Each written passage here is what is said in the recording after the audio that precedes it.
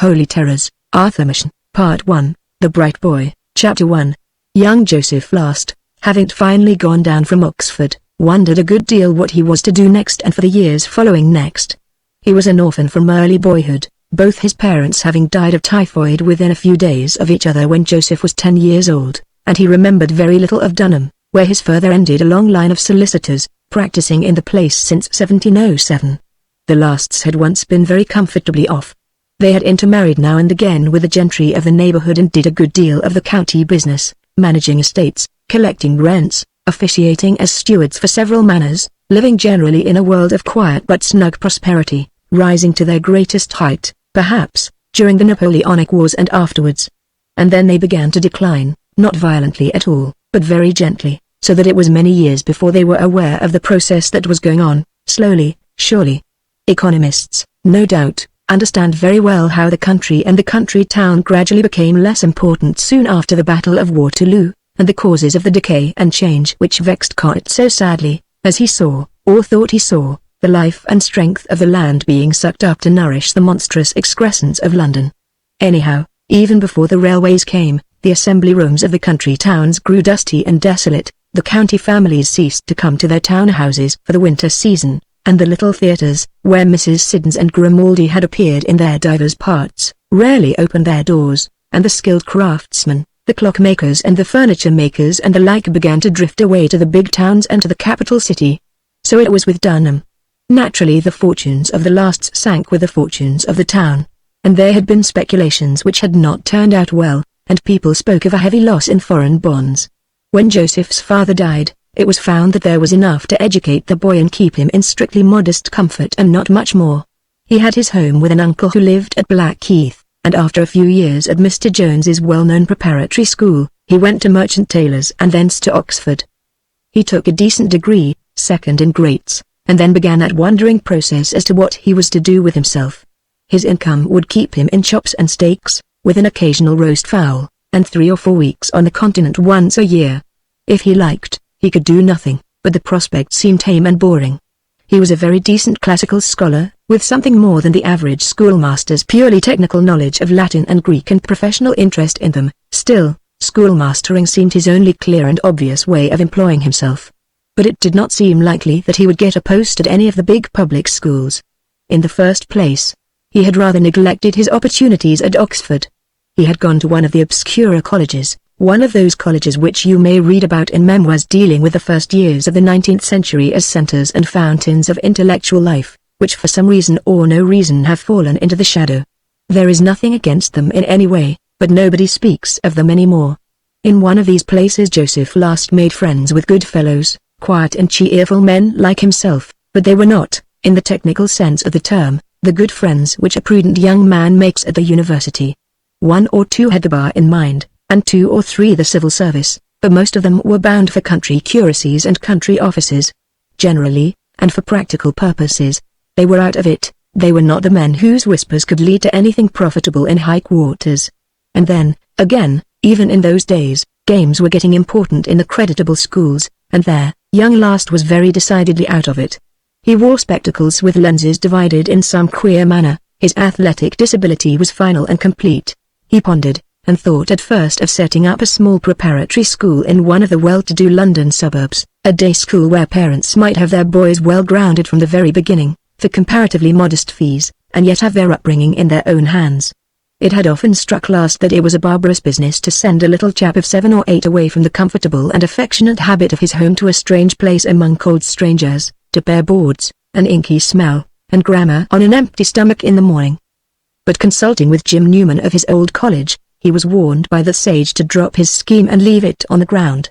Newman pointed out in the first place that there was no money in teaching unless it was combined with hotel keeping. That, he said, was all right, and more than all right, and he surmised that many people who kept hotels in the ordinary way would give a good deal to practice their art in mystery under housemaster's rules. You needn't pay so very much for your furniture, you know. You don't want to make the boys into young sybarites. Besides, there's nothing a healthy-minded boy hates more than stuffiness. What he likes is clean fresh air and plenty of it. And, you know, old chap, fresh air is cheap enough. And then with the food, there's apartment to be trouble in the ordinary hotel if it's uneatable, But in the sort of hotel we're talking of, a little accident with a beef or mutton affords a very valuable opportunity for the exercise of the virtue of self-denial. Last listened to all this with a mournful grin. "You seem to know all about it," he said. "Why don't you go in for it yourself?" I couldn't keep my tongue in my cheek. "Besides, I don't think it's fair sport. I'm going out to India in the autumn. What about pigs ticking? And there's another thing," he went on after a meditative pause. "That notion of yours about a day prep. School is rotten. The parents wouldn't say thank you for letting them keep their kids at home when they're all small and young. Some people go so far as to say that the chief purpose of schools is to allow parents a good excuse for getting rid of their children. That's nonsense. Most fathers and mothers are very fond of their children and like to have them about the house, when they're young, at all events. But somehow or other, they've got it into their heads that strange schoolmasters know more about bringing up a small boy than his own people, and there it is. So, on all counts, drop that scheme of yours." Last thought it over, and looked about him in the scholastic world, and came to the conclusion that Newman was right. For 2 or 3 years he took charge of reading parties in the long vacation. In the winter he found occupation in the coaching of backward boys, in preparing boys not so backward for scholarship examinations, and his little textbook, Beginning Greek, was found quite useful in lower school. He did pretty well on the whole, though the works began to bore him sadly, and such money as he earned, added to his income, enabled him to live, in the way he liked, comfortably enough. He had a couple of rooms in one of the streets going down from the Strand to the river, for which he paid £1 a week, had bread and cheese and odds and ends for lunch, with beer from his own barrel in the cellar, and dined simply but sufficiently now in one, now in another of the snug taverns which then abounded in the quarter. And, now and again, once a month or so, perhaps, instead of the tavern dinners, there was the play at the Vaudeville or the Olympic, the Globe or the Strand, with supper and something hot to follow. The evening might turn into a little party. Old Oxford friends would look him up in his rooms between 6 and 7, Zouch would gather from the Temple and Medwin from Buckingham Street, and possibly Garraway, taking the Yellow Albion bus, would descend from his remote steep in the northern parts of London, would knock at 14, Mowbray Street, and demand pipes, porter, and a pit at a good play. And, on rare occasions, another member of the little society, Noel, would turn up. Noel lived at Turnham Green in a red brick house which was then thought merely old-fashioned, which would now, but it was pulled down long ago, be distinguished as choice Queen Anne or early Georgian. He lived there with his father, a retired official of the British Museum, and through a man whom he had known at Oxford. He had made some way in literary journalism, contributing regularly to an important weekly paper. Hence the consequence of his occasional descents on Buckingham Street, Mowbray Street, and the Temple. Noel, as in some sort a man of letters, or, at least, a professional journalist, was a member of Black's Club, which in those days had exiguous premises in Maiden Lane. Noel would go round the haunts of his friends, and gather them to stout and oysters, and guide them into some neighbouring theatre pit, whence they viewed excellent acting and a cheerful, nonsensical play, enjoyed both, and were ready for supper at the Tavistock. This done, Noel would lead the party to Black's, where they, very likely, saw some of the actors who had entertained them earlier in the evening, and Noel's friends, the journalists and men of letters, with a painter and a black and white man here and there. Here, Last enjoyed himself very much, more especially among the actors, who seemed to him more genial than the literary men. He became especially friendly with one of the players, old Meredith Mandeville, who had talked with the elder Kean, was reliable in the smaller Shakespearean parts, and had engaging tales to tell of early days in county circuits. You had 9 shillings a week to begin with. When you got to 15 shillings you gave your landlady 8 or 9 shillings, and had the rest to play with. You felt a prince. And the county families often used to come and see us in the green room, most agreeable, with this friendly old gentleman, whose placid and genial serenity was not marred at all by incalculable quantities of gin. Last loved to converse, getting glimpses of a life strangely remote from his own, vagabondage, insecurity, hard times, and jollity, and against it all as a background, the lighted murmur of the stage, voices uttering tremendous things, and the sense of moving in 2 worlds. The old man, by his own account, had not been eminently prosperous or successful, and yet he had relished his life, and drew humours from its disadvantages, and made hard times seem an adventure. Last used to express his envy of the player's career, dwelling on the dull insignificance of his own labours, which, he said, were a matter of tinkering small boys' brains, teaching older boys the tricks of the examiners, and generally doing things that didn't matter, "It's no more education than bricklaying is architecture," he said one night. "And there's no fun in it." Old Man Devil, on his side, listened with interest to these revelations of a world as strange and unknown to him as the life of the float was to the tutor. Broadly speaking, he knew nothing of any books but playbooks. He had heard, no doubt, of things called examinations, as most people have heard of Red Indian initiations, but to him one was as remote as the other. It was interesting and strange to him to be sitting at Black's and actually talking to a decent young fellow who was seriously engaged in this queer business. And there were last noted with amazement points at which their two circles touched, or so it seemed. The tutor, wishing to be agreeable, began one night to talk about the origins of King Lear. The actor found himself listening to Celtic legends which to him sounded incomprehensible nonsense. And when it came to the knight who fought the king of fairyland for the hand of Cordelia till doomsday, he broke in, "Lear is a pill, there's no doubt of that. You're too young to have seen Barry O'Brien's Lear, magnificent. The part has been attempted since his day, but it has never been played. I have depicted the fool myself, and, I must say, not without some meed of applause. I remember once at Stafford, and last was content to let him tell his tale, which ended, oddly enough, with a bullock's heart for supper. But one night when last was grumbling, as he often did, about the fragmentary, desultory, and altogether unsatisfactory nature of his occupation, the old man interrupted him in a wholly unexpected vein. "It is possible," he began, "mark you, I say possible, that I may be the means of alleviating the tedium of your lot. I was calling some days ago on a cousin of mine, a Miss Lucy Pilliner, a very agreeable woman. She has a considerable knowledge of the world, and, I hope you will forgive the liberty, but I mentioned in the course of our conversation that I had lately become acquainted with a young gentleman of considerable scholastic distinction, who was somewhat dissatisfied with the too abrupt and frequent entrances and exits of his present tutorial employment. It struck me that my cousin received these remarks with a certain reflective interest, but I was not prepared to receive this letter." Mandeville handed last the letter. It began, "My dear Ezekiel," and last noted out of the corner of his eye a glance from the actor which pleaded for silence and secrecy on this point. The letter went on to say in a manner almost as dignified as Mandeville's, that the writer had been thinking over the circumstances of the young tutor, as related by her cousin in the course of their most agreeable conversation of Friday last, and she was inclined to think that she knew of an educational position shortly available in a private family, which would be of a more permanent and satisfactory nature. "Should your friend feel interested," Miss Pilliner ended, "I should be glad if he would communicate with me, with a view to a meeting being arranged, at which the matter could be discussed with more exact particulars." "And what do you think of it?" said Mandeville, as last returned Miss Pilliner's letter. For a moment last hesitated. There is an attraction and also a repulsion in the odd and the improbable, and last doubted whether educational work obtained through an actor at Black's and a lady at Islington he had seen the name at the top of the letter could be altogether solid or desirable. But brighter thoughts prevailed, and he assured Mandeville that he would be only too glad to go thoroughly into the matter, thanking him very warmly for his interest. The old man nodded benignly, gave him the letter again that he might take down Miss Pilliner's address, and suggested an immediate note asking for an appointment. "And now," he said, despite the carping objections of the moody prince, "I propose to drink your jock and health tonight." And he wished last all the good luck in the world with hearty kindliness. In a couple of days Miss Pilliner presented her compliments to Mr. Joseph Last and begged him to do her the favor of calling on her on a date 3 days ahead, at noon, if neither day nor hour were in any way incompatible with his convenience. They might then, she proceeded, take advantage of the occasion to discuss a certain proposal, the nature of which, she believed, has been indicated to Mr. Last by her good cousin, Mr. Meredith Mandeville. Coroner Square, where Miss Pilliner lived, was a small, almost a tiny, square inches the remoter parts of Islington.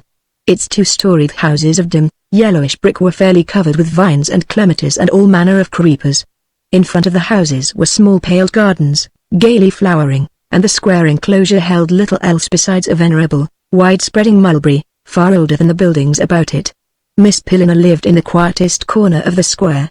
She welcomed Last with some sort of compromise between a bow and a curtsy, and begged him to be seated in an upright armchair, upholstered in horsehair. Miss Pilliner, he noted, looked about 60, and was, perhaps, a little older. She was spare, upright, and composed, and yet one might have suspected a lurking whimsicality. Then, while the weather was discussed, Miss Pilliner offered a choice of port or sherry, sweet biscuits or plum cake. And so to the business of the day. "My cousin," Mr. Mandeville informed me, she began, of a young friend of great scholastic ability, who was, nevertheless, dissatisfied with the somewhat casual and occasional nature of his employment. By a singular coincidence, I had received a letter a day or two before from a friend of mine, a Mrs. Marsh. She is, in fact, a distant connection, some sort of cousin, I suppose, but not being a Highlander or a Welshwoman, I really cannot say how many times removed. She was a lovely creature, she is still a handsome woman. Her name was Manning, Arabella Manning, and what possessed her to marry Mr. Marsh I really cannot say. I only saw the man once, and I thought him her inferior in every respect, and considerably older. However, she declares that he is a devoted husband and an excellent person in every respect. They first met, odd as it must seem, in Pekin, where Arabella was governess in one of the legation families. Mr. Marsh, I was given to understand, represented highly important commercial interests at the capital of the Flowery Land, and being introduced to my connection, a mutual attraction seems to have followed. Arabella Manning resigned her position in the attaché's family, and the marriage was solemnized in due course. I received this intelligence 9 years ago in a letter from Arabella, dated at Pekin, and my relative ended by saying that she feared it would be impossible to furnish an address for an immediate reply, as Mr. Marsh was about to set out on a mission of an extremely urgent nature on behalf of his firm, involving a great deal of traveling and frequent changes of address. I suffered a good deal of uneasiness on Arabella's account, it seemed such an unsettled way of life, and so unhomelike. However, a friend of mine who is in the city assured me that there was nothing unusual in the circumstances, and that there was no cause for alarm.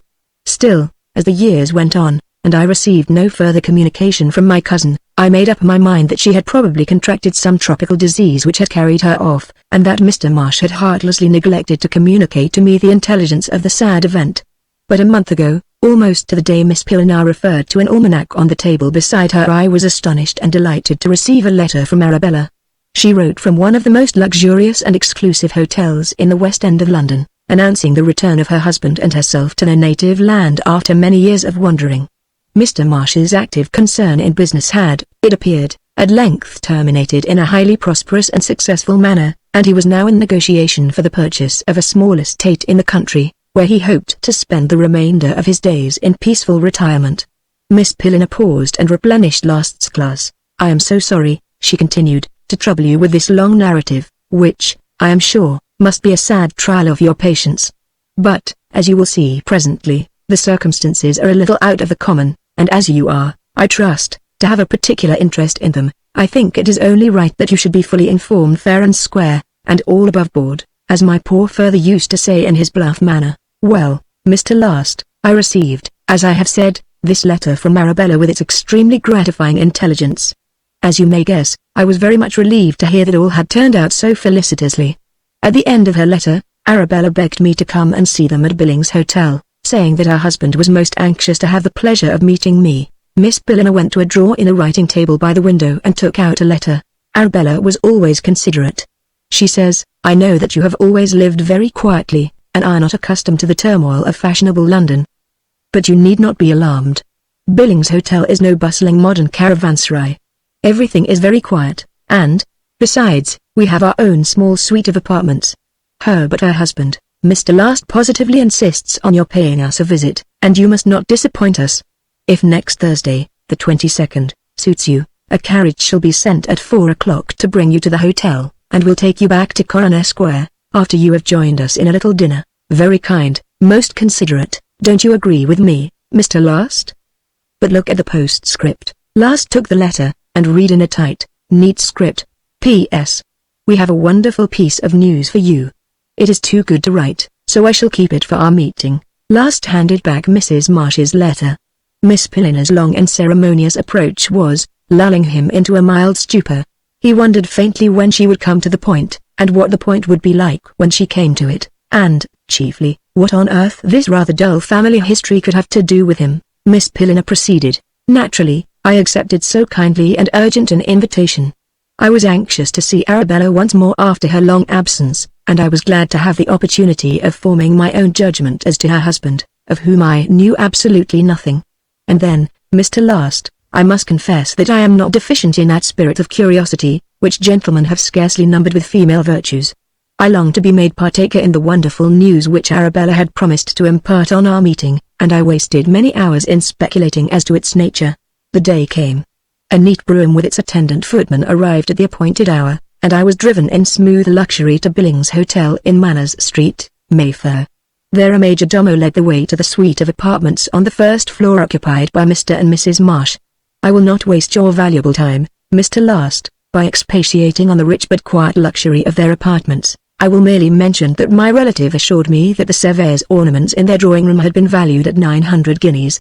I found Arabella still a beautiful woman, but I could not help seeing that the tropical countries in which she had lived for so many years had taken their toll of her once resplendent beauty. There was a weariness, a lassitude in her appearance and demeanor which I was distressed to observe. As to her husband, Mr. Marsh, I am aware that to form an unfavorable judgment after an acquaintance which has only lasted a few hours is both uncharitable and unwise, and I shall not soon forget the discourse which dear Mr. Venn delivered at Emmanuel Church on the very Sunday after my visit to my relative. It really seemed, and I confess it with shame, that Mr. Venn had my own case in mind, and felt it his bounden duty to warn me while it was yet time. Still, I must say that I did not take at all to Mr. Marsh. I really can't say why. To me he was most polite, he could not have been more so. He remarked more than once on the extreme pleasure it gave him to meet at last one of whom he had heard so much from his dear Bella. He trusted that now his wandering days were over, the pleasure might be frequently repeated. He omitted nothing that the most genial courtesy might suggest. And yet, I cannot say that the impression I received was a favorable one. However, I dare say that I was mistaken. There was a pause. Last was resigned. The point of the long story seemed to recede into some far distance, into vanishing perspective. There was nothing definite? He suggested. No, nothing definite. I may have thought that I detected a lack of candor, a hidden reserve behind all the generosity of Mr. Marsh's expressions. Still, I hope I was mistaken, but I am forgetting in these trivial and I trust erroneous observations, the sole matter that is of consequence, to you, at least, Mr. Last. Soon after my arrival, before Mr. Marsh had appeared, Arabella confided to me her great piece of intelligence. Her marriage had been blessed by offspring. 2 years after her union with Mr. Marsh, a child had been born, a boy.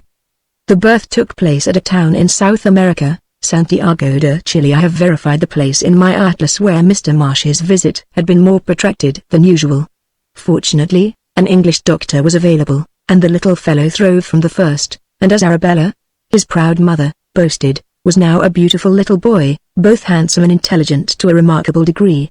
Naturally, I asked to see the child, but Arabella said that he was not in the hotel with them.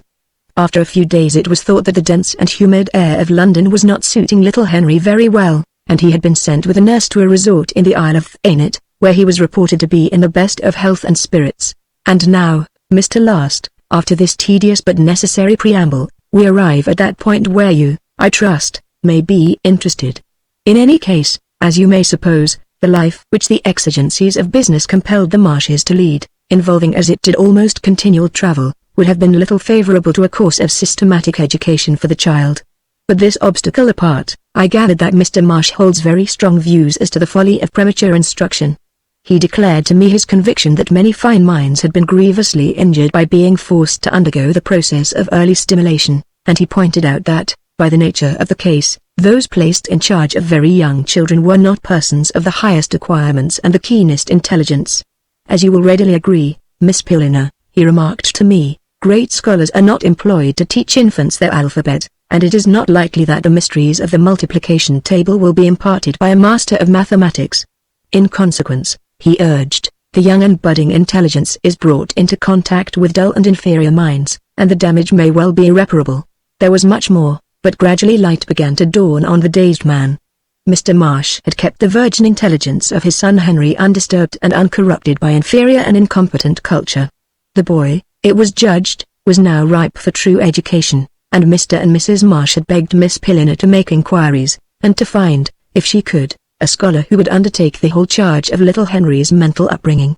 If both parties were satisfied, the engagement would be for 7 years at least, and the appointments, as Miss Pilliner called the salary, would begin with £500 a year, rising by an annual increment of £50. References, particulars of university distinctions would be required. Mr. Marsh, long absent from England, was ready to proffer the names of his bankers. Miss Pilliner was quite sure, however, that Mr. Last might consider himself engaged, if the position appealed to him. Last thanked Miss Pilliner profoundly. He told her that he would like a couple of days in which to think the matter over. He would then write to her, and she would put him into communication with Mr. Marsh. And so he went away from Coroner Square in a mood of great bewilderment and doubt. Unquestionably, the position had many advantages. The pay was very good. And he would be well lodged and well fed. The people were wealthy, and Miss Pilliner had assured him, "You will have no cause to complain of your entertainment." And from the educational point of view, it would certainly be an improvement on the work he had been doing since he left the university. He had been an odd-job man, a tinker, a patcher, a cobbler of other people's work. Here was a chance to show that he was a master craftsman. Very few people, if any, in the teaching profession had ever enjoyed such an opportunity as this. Even the sixth-form masters in the big public schools must sometimes groan at having to underpin and relay the bad foundations of the fifth and fourth. He was to begin at the beginning, with no false work to hamper him, from ABC to Plato, Aeschylus, and Aristotle, he murmured to himself. Undoubtedly it was a big chance. And on the other side? Well, he would have to give up London, and he had grown fond of the homely, cheerful London that he knew. His comfortable rooms in Mowbray Street, quiet enough down by the unfrequented Embankment, and yet but a minute or two from the ringing Strand. Then there were the meetings with the old Oxford friends, the nights at the theatre, the snug taverns with their curtained boxes, and their good chops and steaks and stout, and chimes of midnight and after, heard in cordial company at Black's. All these would have to go. Miss Pilliner had spoken of Mr. Marsh as looking for some place a considerable distance from town, in the real country. He had his eye, she said, on a house on the Welsh border, which he thought of taking furnished, with the option of buying, if he eventually found it suited him. You couldn't look up old friends in London and get back the same night, if you lived somewhere on the Welsh border. Still, there would be the holidays, and a great deal might be done in the holidays, and yet, there was still debate and doubt within his mind, as he sat eating his bread and cheese and potted meat, and drinking his beer in his sitting-room in peaceful Mowbray Street. He was influenced, he thought, by Miss Pilliner's evident dislike of Mr. Marsh, and though Miss Pilliner talked in the manner of Dr. Johnson, he had a feeling that, like a lady of the doctor's own day, she had a bottom of good sense. Evidently she did not trust Mr. Marsh overmuch. Yet, what can the most cunning swindler do to his resident tutor? Give him cold mutton for dinner or forget to pay his salary? In either case, the remedy was simple. The resident tutor would swiftly cease to reside, and go back to London, and not be much the worse. After all, Last reflected, a man can't compel his son's tutor to invest in Uruguayan silver or Java spices or any other fallacious commercial undertaking, so what mattered the supposed trickiness of Marsh to him? But again, when all had been summed up and considered, for and against, there was a vague objection remaining. To oppose this, Last could bring no argument, since it was without form of words, shapeless, and mutable as a cloud. However, when the next morning came, there came with it a couple of letters inviting him to crown two young dunderheads with facts and figures and verbs in miles. The prospect was so terribly distasteful that he wrote to Miss Pilliner directly after breakfast, enclosing his college testimonials and certain other commendatory letters he had in his desk. In due course, he had an interview with Mr. Marsh at Billings Hotel. On the whole, each was well enough pleased with the other. Last found Marsh a lean, keen, dark man in later middle age. There was a grizzle in his black hair above the ears, and wrinkles seamed his face about the eyes. His eyebrows were heavy, and there was a hint of a threat in his jaw, but the smile with which he welcomed Last lit up his grimmish features into a genial warmth. There was an oddity about his accent and his tone in speaking, something foreign, perhaps. Last remembered that he had journeyed about the world for many years, and supposed that the echoes of many languages sounded in his speech. His manner and address were certainly suave, but Last had no prejudice against suavity, rather, he cherished a liking for the decencies of common intercourse. Still, no doubt, Marsh was not the kind of man Miss Pilliner was accustomed to meet in Coroner Square society or among Mr. Venn's congregation. She probably suspected him of having been a pirate, and Mr. Marsh on his side was delighted with Last. As appeared from a letter addressed by him to Miss Pilliner or, may I venture to say, Cousin Lucy?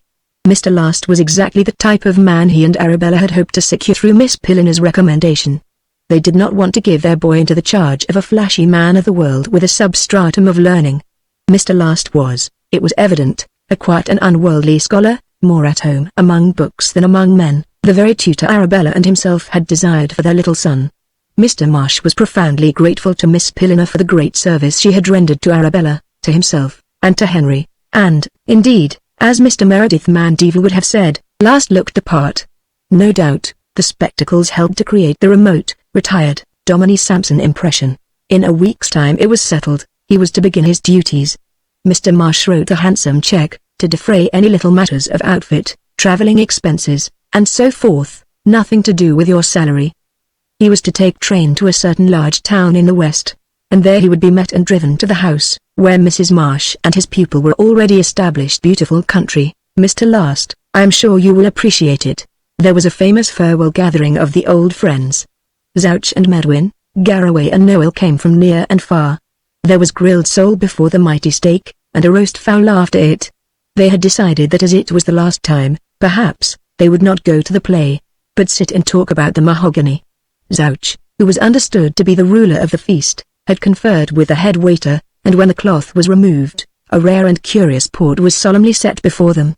They talked of the old days when they were up at Wells together, pretended though they knew better that the undergraduate who had cut his own father in Piccadilly was a friend of theirs, retold jokes that must have been older than the wine, related tales of Moll and Meg, and the famous history of Malcolm, who screwed up the Dean in his own rooms.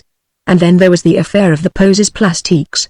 Certain lewd fellows, as one of the dons of Wells College expressed it, had procured scandalous figures from the waxwork booth at the fair, and had disposed them by night about the fountain in the college garden in such a manner that their scandal was shamefully increased.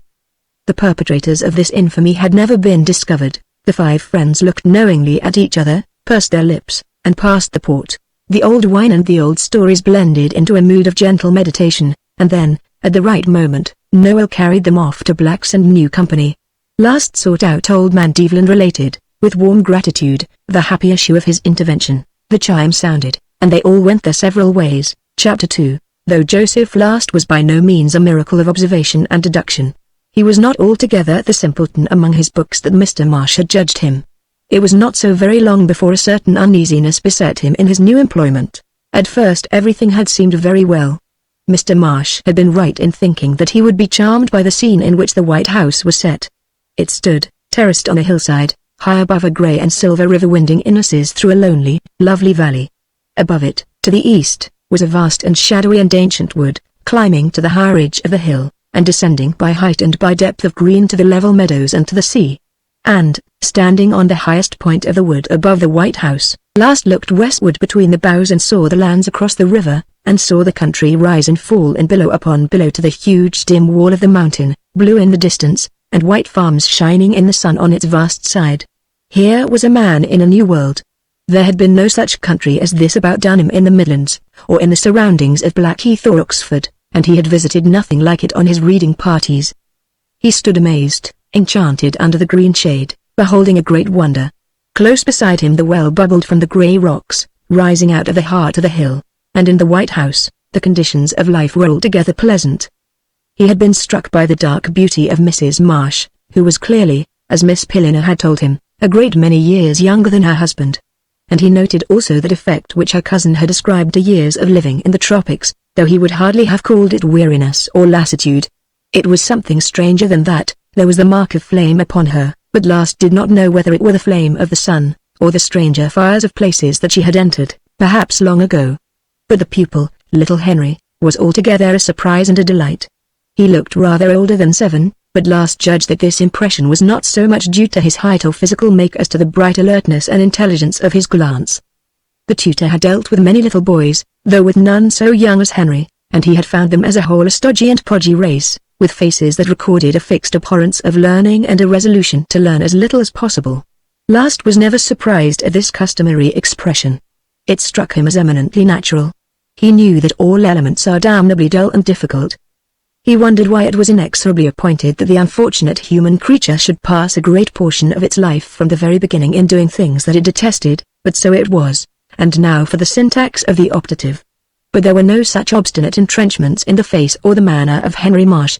He was a handsome boy, who looked brightly and spoke brightly, and evidently did not regard his tutor as a hostile force that had been brought against him. He was what some people would have called, oddly enough, old-fashioned, childlike, but not at all childish, with now and then a whimsical turn of phrase more suggestive of a humorous man than a little boy. This older habit was no doubt to be put down partly to the education of travel, the spectacle of a changing scene and the changing looks of men and things, but very largely to the fact that he had always been with his father and mother, and knew nothing of the company of children of his own age. "Henry has had no playmates," his father explained. "He's had to be content with his mother and myself. It couldn't be helped. We've been on the move all the time, on shipboard or staying at cosmopolitan hotels for a few weeks, and then on the road again. The little chap had no chance of making any small friends. And the consequence was, no doubt, that lack of childishness that last had noted. It was, probably, a pity that it was so. Childishness, after all, was a wonder world, and Henry seemed to know nothing of it. He had lost what might be, perhaps, as valuable as any other part of human experience, and he might find the lack of it as he grew older. Still, there it was, and last ceased to think of these possibly fanciful deprivations, when he began to teach the boy, as he had promised himself, from the very beginning. Not quite from the beginning, the small boy confessed with a disarming grin that he had taught himself to read a little, but please, sir, don't tell my father, as I know he wouldn't like it. You see, my father and mother had to leave me alone sometimes, and it was so dull, and I thought it would be such fun if I learned to read books all by myself. Here, thought last, is a lesson for schoolmasters. Can learning be made a desirable secret, an excellent sport, instead of a horrible penance? He made a mental note, and set about the work before him. He found an extraordinary aptitude, a quickness in grasping his indications and explanations such as he had never known before, not in boys twice his age, or 3 times his age, for the matter of that, as he reflected. This child, hardly removed from strict infancy, had something almost akin to genius, so the happy tutor was inclined to believe. Now and again, with his, "Yes, sir, I see." And then, of course, he would veritably take the coming words out of Last's mouth, and anticipate what was, no doubt, logically the next step in the demonstration. But Last had not been accustomed to pupils who anticipated anything save the hour for putting the books back on the shelf. And above all, the instructor was captured by the eager and intense curiosity of the instructed. He was like a man reading The Moonstone, or some such sensational novel, and unable to put the book down till he had read to the very last page and found out the secret. This small boy brought just this spirit of insatiable curiosity to every subject put before him. "I wish I had taught him to read," thought Last to himself. "I have no doubt he would have regarded the alphabet as we regard those entrancing and mysterious ciphers in Edgar Allan Poe's stories.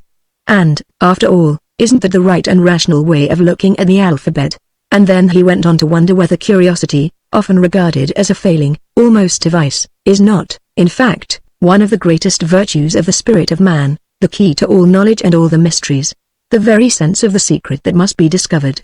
With one thing and another, with this treasure of a pupil, with this enchantment of the strange and beautiful country about him, and with the extreme kindness and consideration shown him by Mr. and Mrs. Marsh, Last was in rich clover. He wrote to his friends in town, telling them of his happy experiences, and Zouch and Noel, meeting by chance at the Sun, the Dog, or the Triple Tun, discussed their friend's felicity. "Proud of the pup," said Zouch. "And pleased with the prospect," responded Noel, thinking of Last's lyrics about the woods and the waters, and the scene of the White House. "Still, timeo hesperides et donia ferens. I mistrust the West. As one of its own people said, it is a land of enchantment and illusion. You never know what may happen next. It is a fortunate thing that Shakespeare was born within the safety line. If Stratford had been 20 or 30 miles farther west. I don't like to think of it. I am quite sure that only fairy gold is dug from Welsh gold mines. And you know what happens to that. Meanwhile, far from the lamps and rumours of the Strand, Last continued happy in his outland territory, under the great wood. But before long he received a shock. He was strolling in the terrace garden one afternoon between tea and dinner. His work done for the day, and feeling inclined for tobacco with repose, drifted towards the stone summer house or, perhaps, gazebo that stood on the verge of the lawn in a coolness of dark ilex trees. Here one could sit and look down on the silver winding of the river, crossed by a grey bridge of ancient stone.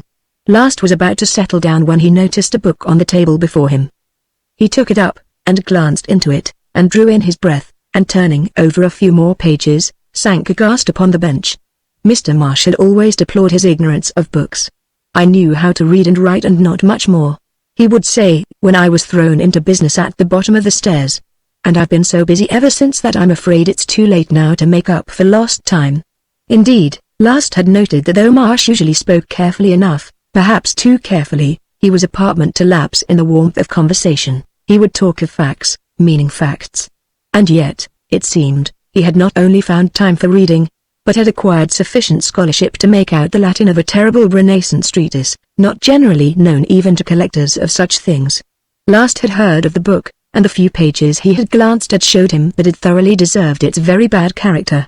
It was a disagreeable surprise. He admitted freely to himself that his employer's morals were no business of his. But why should the man trouble to tell lies? Last remembered queer old Miss Pillina's account of her impressions of him. She had detected a lack of candor, something reserved behind a polite front of cordiality. Miss Pillina was, certainly, an acute woman. There was an undoubted lack of candor about Marsh. Last left the wretched volume on the summer-house table, and walked up and down the garden, feeling a good deal perturbed. He knew he was awkward at dinner, and said he felt a bit seedy, inclined to a headache. Marsh was bland and pleasant as usual, and Mrs. Marsh sympathized with Last. She had hardly slept at all last night, she complained, and felt heavy and tired. She thought there was thunder in the air. Last, admiring her beauty, confessed again that Miss Pillina had been right. Apart from her fatigue of the moment, there was a certain tropical languor about her, something of still, burning nights and the odor of strange flowers. Marsh brought out a very special brandy which he administered with the black coffee. He said it would do both the invalids good, and that he would keep them company. Indeed, Last confessed to himself that he felt considerably more at ease after the good dinner, the good wine, and the rare brandy. It was humiliating, perhaps, but it was impossible to deny the power of the stomach. He went to his room early and tried to convince himself that the duplicity of Marsh was no affair of his. He found an innocent, or almost innocent explanation of it before he had finished his last pipe, sitting at the open window, hearing faintly the wash of the river and gazing towards the dim lands beyond it. Here, he meditated, we have a modified form of Bounderby's disease. Bounderby said that he began life as a wretched, starved, neglected little outcast. Marsh says that he was made into an office boy or something of the sort before he had time to learn anything. Bounderby lied, and no doubt Marsh lies. It is the trick of wealthy men, to magnify their late achievements by magnifying their early disadvantages. By the time he went to sleep he had almost decided that the young Marsh had been to a good grammar school, and had done well. The next morning, Last awoke almost at ease again. It was no doubt a pity that Marsh indulged in a subtle and disingenuous form of boasting, and his taste in books was certainly deplorable, but he must look after that himself. And the boy made amends for all. He showed so clean a grasp of the English sentence, that Last thought he might well begin Latin before very long.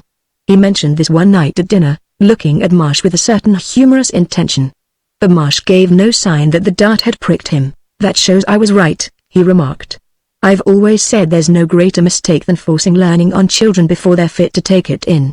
People will do it, and in 9 cases out of 10 the children's heads are muddled for the rest of their lives. You see how it is with Henry. I've kept him away from books up to now, and you see for yourself that I've lost him no time. He's ripe for learning, and I shouldn't wonder if he got ahead better in 6 months than the ordinary, early cram child would in 6 years. It might be so, Last thought, but on the whole he was inclined to put down the boy's swift progress rather to his own exceptional intelligence than to his father's system, or no system. And in any case, it was a great pleasure to teach such a boy.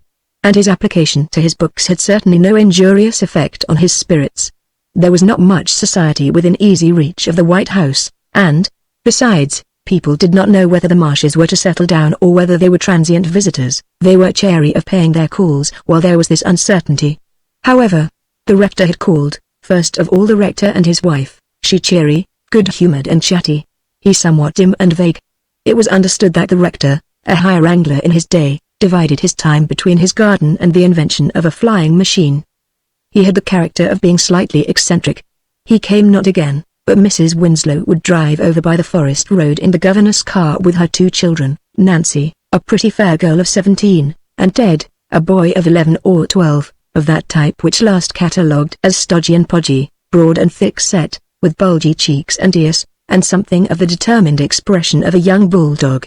After tea Nancy would organize games for the 2 boys in the garden and join in them herself with apparent relish. Henry, who had known few companions besides his parents, and had probably never played a game of any kind, squealed with delight, ran here and there and everywhere, hid behind the summer house and popped out from the screen of the French pins with the greatest gusto, and Ted Winslow joined in with an air of protest.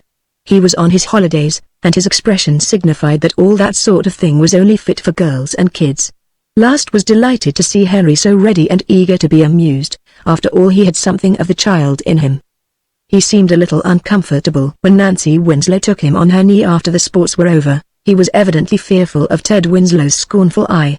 Indeed, the young bulldog looked as if he feared that his character would be compromised by associating with so manifest and confessed a kid.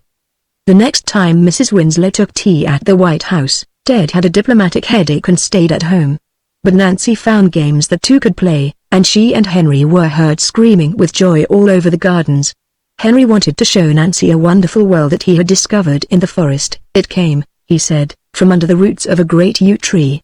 But Mrs. Marsh seemed to think that they might get lost. Last had got over the uncomfortable incident of that villainous book in the summer house. Writing to Noel, he had remarked that he feared his employer was a bit of an old rascal in some respects, but all right so far as he was concerned, and there it was. He got on with his job and minded his own business. Yet, now and again, his doubtful uneasiness about the man was renewed. There was a bad business at a hamlet a couple of miles away, where a girl of 12 or 13, coming home after dusk from a visit to a neighbor, had been set on in the wood and very vilely misused. The unfortunate child, it would appear, had been left, by the scoundrel in the black dark of the forest, at some distance from the path she must have taken on her way home. A man who had been drinking late at the Fox and Hounds heard crying and screaming, like someone in a fit, as he expressed it, and found the girl in a terrible state, and in a terrible state she had remained ever since. She was quite unable to describe the person who had so shamefully maltreated her. The shock had left her beside herself. She cried out once that something had come behind her in the dark, but she could say no more, and it was hopeless to try to get her to describe a person that, most likely, she had not even seen. Naturally, this very horrible story made something of a feature in the local paper, and one night, as Last and Marsh were sitting smoking after dinner, the tutor spoke of the affair, said something about the contrast between the peace and beauty and quiet of the scene and the villainous crime that had been done by. He was surprised to find that Marsh grew at once ill at ease. He rose from his chair and walked up and down the room muttering horrible business, shameful business, and when he sat down again, with the light full on him, Last saw the face of a frightened man. The hand that Marsh laid on the table was twitching uneasily. He beat with his foot on the floor as he tried to bring his lips to order, and there was a dreadful fear in his eyes. Last was shocked and astonished at the effect he had produced with a few conventional phrases. Nervously, willing to tide over a painful situation, he began to utter something even more conventional to the effect that the loveliness of external nature had never conferred immunity from crime, or some stuff to the same inane purpose. But Marsh, it was clear, was not to be soothed by anything of the kind. He started again from his chair and struck his hand upon the table, with a fierce gesture of denial and refusal. "Please, Mr. Last, let it be. Say no more about it. It has upset Mrs. Marsh and myself very much indeed. It horrifies us to think that we have brought our boy here, to this peaceful place as we thought, only to expose him to the contagion of this dreadful affair. Of course we have given the servants strict orders not to say a word about it in Henry's presence, but you know what servants are, and what very sharp ears children have. A chance word or two may take root in a child's mind and contaminate his whole nature. It is, really, a very terrible thought. You must have noticed how distressed Mrs. Marsh has been for the last few days. The only thing we can do is to try and forget it all, and hope no harm has been done." Last murmured a word or two of apology and agreement, and the talk moved off into safer country. But when the tutor was alone, he considered what he had seen and heard very curiously. He thought that Marsh's looks did not match his words. He spoke as the devoted father, afraid that his little boy should overhear nauseous and offensive gossip and conjecture about a horrible and obscene crime. But he looked like a man who had caught sight of a gallows, and that, Last felt, was altogether a very different kind of fear. And, then, there was his reference to his wife. Last had noticed that since the crime in the forest there had been something amiss with her, but, again, he mistrusted Marsh's comment. Here was a woman whose usual habit was a rather lazy good humor, but of late there had been a look and an air of suppressed fury, the burning glance of a jealous woman, the rage of despised beauty. She spoke little, and then as briefly as possible, but one might suspect flames and fires within. Last had seen this and wondered, but not very much, being resolved to mind his own business. He had supposed there had been some difference of opinion between her and her husband, very likely about the rearrangement of the drawing-room furniture and hiring a grand piano. He certainly had not thought of tracing Mrs. Marsh's altered air to the villainous crime that had been committed. And now Marsh was telling him that these glances of concealed rage were the outward signs of tender maternal anxiety, and not one word of all that did he believe. He put Marsh's half-hidden terror beside his wife's half-hidden fury. He thought of the book in the summer house and things that were being whispered about the horror in the wood, and loathing and dread possessed him. He had no proof, it was true, merely conjecture, but he felt no doubt. There could be no other explanation. And what could he do? But leave this terrible place. Last could get no sleep. He undressed and went to bed, and tossed about in the half-dark of the summer night. Then he lit his lamp and dressed again, and wondered whether he had better not steal away without a word, and walk the 8 miles to the station, and escape by the first train that went to London. It was not merely loathing for the man and his works, it was deadly fear, also, that urged him to fly from the White House. He felt sure that if Marsh guessed at his suspicions of the truth, his life might well be in danger. There was no mercy or scruple in that evil man. He might even now be at his door, listening, waiting. There was cold terror in his heart, and cold sweat pouring at the thought. He paced softly up and down his room in his bare feet, pausing now and again to listen for that other soft step outside. He locked the door as silently as he could, and felt safer. He would wait till the day came and people were stirring about the house, and then he might venture to come out and make his escape. And yet when he heard the servants moving over their work, he hesitated. The light of the sun was shining in the valley, and the white mist over the silver river floated upward and vanished. The sweet breath of the wood entered the window of his room. The black horror and fear were raised from his spirit. He began to hesitate, to suspect his judgment, to inquire whether he had not rushed to his black conclusions in a panic of the night. His logical deductions at midnight seemed to smell of nightmare in the brightness of that valley. The song of the aspiring lark confuted him. He remembered Garraway's great argument after a famous supper at the Turk's Head, that it was always unsafe to make improbability the guide of life. He would delay a little, and keep a sharp lookout, and be sure before taking sudden and violent action. And perhaps the truth was that Last was influenced very strongly by his aversion from leaving young Henry, whose extraordinary brilliance and intelligence amazed and delighted him more and more. It was still early when at last he left his room, and went out into the fine morning air.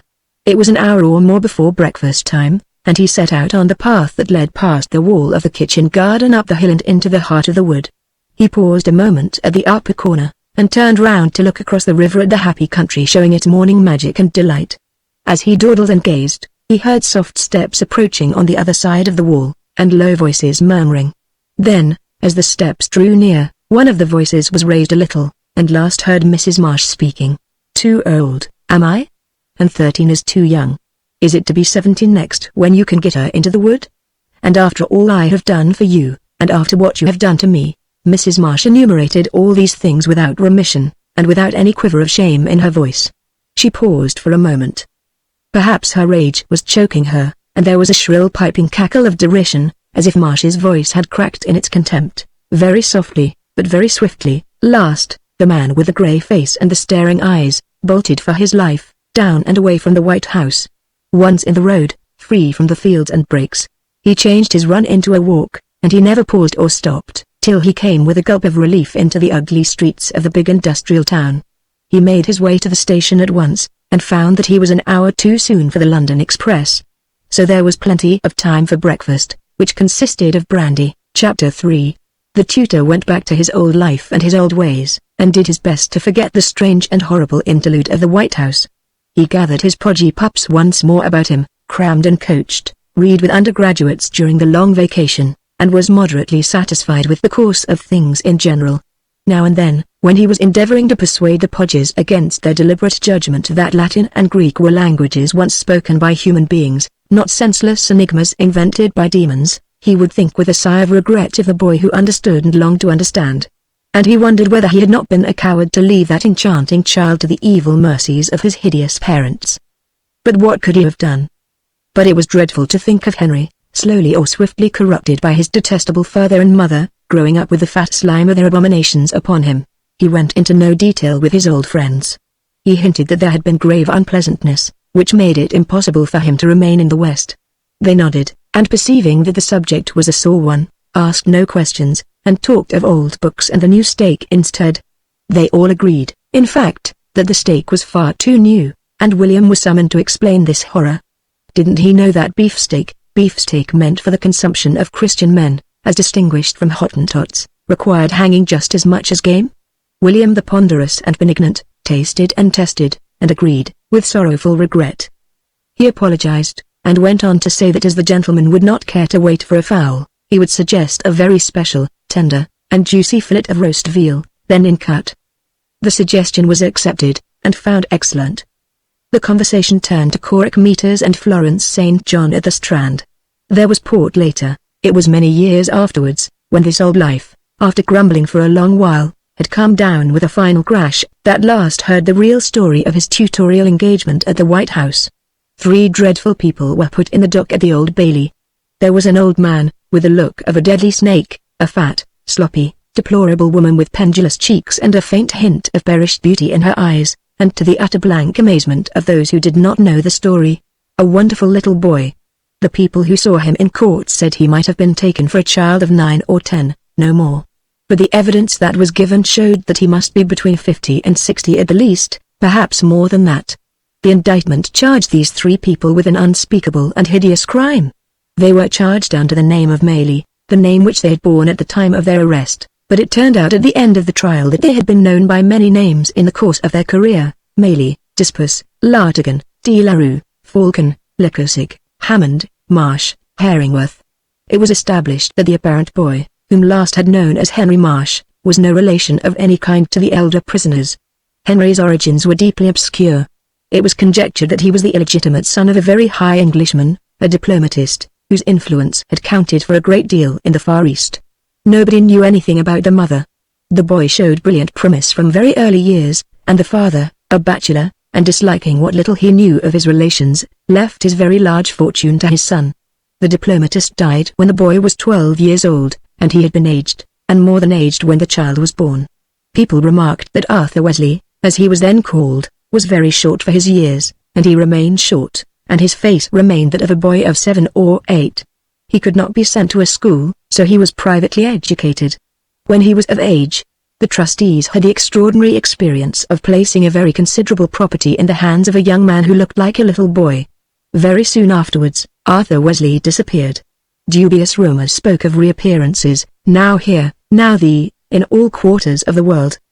There were tales that he had gone fanti in what was then unknown Africa, when the mountains of the moon still lingered on the older maps.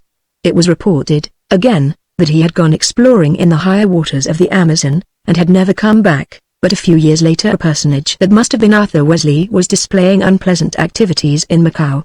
It was soon after this period, according to the prosecution, that in the words of counsel he realized the necessity of taking cover. His extraordinary personality, naturally enough, drew attention to him and his doings, and these doings being generally or always of an infamous kind, such attention was both inconvenient and dangerous. Somewhere in the East, and in very bad company, he came upon the 2 people who were charged with him. Arabella Manning, who was said to have respectable connections in Wiltshire, had gone out to the East as a governess, but had soon found other occupations. Mears had been a clerk in a house of business at Shanghai.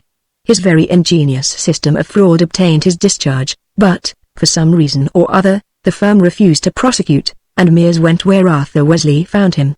Wesley thought of his great plan. Manning and Mears were to pretend to be Mr. and Mrs. Marsh. That seemed to have been their original style, and he was to be their little boy.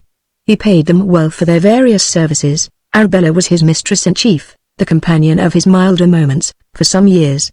Occasionally, a tutor was engaged to make the situation more plausible. In this state, the horrible trio peregrinated over the earth.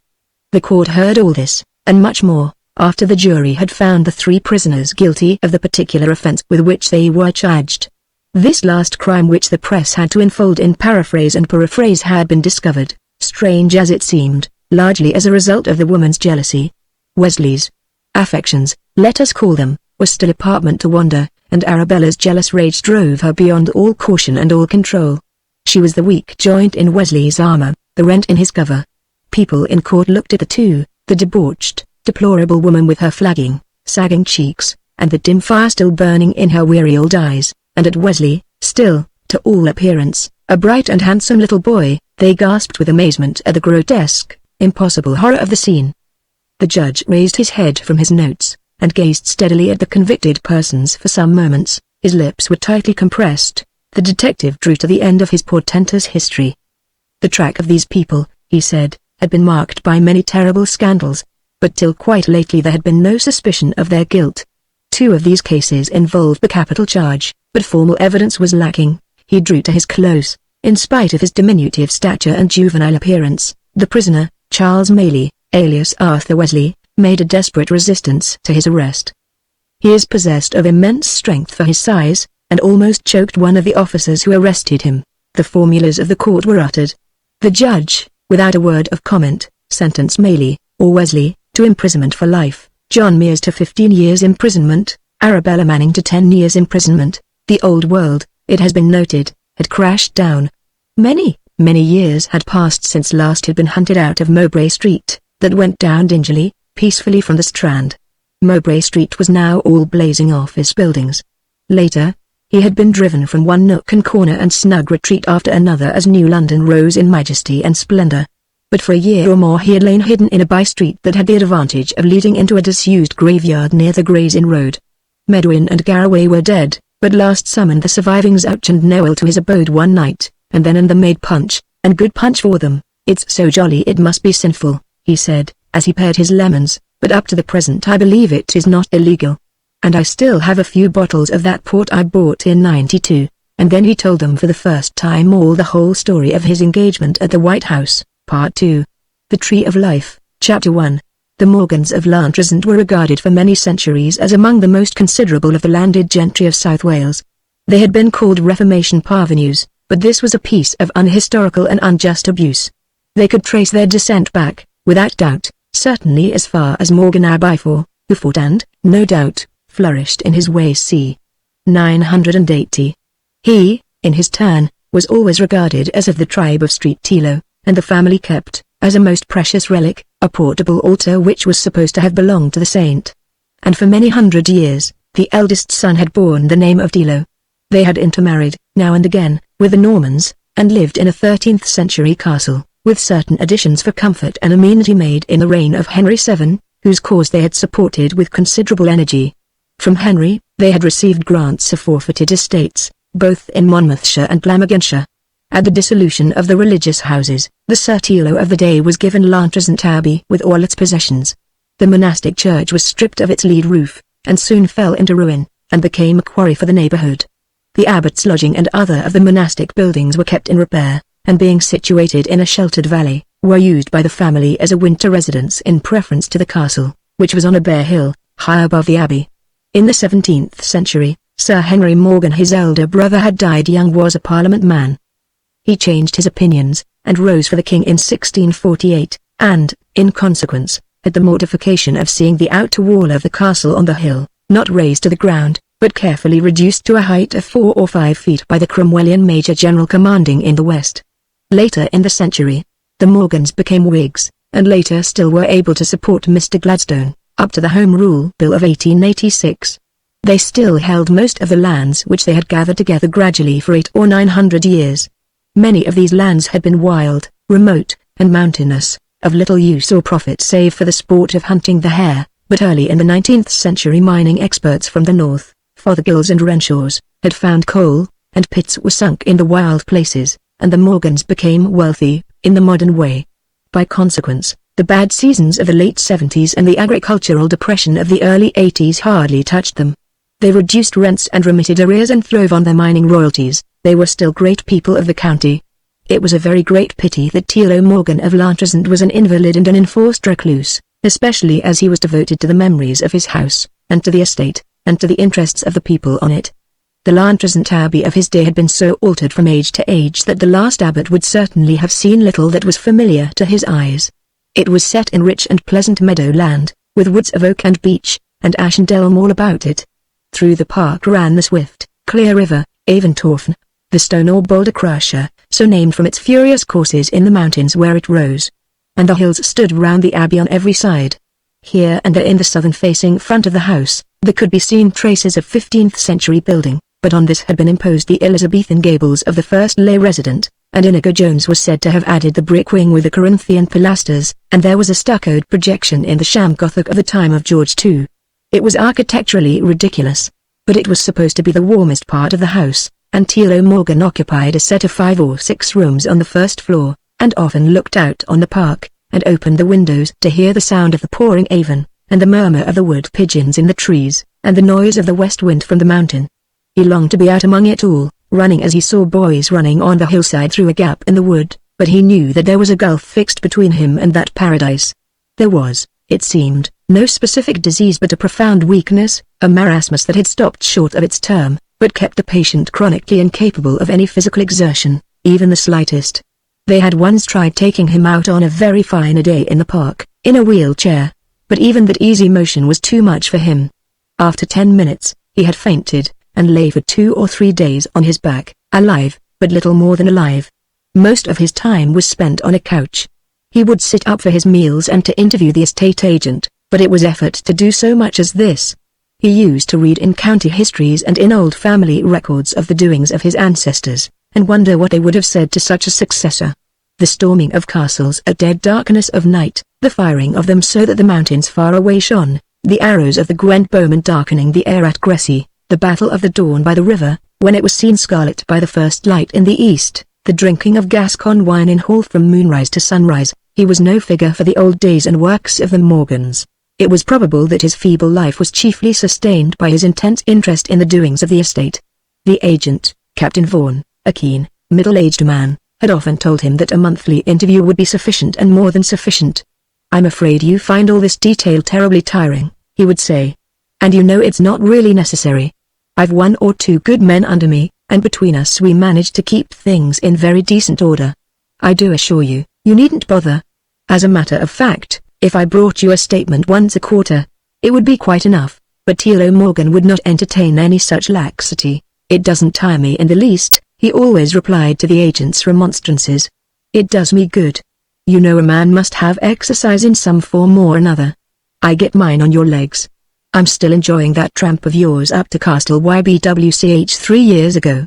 You remember?" Captain Vaughan seemed at a loss for a moment. "Let me see," he said. 3 years ago? Castle YBWCH? Now, what was I doing up there? You can't have forgotten. Don't you recollect? It was just after the great snowstorm. You went up to see that the roof was all right, and fell into a 15-foot drift on the way. "I remember now," said Vaughan. "I should think I do remember. I don't think I've been so cold and so wet before or since worse than the Balkans. I wasn't prepared for it. And when I got through the snow, there was an infernal mountain stream still going strong beneath it all, but there was a good fire at the pub when you got there, halfway up the chimney, coal and wood mixed, roaring. I've never seen such a blaze, 6 foot by 3, I should think. And I told them to mix strong. I wish I'd been there," said the squire. "Let me see, you recommended that some work should be done on the place, didn't you? Re-roofing, wasn't it?" "Yes, the slates were in a bad way, and in the following March we replaced them by stone tiles, extra heavy. Slates are not good enough, halfway up the mountain.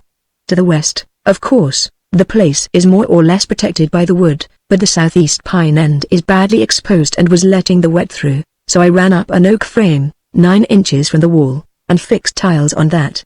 You remember passing the estimate?" Of course. "And it's done all right? No trouble since?" "No trouble with wind or weather. When I was there last, the fat daughter was talking about going to service in Cardiff. I don't think Mrs. Samuel fancied it much.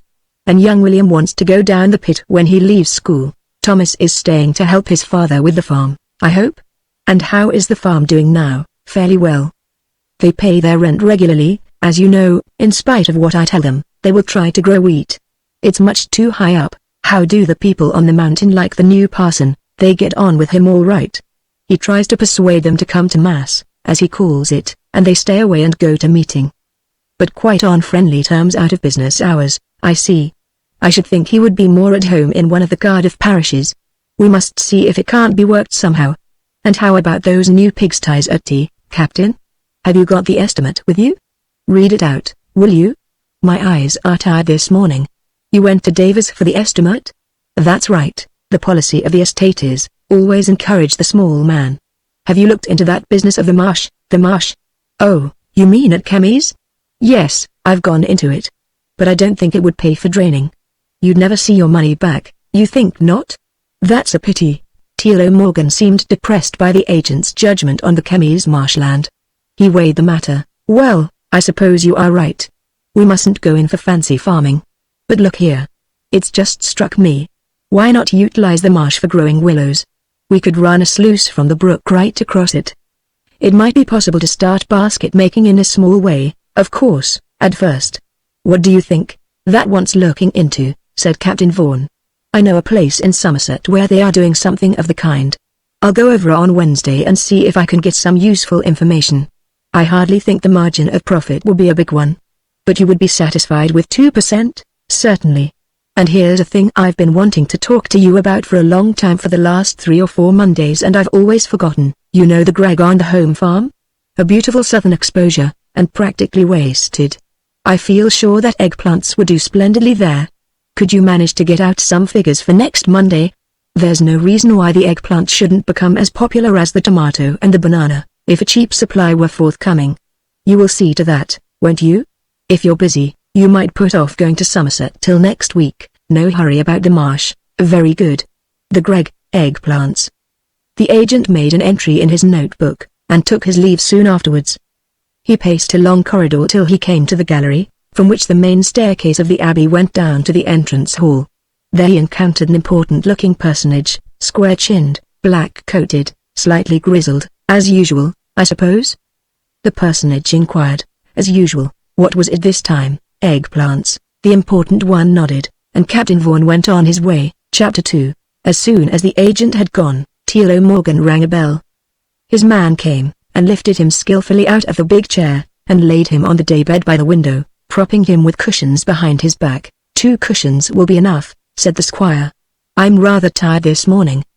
The man put the bell within easy reach, and went out softly. Tilo Morgan lay back quite still, thinking of old days, and of happy years, and of the bad season that followed them. His first recollections were of a little cottage, snow-white, high up on the mountain, a little higher than the hamlet of Castle Ybwch, of which he had been talking to the agent.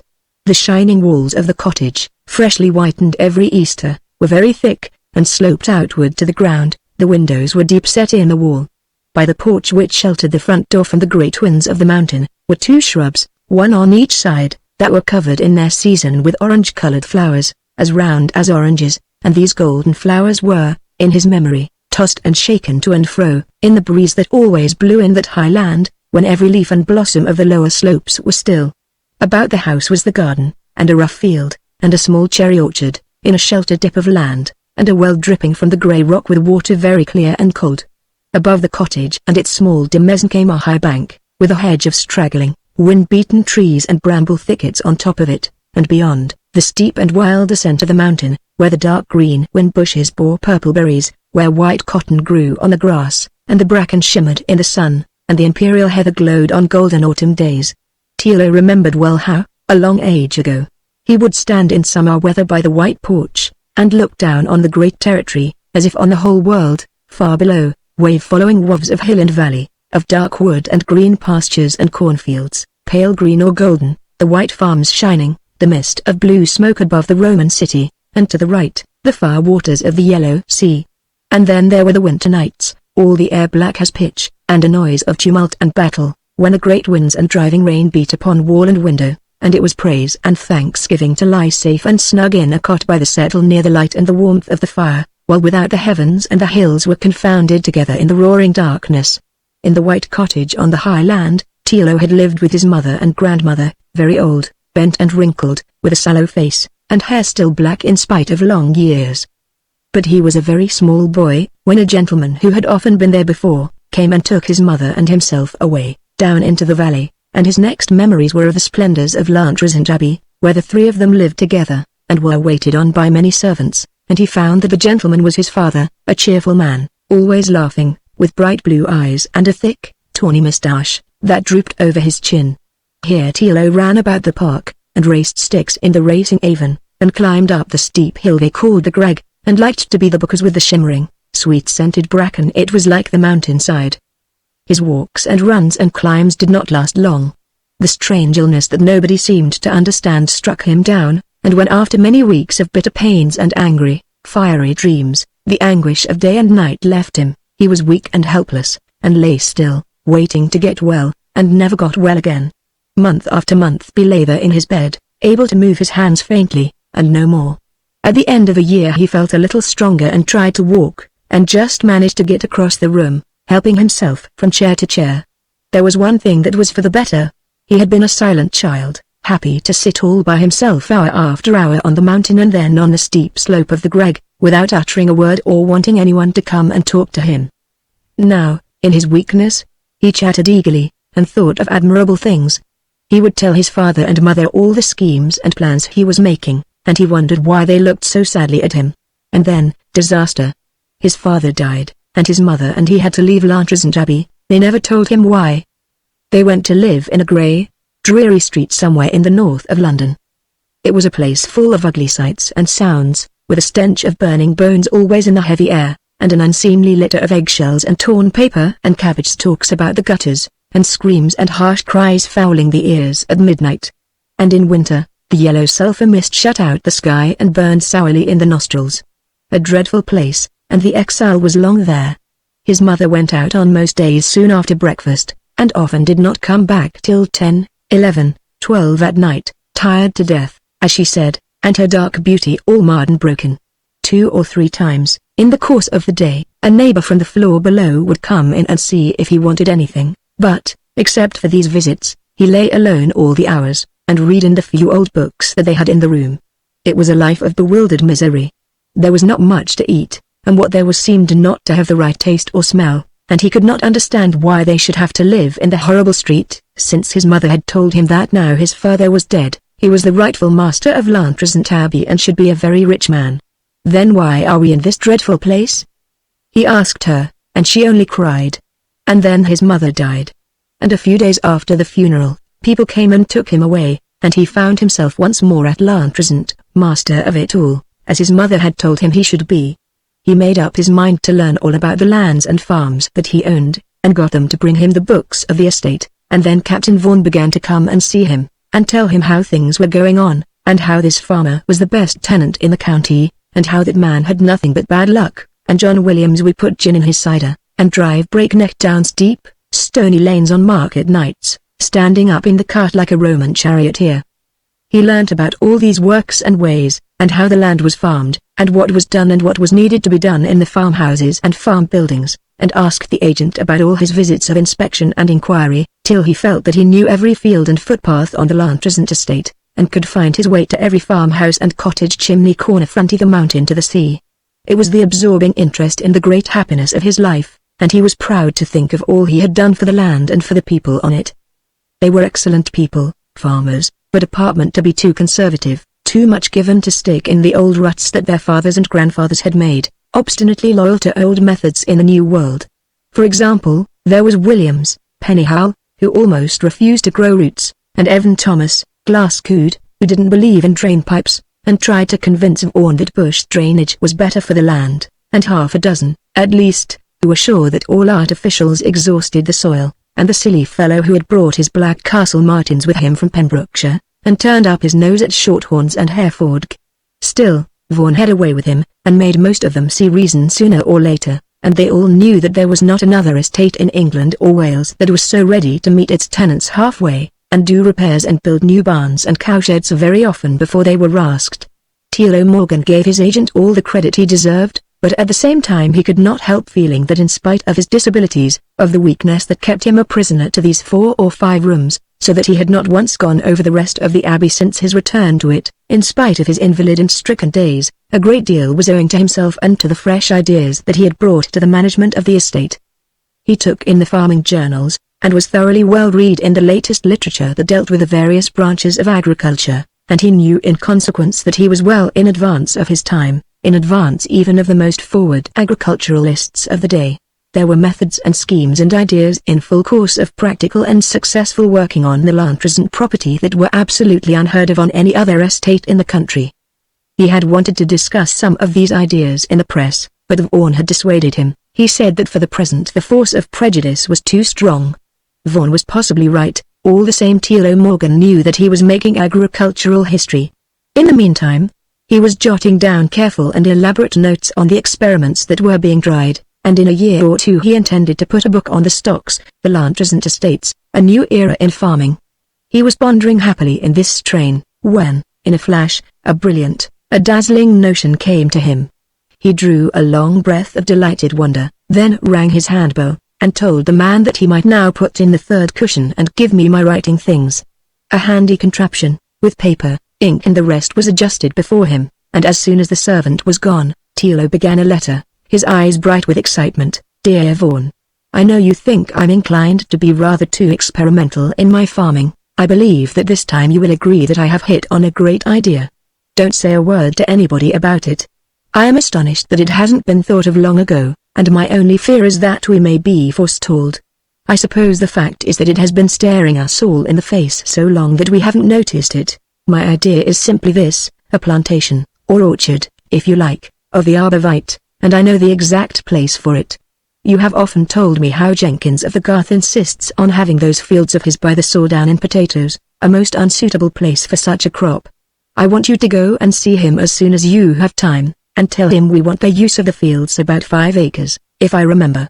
Of course, he must be compensated, and, within reason, you can be as liberal as you like.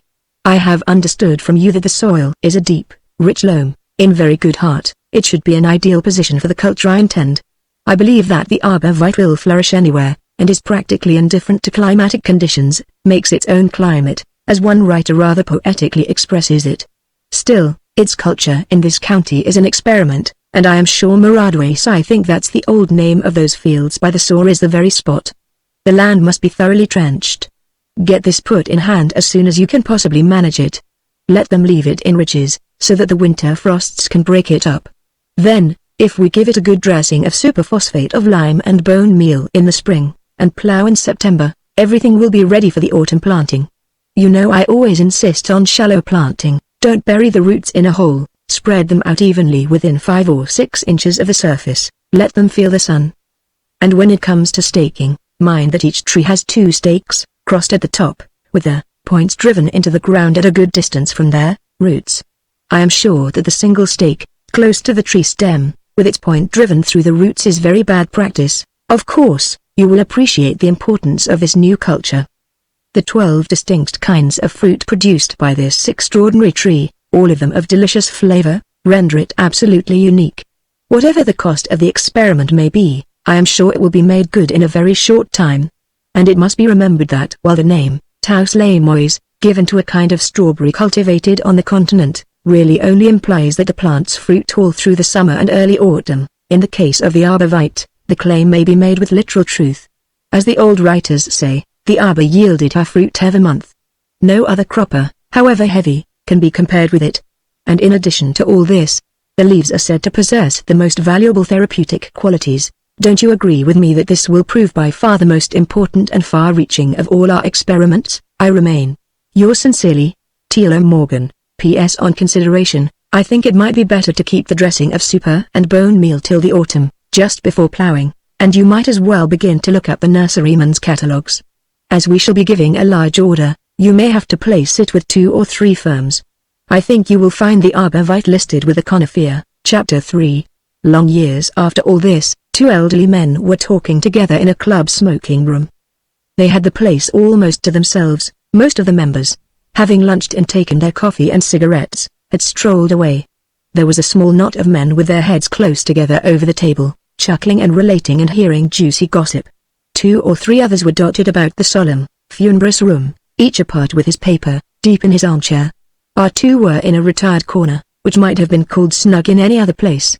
They were old friends, it appeared, and one, the less elderly, had returned not long before from some far place, after an absence of many years. I haven't seen anything of Harry Morgan since I've been home, he remarked. I suppose he's still in town, still in Beresford Street. But he doesn't get out so much now. He's getting a bit stiff in the joints. A good 10 years older than I am. I should like to see him again. I always thought him a very good fellow, a first-rate fellow. You know that story about Bartle Frere? man was sent to meet him at the station, and asked how he should know him. They told him to look out for an old gentleman with grey whiskers helping somebody, and he found Freya helping an old woman with a big basket out of a third-class carriage. Harry Morgan was like that except for the whiskers. There was a pause, and then the man who had retold the old Sir Bartle Frere story began again. I don't suppose you ever heard the kindest thing Morgan ever did. One of the kindest things I've ever heard of. You know, I come from his part of the country. My people used to have Pleasenock, only a few miles from Lantrezant Abbey, the Morgan's place. My father told me all about it. Harry kept the thing very dark. Upon my word. What is it about a man not letting his left hand know what his right hand is about? Morgan has lived up to that if any man ever did. Well, it was like this. Have you ever heard of old Tilo Morgan? He was a bit before our day. Not an old man, by the way. I don't suppose he was much over 40 when he died. Well, he went the pace in the old style. He was very well known in town, not in society, or rather in damned bad society, and not far from here either. They had a picture of him in some low print of the time, with those long whiskers that used to be worn then. They didn't give his name, just called it, the hero of the Haymarket. You wouldn't believe it, would you, but in those days the Haymarket was the great place for night houses, Kate Hamilton and all that lot. Morgan was in the thick of it all, but that picture annoyed him. He had those whiskers of his cut off at True Fits the very next day. He was the sort of man they got the silver dinner service out for, when he entertained his friends at Cremorne. And judge and jury, and the poses plastiques, and that place in Windmill Street where they fought without the gloves and all the rest of it. And it was just as bad down in the country. He used to take his London friends, male and female, down there, and lead the sort of life he lived in town, as near as he could make it. They used to tell a story, true very likely, of how he and half a dozen rapscallions like himself were putting away the port after dinner, and making a devil of a noise, all talking and shouting and cursing at the top of their voices, when Tilo seemed to pull himself together and get very grave all in a minute. Silence. Gentlemen. He called out. The rest of them took no notice. One of them started a blackguard song, and the others got ready to join in the chorus. Hold your damned tongues, damn you. Morgan bawled at them, and smashed a big decanter on the table. Do you think, he said, that that's the sort of thing for youngsters to listen to? Have you no sense of decency? Didn't I tell you that the children were coming down to dessert? With that, he rang a bell that was by him on the table, and so the story goes 6 young fellows and 6 girls came trooping down the big staircase, without a single stitch on them, calling out in squeaky voices, "Oh, dear papa, what have you done to dear mama?" And the rest of it. The phrase was evidently an inclusive, vague, but altogether damnatory clause with this teller of old tales. Well, he continued, you can imagine what the county thought of all that sort of thing. Tilo Morgan made Lantrezant Abbey stink in their nostrils. Naturally, none of them would go near the place. The women, who were, perhaps, rather more particular about such matters than they are now, simply wouldn't have Morgan's name mentioned in their presence. The Duke cut him dead in the street. His subscription to the hunt was returned. I don't think he cared. You know, garden parties were beginning to get fashionable then, and they say Morgan sent out engraved invitation cards, with a picture of a nymph and a satyr on them that some artist fellow had done for him. Not a nice picture at all according to county standards. And what do you think he had at the bottom of the card instead of RSVP no clothes by request? He was a damned impudent fellow, if you like. I believe the party came off all right, with more friends from town, and most unusual games and sports on the lawn and in the shrubberies. It was said that Owen, the Duke's son, was there, but he always swore through thick and thin that it was a lie. But it was brought up against him afterwards when he stood with Herbert for the county. And what do you think happened next? A most extraordinary thing. Nobody was prepared for it. Everyone said he would just drink and devil and wench himself to death, and a damned good riddance. Well, I'll tell you. There was one thing, you know, that everybody had to confess. In his very worst days Tilo Morgan always left the country girls alone. Never interfered with the farmers' daughters or cottage girls or anything in that way. And then, one fine day when he was up with a keeper looking after a few head of grouse he had on the mountain, what should he do but fall in love with a girl of 15, who lived with her mother or grandmother, I don't know which, in a cottage right up there. Mary Trevor, I believe her name was. My father had seen her once or twice afterwards driving with Morgan in his tandem. He said she was a most beautiful creature, a perfectly lovely woman. She was a type that you see sometimes in Wales, very dark, black eyes, black hair, oval face, skin a pale olive, not at all unlike those girls that used to prance up and down Arles in southern France, with their hair done up in velvet ribbons. I don't know whether you've ever been there? There's something oriental about that style of beauty. It doesn't last long.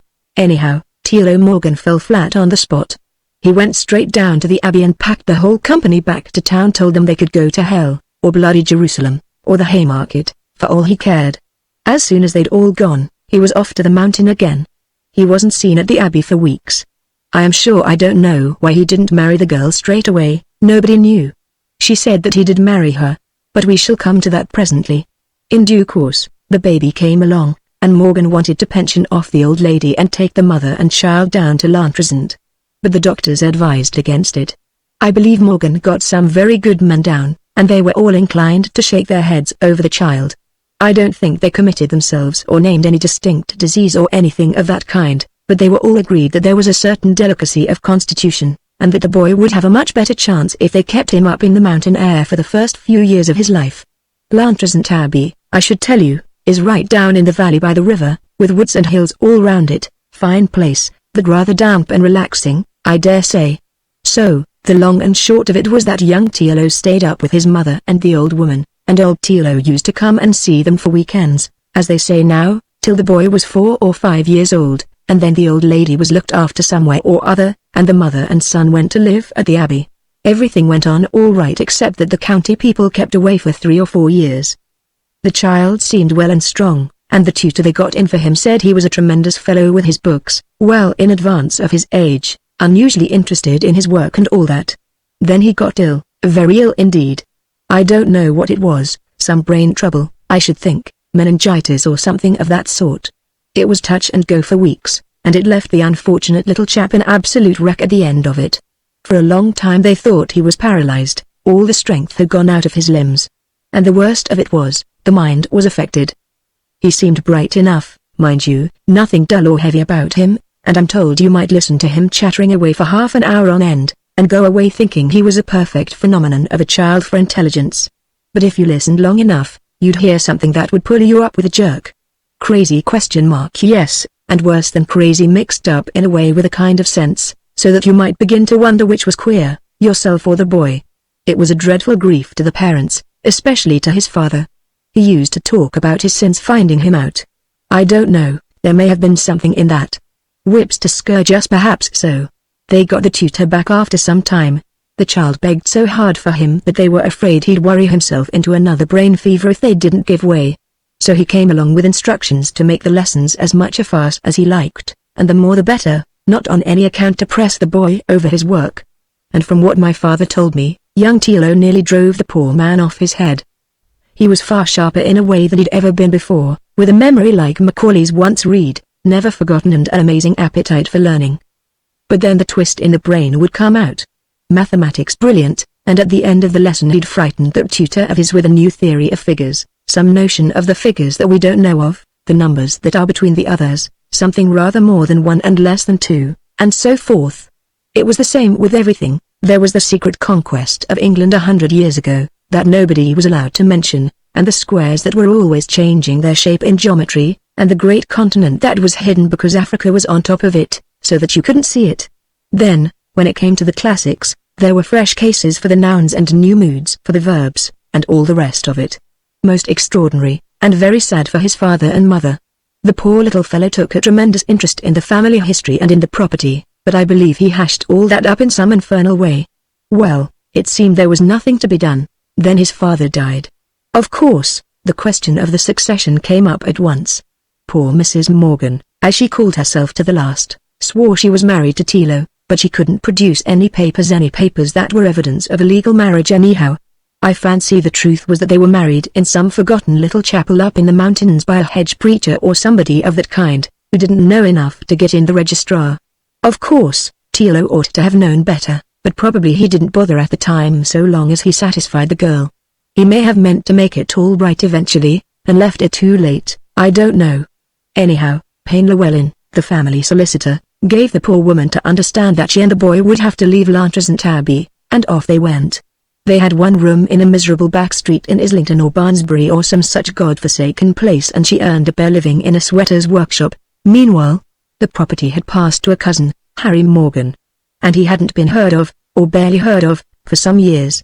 He had gone off exploring Central Asia or the sources of the Amazon when Tilo Morgan was in his glory, if you can put it that way. He hadn't heard a word of Tilo's reformation or of Mary Trevor and her boy, and when old Llewellyn was able to get at him after considerable difficulty and delay, he never mentioned the woman or her son. When Morgan did come home at last, he found he didn't fancy the old family place, called it a dismal hole, I believe. Anyhow, he let it on a longish lease to a mental specialist, mad doctors, they called them then, and he turned the abbey into a lunatic asylum. Then somebody told Harry about Mary Trevor, and the poor child, and the marriage or no marriage. He was furious with Llewellyn. He had a search made, and when he found them, it was just too late so far as Mary Trevor was concerned. She had died, of grief and hard work and semi-starvation, no doubt. But Harry took the boy away, and finding how he was longing to go back to the abbey, he was quite convinced, you see, that he was the owner of it and of all the Morgan estates. Harry got the doctor who was running the place to take Tilo as a patient. He was given a set of rooms to himself in a wing, right away from the other patients. Everything was done to encourage him in his notion that he was Tilo Morgan of Lantresant Abbey. Going back to the old place had stirred up all his enthusiasm for the family, and the property, and the management of the estates, and it became the great interest of his life. He quite thought he was making it the best managed estate in the county, inaugurating a new era in English farming, and all the rest of it. Harry Morgan instructed Captain Vaughan, the estate agent, to see Tilo once a week, and enter into all his schemes and pretend to carry them out, and I believe Vaughan played up extremely well, though he sometimes found it difficult to keep a straight face. You see, that twist in the brain wasn't getting any better, and when it went to work on practical farming it produced some amazing results. Vaughan would be told to get this bit of land ready for pineapples, and somewhere else they were to grow olives, and what about zebras for haulage? But it kept him happy to the last. Do you know, the very day he died, he wrote a long letter of instructions to Vaughan. What do you think it was about? You won't guess. He told Vaughan to plant the tree of life in a potato patch by the saw, and gave full cultural directions. God bless me. You don't say so? The Major, who had listened to the long story, ruminated a while. He had been brought up in an old-fashioned evangelical household, and had always loved Revelation. The text burned and glowed into his memory, and he said in a strong voice, in the midst of the street of it, and on either side of the river, was there the tree of life, which bare 12 manner of fruits, and yielded her fruit every month, and the leaves of the tree were for the healing of the nations. There was only one man beside our two friends left in the darkening room, and he had fallen fast asleep in his armchair, with his paper on the ground before him. The Major's clear intonation woke him with a crash, and when he heard the words that were being uttered, he was seized with unspeakable and panic terror, and ran out of the room, howling, more or less, for the committee. But the Major, having ended his text, said, I always thought Harry Morgan was a good fellow. But I didn't know he was such a thundering good fellow as that. And that was his Amen. Part 3, opening the door. The newspaper reporter, from the nature of the case, has generally to deal with the commonplaces of life. He does his best to find something singular and arresting in the spectacle of the day's doings, but, in spite of himself, he is generally forced to confess that whatever there may be beneath the surface itself is dull enough. I must allow, however, that during my 10 years or so in Fleet Street, I came across some tracks that were not devoid of oddity. There was that business of Campo Tosto, for example, that never got into the papers. Campo Tosto, I must explain, was a Belgian, settled for many years in England, who had left all his property to the man who looked after him. My news editor was struck by something odd in the brief story that appeared in the morning paper, and sent me down to make inquiries. I left the train at Reigate, and there I found that Mr. Campo Tosto had lived at a place called Burnt Green, which is a translation of his name into English, and that he shot at trespassers with a bow and arrows. I was driven to his house, and saw through a glass door some of the property which he had bequeathed to his servant. 15th-century triptychs, dim and rich and golden, carved statues of the saints, great spiked altar candlesticks, storied censers in tarnished silver, and much more of old church treasure. The legatee, whose name was Dirk, would not let me enter, but, as a treat, he took my newspaper from my pocket and read it upside down with great accuracy and facility. I wrote this very queer story, but Fleet Street would not suffer it. I believe it struck them as too strange a thing for their sober columns. And then there was the affair of the JHVS Syndicate, which dealt with a Kabbalistic cipher, and the phenomenon, called in the Old Testament, the glory of the Lord, and the discovery of certain objects buried under the site of the temple at Jerusalem. That story was left half told, and I never heard the ending of it. And I never understood the affair of the hoard of coins that a storm disclosed on the Suffolk coast near Aldeburgh. From the talk of the longshoremen, who were on the lookout amongst the dunes, it appeared that a great wave came in and washed away a slice of the sand cliff just beneath them. They saw glittering objects as the sea washed back, and retrieved what they could. I viewed the treasure. It was a collection of coins, the earliest of the 12th century, the latest, pennies, 3 or 4 of them, of Edward VII, and a bronze medal of Charles Spurgeon. There are, of course, explanations of the puzzle, but there are difficulties in the way of accepting any one of them. It is very clear, for example, that the hoard was not gathered by a collector of coins. Neither the 20th century pennies nor the medal of the great Baptist preacher would appeal to a numismatologist. But perhaps the queerest story to which my newspaper connections introduced me was the affair of the Reverend Secretan Jones, the Canonbury clergyman, as the headlines called him. To begin with, it was a matter of sudden disappearance. I believe people of all sorts disappear by dozens in the course of every year, and nobody hears of them or their vanishings. Perhaps they turn up again, or perhaps they don't. Anyhow, they never get so much as a line in the papers, and there is an end of it. Take, for example, that unknown man in the burning car, who cost the amorous commercial traveler his life. In a certain sense, we all heard of him, but he must have disappeared from somewhere in space, and nobody knew that he had gone from his world. So it is often, but now and then there is some circumstance that draws attention to the fact that A, or B, was in his place on Monday and missing from it on Tuesday and Wednesday, and then inquiries are made and usually the lost man is found, alive or dead, and the explanation is often simple enough.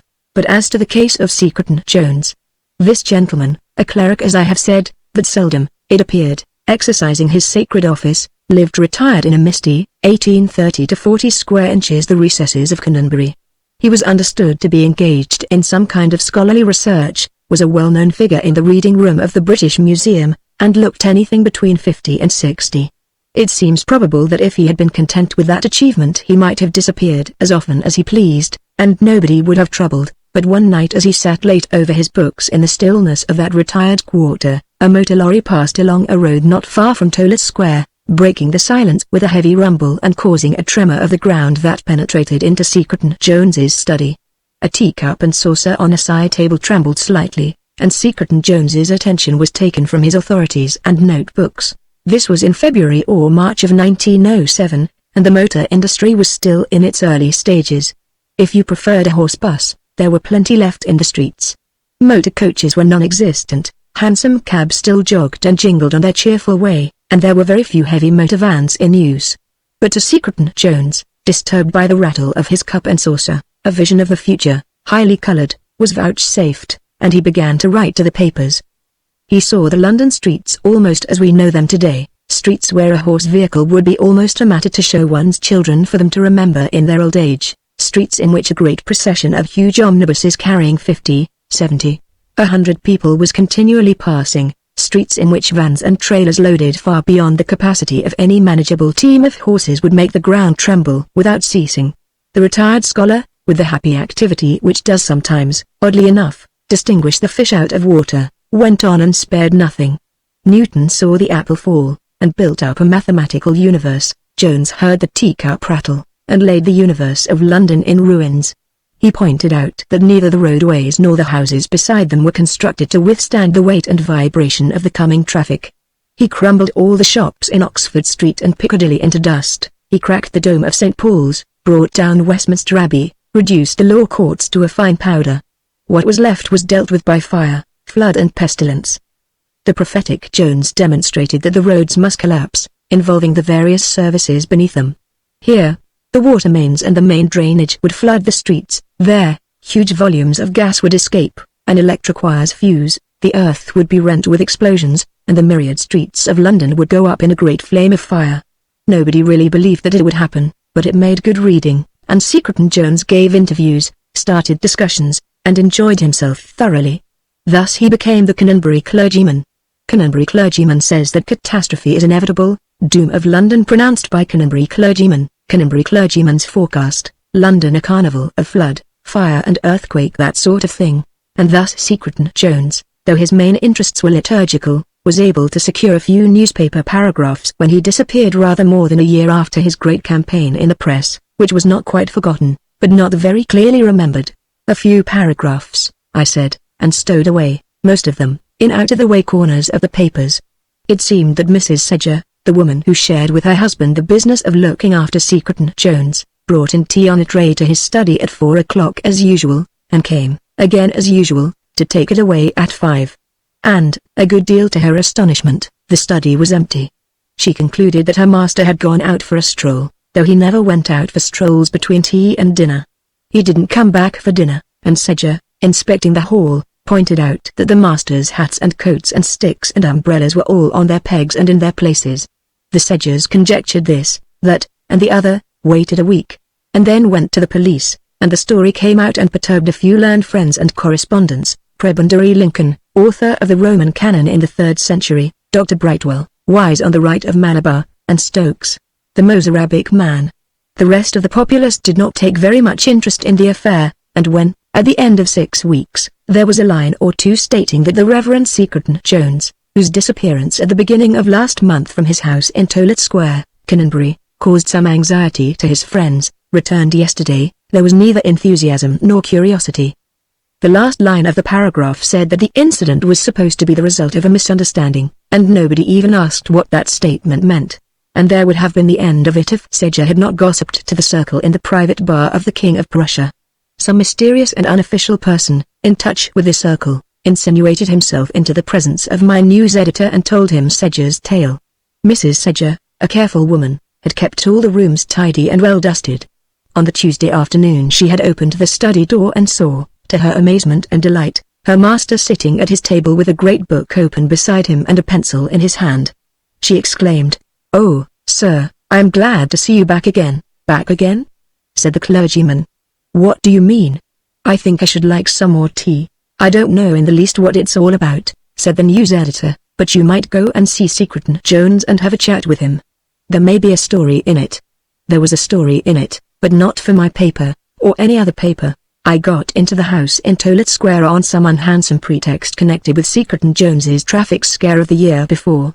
He looked at me in a dim, abstracted way at first. The great book of his servant's story, and other books, and many black quarto notebooks were about him, but my introduction of the proposed design for a mammoth carrier clarified him, and he began to talk eagerly, and as it seemed to me lucidly, of the grave menace of the new mechanical transport. "But what's the use of talking?" he ended. "I tried to wake people up to the certain dangers ahead. I seemed to succeed for a few weeks, and then they forgot all about it." "You would really say that the great majority are like dreamers, like sleepwalkers?" "Yes, like men walking in a dream, shutting out all the actualities, all the facts of life. They know that they are, in fact, walking on the edge of a precipice, and yet they are able to believe, it seems, that the precipice is a garden path, and they behave as if it were a garden path, as safe as that path you see down there, going to the door at the bottom of my garden."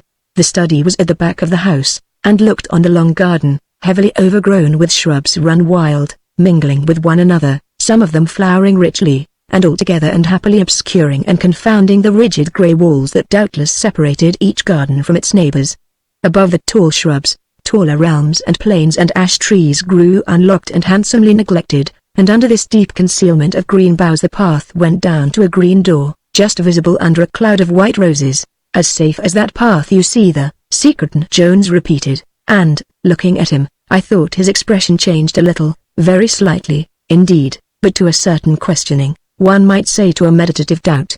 He suggested to me a man engaged in an argument, who puts his case strongly, decisively, and then hesitates for the fraction of a second as a point occurs to him of which he had never thought before, a point as yet unweighed, unestimated, dimly present, but more as a shadow than a shape. The newspaper report needs the gestures of the serpent as well as its wisdom. I forget how I glided from the safe topic of the traffic peril to the dubious territory which I had been sent to explore. At all events, my contortions were the most graceful that I could devise, but they were altogether vain.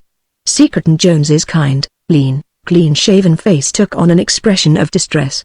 He looked at me as one in perplexity. He seemed to search his mind not for the answer that he should give me, but rather for some answer due to himself. "I am extremely sorry that I cannot give you the information you want," he said, after a considerable pause.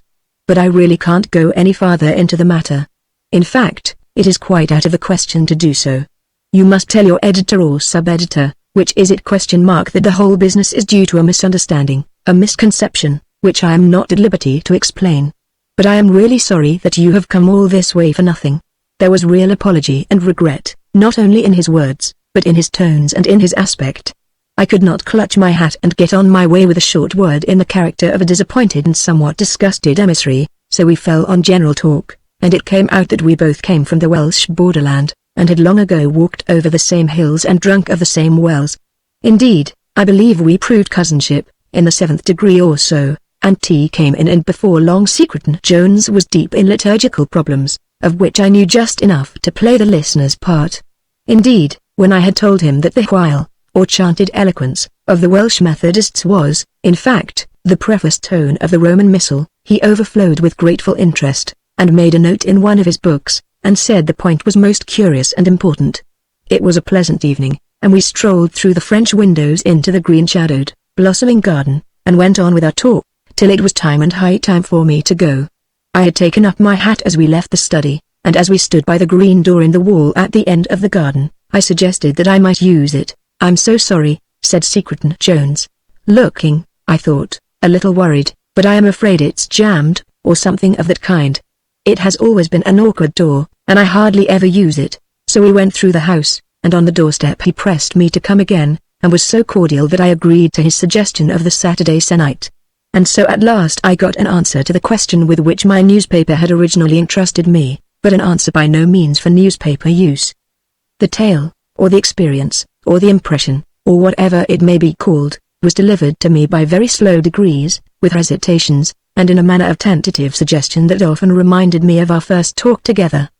It was as if Jones were again and again questioning himself as to the matter of his utterances, as if he doubted whether they should not rather be treated as dreams, and dismissed as trifles without consequence. He said once to me, "People do tell their dreams, I know, but isn't it usually felt that they are telling nothing?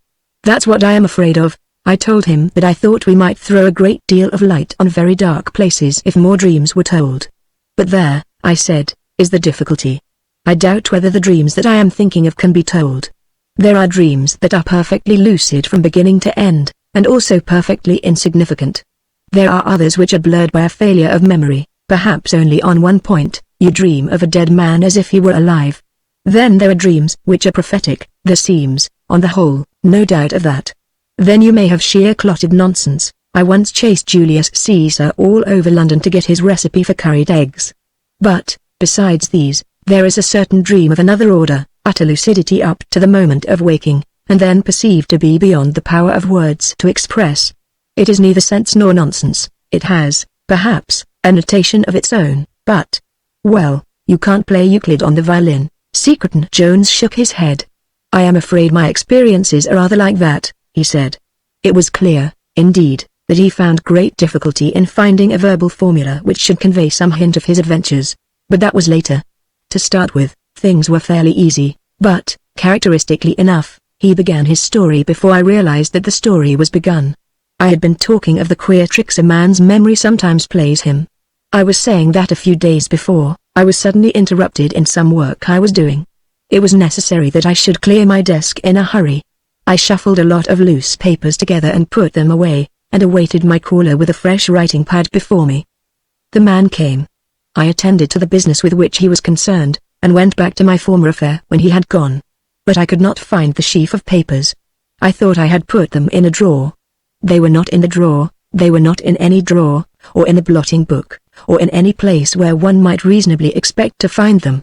They were found next morning by the servant who dusted the room, stuffed hard down into the crevice between the seat and the back of an armchair, and carefully hidden under a cushion, and, I finished, I hadn't the faintest recollection of doing it. My mind was blank on the matter. "Yes," said Secretan Jones, "I suppose we all suffer from that sort of thing at times. About a year ago I had a very odd experience of the same kind. It troubled me a good deal at the time. It was soon after I had taken up that question of the new traffic and its probable certain results. As you may have gathered, I have been absorbed for most of my life in my own special studies, which are remote enough from the activities and interests of the day. It hasn't been at all my way to write to the papers to say there are too many dogs in London, or to denounce street musicians.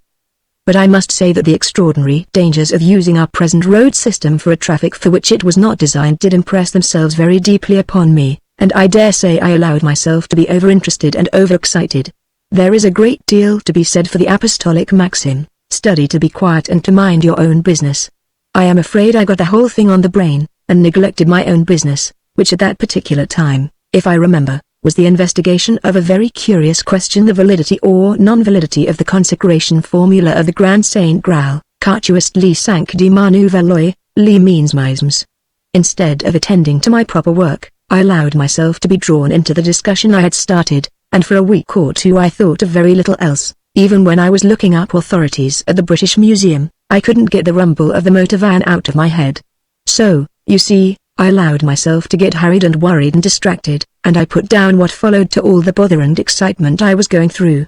The other day, when you had to leave your work in the middle and start on something else, I dare say you felt annoyed and put out, and shoved those papers of yours away without really thinking of what you were doing, and I suppose something of the same kind happened to me. Though it was still queerer, I think. He paused, and seemed to meditate doubtfully, and then broke out with an apologetic laugh, and, it really sounds quite crazy. And then, I forgot where I lived, loss of memory, in fact, through overwork and nervous excitement, yes, but not quite in the usual way. I was quite clear about my name and my identity. And I knew my address perfectly well, 39, Toilet Square, Canonbury. But you said you forgot where you lived. I know, but there's the difficulty of expression we were talking about the other day. I am looking for the notation, as you called it. But it was like this. I had been working till the morning in the reading room with the motor danger at the back of my mind, and as I left the museum, feeling a sort of heaviness and confusion, I made up my mind to walk home. I thought the air might freshen me a little. I set out at a good pace. I knew every foot of the way, as I had often done the walk before, and I went ahead mechanically, with my mind wrapped up in a very important matter relating to my proper studies. As a matter of fact, I had found in a most unexpected quarter a statement that threw an entirely new light on the rite of the Celtic Church, and I felt that I might be on the verge of an important discovery. I was lost in a maze of conjectures, and when I looked up I found myself standing on the pavement by the Angel, Islington, totally unaware of where I was to go next. Yes, quite so, I knew the Angel when I saw it, and I knew I lived in Toilet Square, but the relation between the two had entirely vanished from my consciousness. For me, there were no longer any points of the compass, there was no such thing as direction, neither north nor south, nor left nor right, an extraordinary sensation, which I don't feel I have made plain to you at all. I was a good deal disturbed, and felt that I must move somewhere, so I set off and found myself at King's Cross railway station. Then I did the only thing there was to be done, took a hansom and got home, feeling shaky enough. I gathered that this was the first incident of significance in a series of odd experiences that befell this learned and amiable clergyman. His memory became thoroughly unreliable, or so he thought at first. He began to miss important papers from his table in the study. A series of notes, on 3 sheets lettered A, B, and C, were placed by him on the table under a paperweight one night, just before he went up to bed. They were missing when he went into his study the next morning. He was certain that he had put them in that particular place, under the bulbous glass weight with the pink roses embedded in its depths, but they were not there. Then Mrs. Sedger knocked at the door and entered with the papers in her hand. She said she had found them between the bed and the mattress in the master's bedroom, and thought they might be wanted. Secretan Jones could not make it out at all. He supposed he must have put the papers where they were found and then forgotten all about it, and he was uneasy, feeling afraid that he was on the brink of a nervous breakdown. Then there were difficulties about his books, as to which he was very precise, every book having its own place. One morning he wanted to consult the Missal de Arbuthnot, a big red quarto, which lived at the end of a bottom shelf near the window. It was not there. The unfortunate man went up to his bedroom, and felt the bed all over and looked under his shirts in the chest of drawers, and searched all the room in vain. However, determined to get what he wanted, he went to the reading room, verified his reference, and returned to Canonbury, and there was the red quarto in its place. Now here, it seemed certain, there was no room for loss of memory, and Secretan Jones began to suspect his servants of playing tricks with his possessions, and tried to find a reason for their imbecility or villainy, he did not know what to call it. But it would not do at all. Papers and books disappeared and reappeared, or now and then vanished without return. One afternoon, struggling, as he told me, against a growing sense of confusion and bewilderment, He had with considerable difficulty filled 2/4 sheets of ruled paper with a number of extracts necessary to the subject he had in hand. When this was done, he felt his bewilderment thickening like a cloud about him. It was, physically and mentally, as if the objects in the room became indistinct, were presented in a shimmering mist or darkness. He felt afraid, and rose, and went out into the garden. The 2 sheets of paper he had left on his table were lying on the path by the garden door. I remember he stopped dead at this point. To tell the truth, I was thinking that all these instances were rather matter for the ear of a mental specialist than for my hearing. There was evidence enough of a bad nervous breakdown, and it seemed to me, of delusions. I wondered whether it was my duty to advise the man to go to the best doctor he knew, and without delay. Then Secretan Jones began again. I won't tell you any more of these absurdities. I know they are drivel, pantomime tricks and traps, children's conjuring, contemptible, all of it, but it made me afraid. I felt like a man walking in the dark, beset with uncertain sounds and faint echoes of his footsteps that seem to come from a vast depth, till he begins to fear that he is treading by the edge of some awful precipice. There was something unknown about me, and I was holding on hard to what I knew, and wondering whether I should be sustained. One afternoon I was in a very miserable and distracted state. I could not attend to my work. I went out into the garden, and walked up and down trying to calm myself. I opened the garden door and looked into the narrow passage which runs at the end of all the gardens on this side of the square. There was nobody there except 3 children playing some game or other. They were queer, stunted little creatures, and I turned back into the garden and walked into the study. I had just sat down, and had turned to my work hoping to find relief in it, when Mrs. Sedger, my servant, came into the room and cried out, in an excited sort of way, that she was glad to see me back again. I made up some story. I don't know whether she believes it. I suppose she thinks I have been mixed up in something disreputable, and what had happened, I haven't the remotest notion. We sat looking at each other for some time. I suppose what happened was just this, I said at last. Your nervous system had been in a very bad way for some time. It broke down utterly, you lost your memory, your sense of identity, everything. You may have spent the 6 weeks in addressing envelopes in the city road. He turned to one of the books on the table and opened it. Between the leaves there were the dimmed red and white petals of some flower that looked like an anemone. I picked this flower, he said, as I was walking down the path that afternoon. It was the first of its kind to be in bloom very early. It was still in my hand when I walked back into this room, 6 weeks later, as everybody declares. But it was quite fresh. There was nothing to be said. I kept silent for 5 minutes, I suppose, before I asked him whether his mind was an utter blank as to the 6 weeks during which no known person had set eyes on him, whether he had no sort of recollection, however vague, at first, nothing at all. I could not believe that more than a few seconds came between my opening the garden door and shutting it. Then in a day or two there was a vague impression that I had been somewhere where everything was absolutely right. I can't say more than that. No fairyland joys, or bowers of bliss, or anything of that kind, no sense of anything strange or unaccustomed. But there was no care there at all. Astenum magnum chaos. But that means for there is a great void, or a great gulf. We never spoke of the matter again. 2 months later he told me that his nerves had been troubling him, and that he was going to spend a month or 6 weeks at a farm near Lanthony, in the Black Mountains, a few miles from his old home. In 3 weeks I got a letter, addressed in Secretan Jones's hand. Inside was a slip of paper on which he had written the words, Astenum magnum chaos. The day on which the letter was posted he had gone out in wild autumn weather, late one afternoon, and had never come back.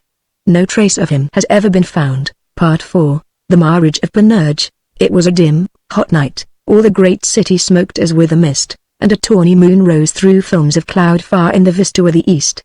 Ambrose thought with a sudden recollection that the moon, that world of splendor, was shining in a farther land, on the coast of the wild rocks, on the heaving sea, on the fairy apple garths in Avalon, where, though the apples are always golden, yet the blossoms of enchantment never fade, but hang forever against the sky. They were passing a half-lit street, and these dreams were broken by the sudden clanging, rattling music of a piano organ. For a moment they saw the shadowy figures of the children as they flitted to and fro, dancing odd measures in the rhythm of the tune. Then they came into a long, narrow way with a church spire in the distance, and near the church they passed the church shop Roman, evidently, from the subjects and the treatment of the works of art on view.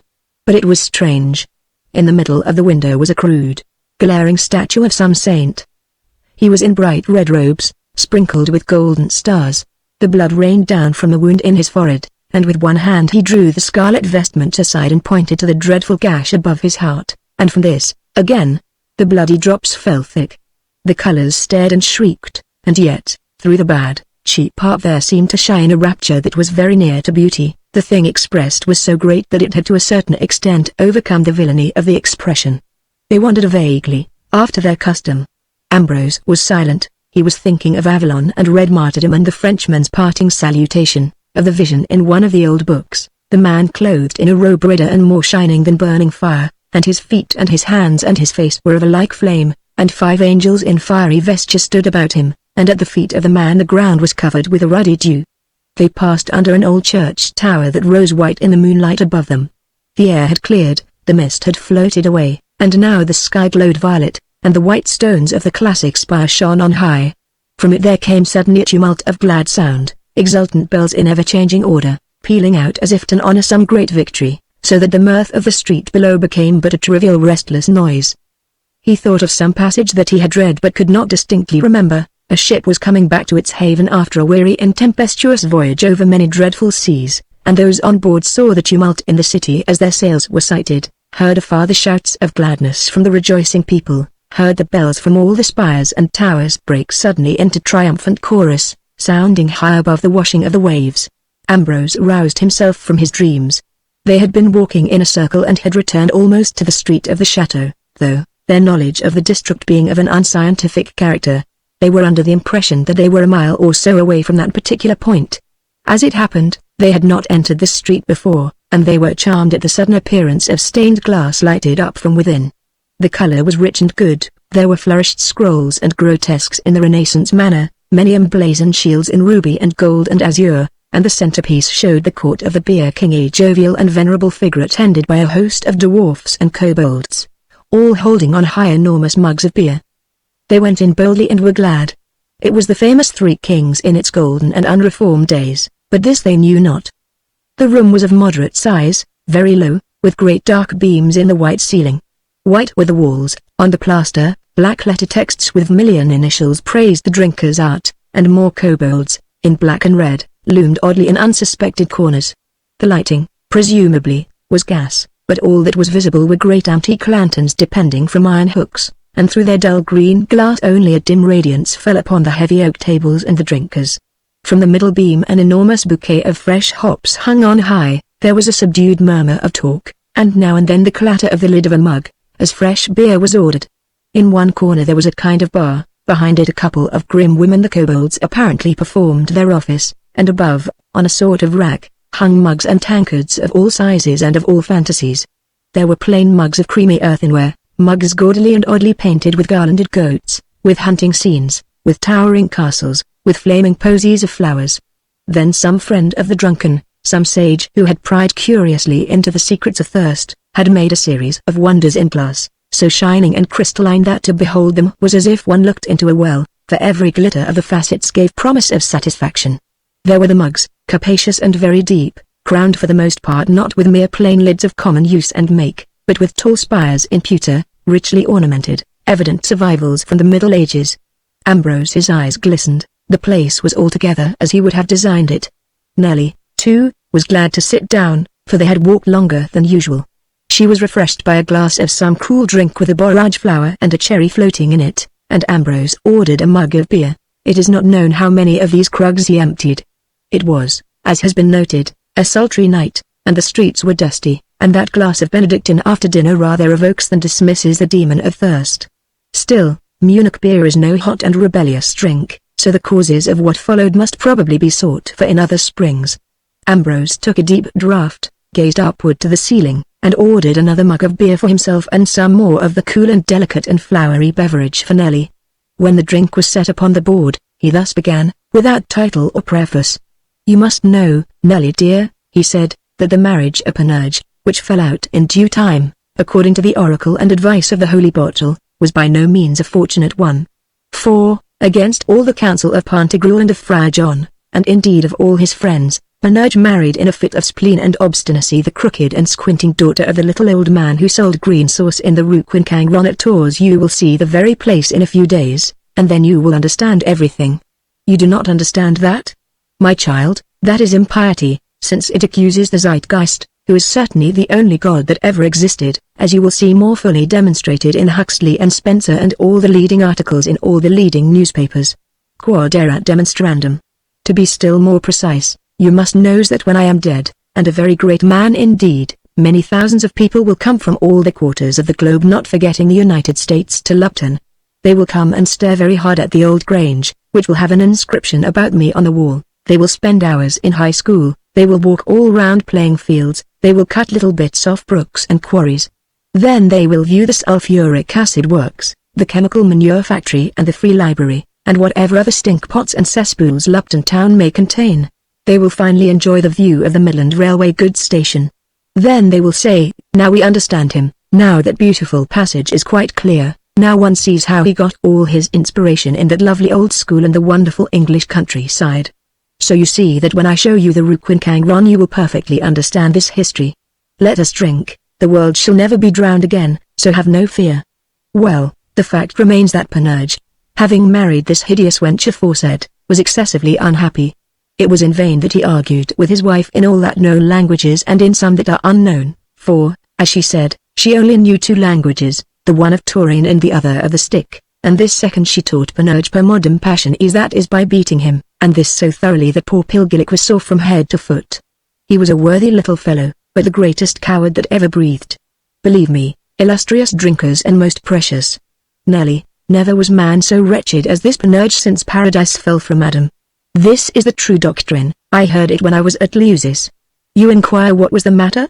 Why, in the first place, this vile wretch whom they all called so much did they hate her la vie mortale, or deadly life, this vile wretch, I say, what do you think that she did when the last note of the fiddles had sounded and the wedding guests had gone off to the 3 lampreys to kill a certain worm, the which worm is most certainly immortal, since it is not dead yet? Well, then, what did Madame Panurge? Nothing but this, she robbed her excellent and devoted husband of all that he had. Doubtless you remember how, in the old days, Panurge had played ducks and drakes with the money that Pantagruel had given him, so that he borrowed on his corn when it was still in the ear, and before it was sown, if we inquire a little more closely. In truth, the good little man never had a penny to bless himself withal, for the which cause Pantagruel loved him all the more dearly. So that when the dive battle gave its oracle, and Panurge chose his spouse, Pantagruel showed how preciously he esteemed a hearty spender by giving him such a treasure that the goldsmiths who live under the bell of Street Gatian still talk of it before they dine, because by doing so their mouths water, and these salivary secretions are of high benefit to the digestion. Read on this, Galen. If you would know how great and glorious this treasure was, you must go to the library of the archivocators, where they will show you a vast volume bound in pigskin, the name of which I have forgotten. But this book is nothing else than the list of all the wonders and glories of Pantagruel's wedding present to Panurge. It contains surprising things, I can tell you, for, in good coin of the realm alone, never was gift that might compare with it, and besides the common money there were ancient pieces, the very names of which are now incomprehensible, and incomprehensible they will remain till the coming of the Cocqcigrues. There was, for instance, a great gold soul, a world in itself, as some said truly, and I know not how many myriad of etoiles, all of the finest silver that was ever minted, and Anges Gardines, which the learned think must have been first coined at Angers, though others will have it that they were the same as our angels, and, as for roses de paradis and coron immortals, I believe he had as many of them as ever he would. Beauties and joys he was to keep for pocket money, small change is sometimes great gain.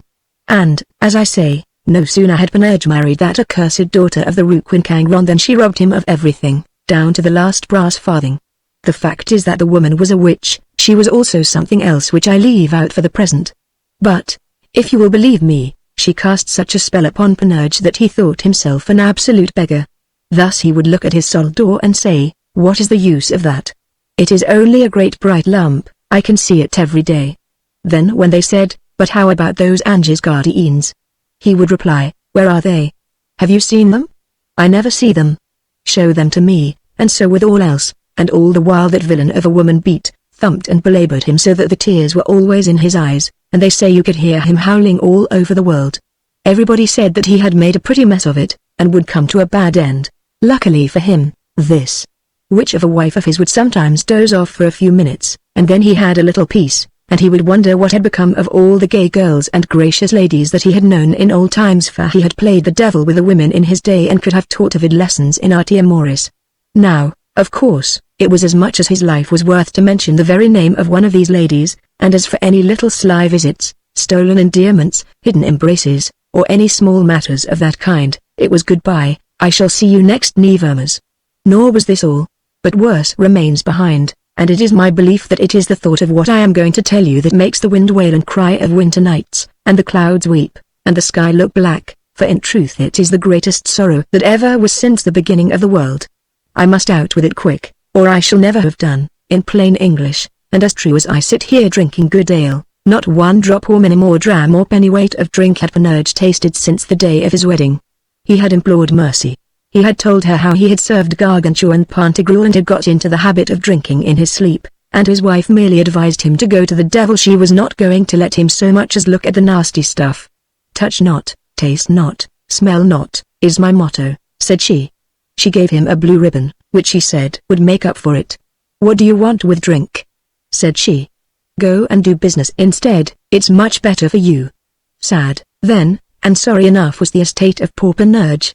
At last, so wretched did he become, that he took advantage of one of his wife's dozes and stole away to the good Pantagruel, and told him the whole story, and a very bad one it was, so that the tears rolled down Pantagruel's cheeks from sheer grief, and each teardrop contained exactly 118 gallons of aqueous fluid, according to the calculations of the best geometers. The great man saw that the case was a desperate one, and heaven knew, he said, whether it could be mended or not, but certain it was that a business such as this could not be settled in a hurry, since it was not like a game at shove halfpenny to be got over between 2 gallons of wine. He therefore counselled Panurge to have patience and bear with his wife for a few thousand years, and in the meantime they would see what could be done. But, lest his patience should wear out, he gave him an odd drug or medicine, prepared by the great artist of the mountains of Cathay, and this he was to drop into his wife's glass, for, though he might have no drink, she was drunk 3 times a day, and she would sleep all the longer, and leave him a while in peace. This Panurge very faithfully performed, and got a little rest now and again, and they say that while that devil of a woman snored and snorted he was able, by odd chances once or twice, to get hold of a drop of the right stuff, good old Stingo, from the big barrel, which he lapped up as eagerly as a kitten laps cream. Others there be who declare that once or twice he got about his sad old tricks, while his ugly wife was sleeping in the sun. The women on the mail make no secret of their opinion that his old mistress, Madame Sophia, was seen stealing in and out of the house as slyly as you please, and God knows what goes on when the door is shut. But the Touranians were always sad gossips, and one must not believe all that one hears. I leave out the flat scandalmongers who are bold enough to declare that he kept one mistress at Jerusalem, another at Eleusis, another in Egypt, and about as many as are contained in the seraglio of the Grand Trunk, scattered up and down in the towns and villages of Asia. But I do believe there was some kissing in dark corners, and a curtain hung across one room in the house could tell odd tales. Nevertheless, La Vie Mortale, a pest on her, was more often awake than asleep, and when she was awake Panurge's case was worse than ever. For, you see, the woman was no piece of a fool, and she saw sure enough that something was going on. The Stingo in the barrel was lower than of rights, and more than once she had caught her husband looking almost happy, at which she beat the house about his ears. Then, another time, Madame Sophia dropped the ring, and again this sweet lady came one morning so strongly perfumed that she scented the whole place, and when La Vie woke up it smelt like a church. There was fine work then, I promise you. The people heard the bangs and curses and shrieks and groans as far as Amboise on the one side and La Haines on the other, and that year the Loire rose 10 feet higher than the banks on account of Panurge's tears. As a punishment, she made him go and be industrial, and he built 10,000 stink-pot factories with 20,000 chimneys, and all the leaves and trees and green grass and flowers in the world were blackened, and died, and all the waters were poisoned so that there were no perch in the Loire, and salmon fetched 40 sols the pound at Chinon market. As for the men and women, they became yellow apes and listened to a codger named Calvin, who told them they would all be damned eternally, except himself and his friends, and they found his doctrine very comforting, and probable too, since they had the sense to know that they were more than half damned already. I don't know whether Panurge's fate was worse on this occasion or on another when his wife found a book in his writing, full from end to end of poetry, some of it about the wonderful treasure that Pantagruel had given him, which he was supposed to have forgotten, some of it verses to those old light loves of his, with a whole epic in praise of his mistress-in-chief, Sophia. Then, indeed, There was the very deuce to pay. It was bread and water, stripes and torment, all day long, and Lavie swore a great oath that if he ever did it again he should be sent to spend the rest of his life in Manchester, whereupon he fell into a swoon from horrid fright and lay like a log, so that everybody thought he was dead. All this while the great Pantagruel was not idle. Perceiving how desperate the matter was, he summoned the 1001st Great Ecumenical Council of all the sages of the wide world, and when the fathers had come, and had heard high mass at Street Gatians, the session was opened in a pavilion in the meadows by the Loire just under the Lantern of Roche-Courbon, whence this council is always styled the Great and Holy Council of the Lantern.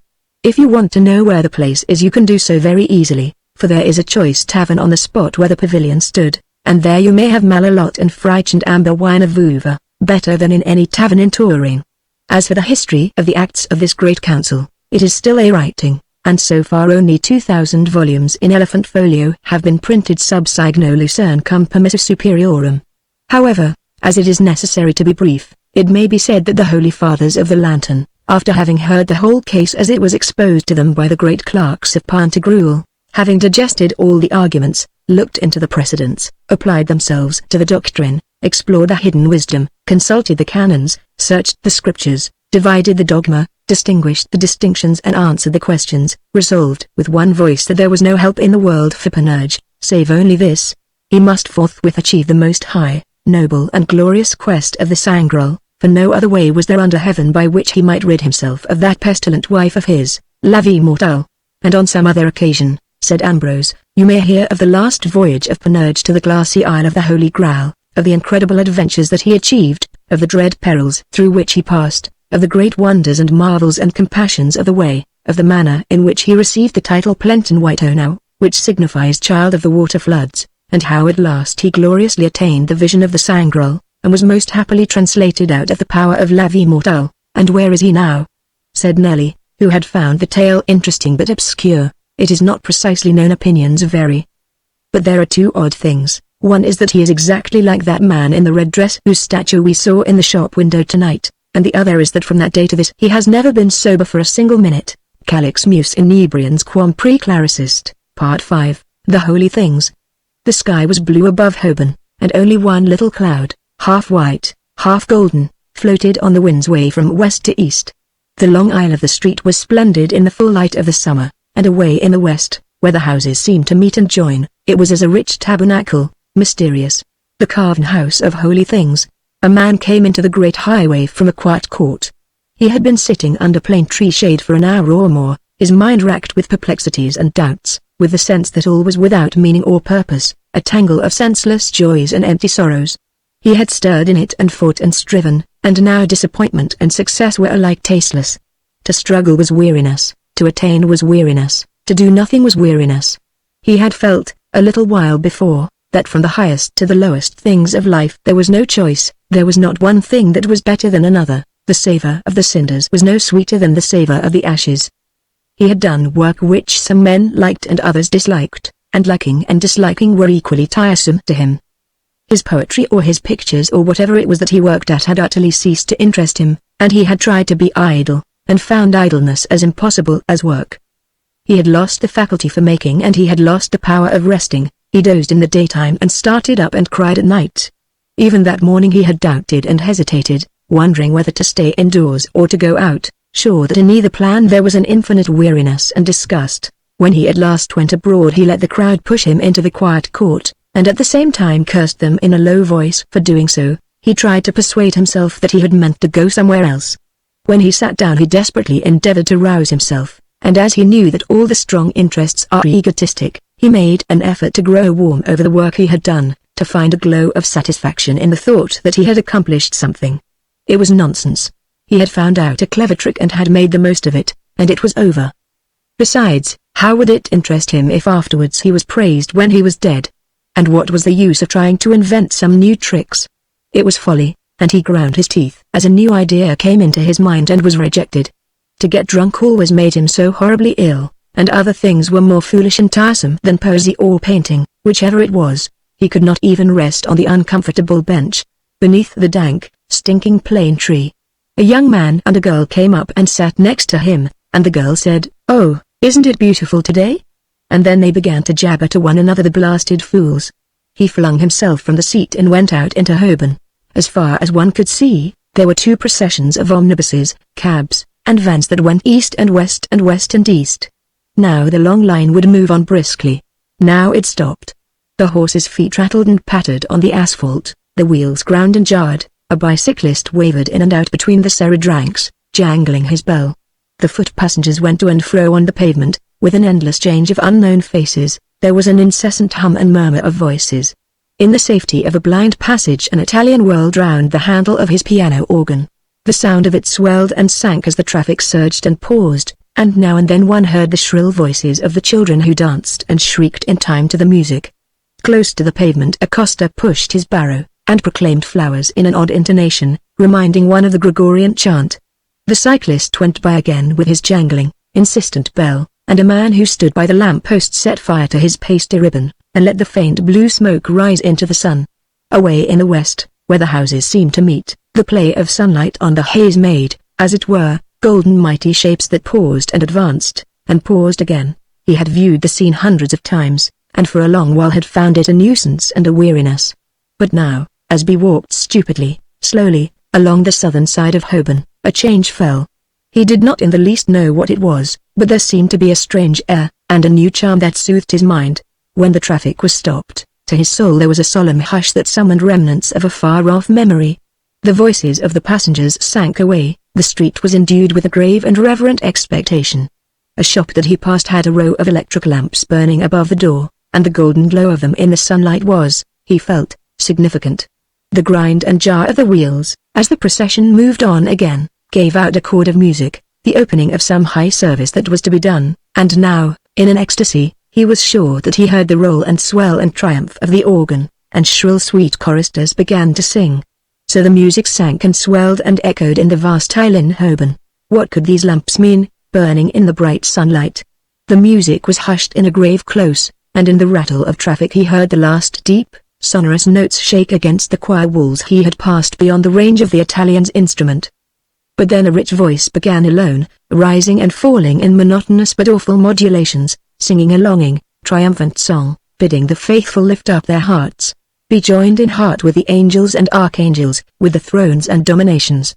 He could see no longer, he could not see the man who passed close beside him, pushing his barrow, and calling flowers. He could not be mistaken, he was sure now. Though air was blue with incense, he smelt the adorable fragrance. The time had almost come. And then the silvery, reiterated, instant summons of a bell, and again, the tears fell from his eyes. In his weeping the tears poured the rain upon his cheeks. But he saw in the far distance, the carved tabernacle, golden mighty figure moving slowly, imploring arms stretched forth. There was a noise of a great shout. The choir sang in the tongue of his boyhood that he had forgotten. Sant. Then the silvery bell tinkled anew, and again. He looked and saw the holy, white, and shining mysteries exhibited in Holborn. Part 6, Psychology. Mr. Dale, who had quiet rooms in a western part of London, was very busily occupied one day with a pencil and little scraps of paper. He would stop in the middle of his writing, of his monotonous tramp from door to window, jot down a line of hieroglyphics, and turn again to his work.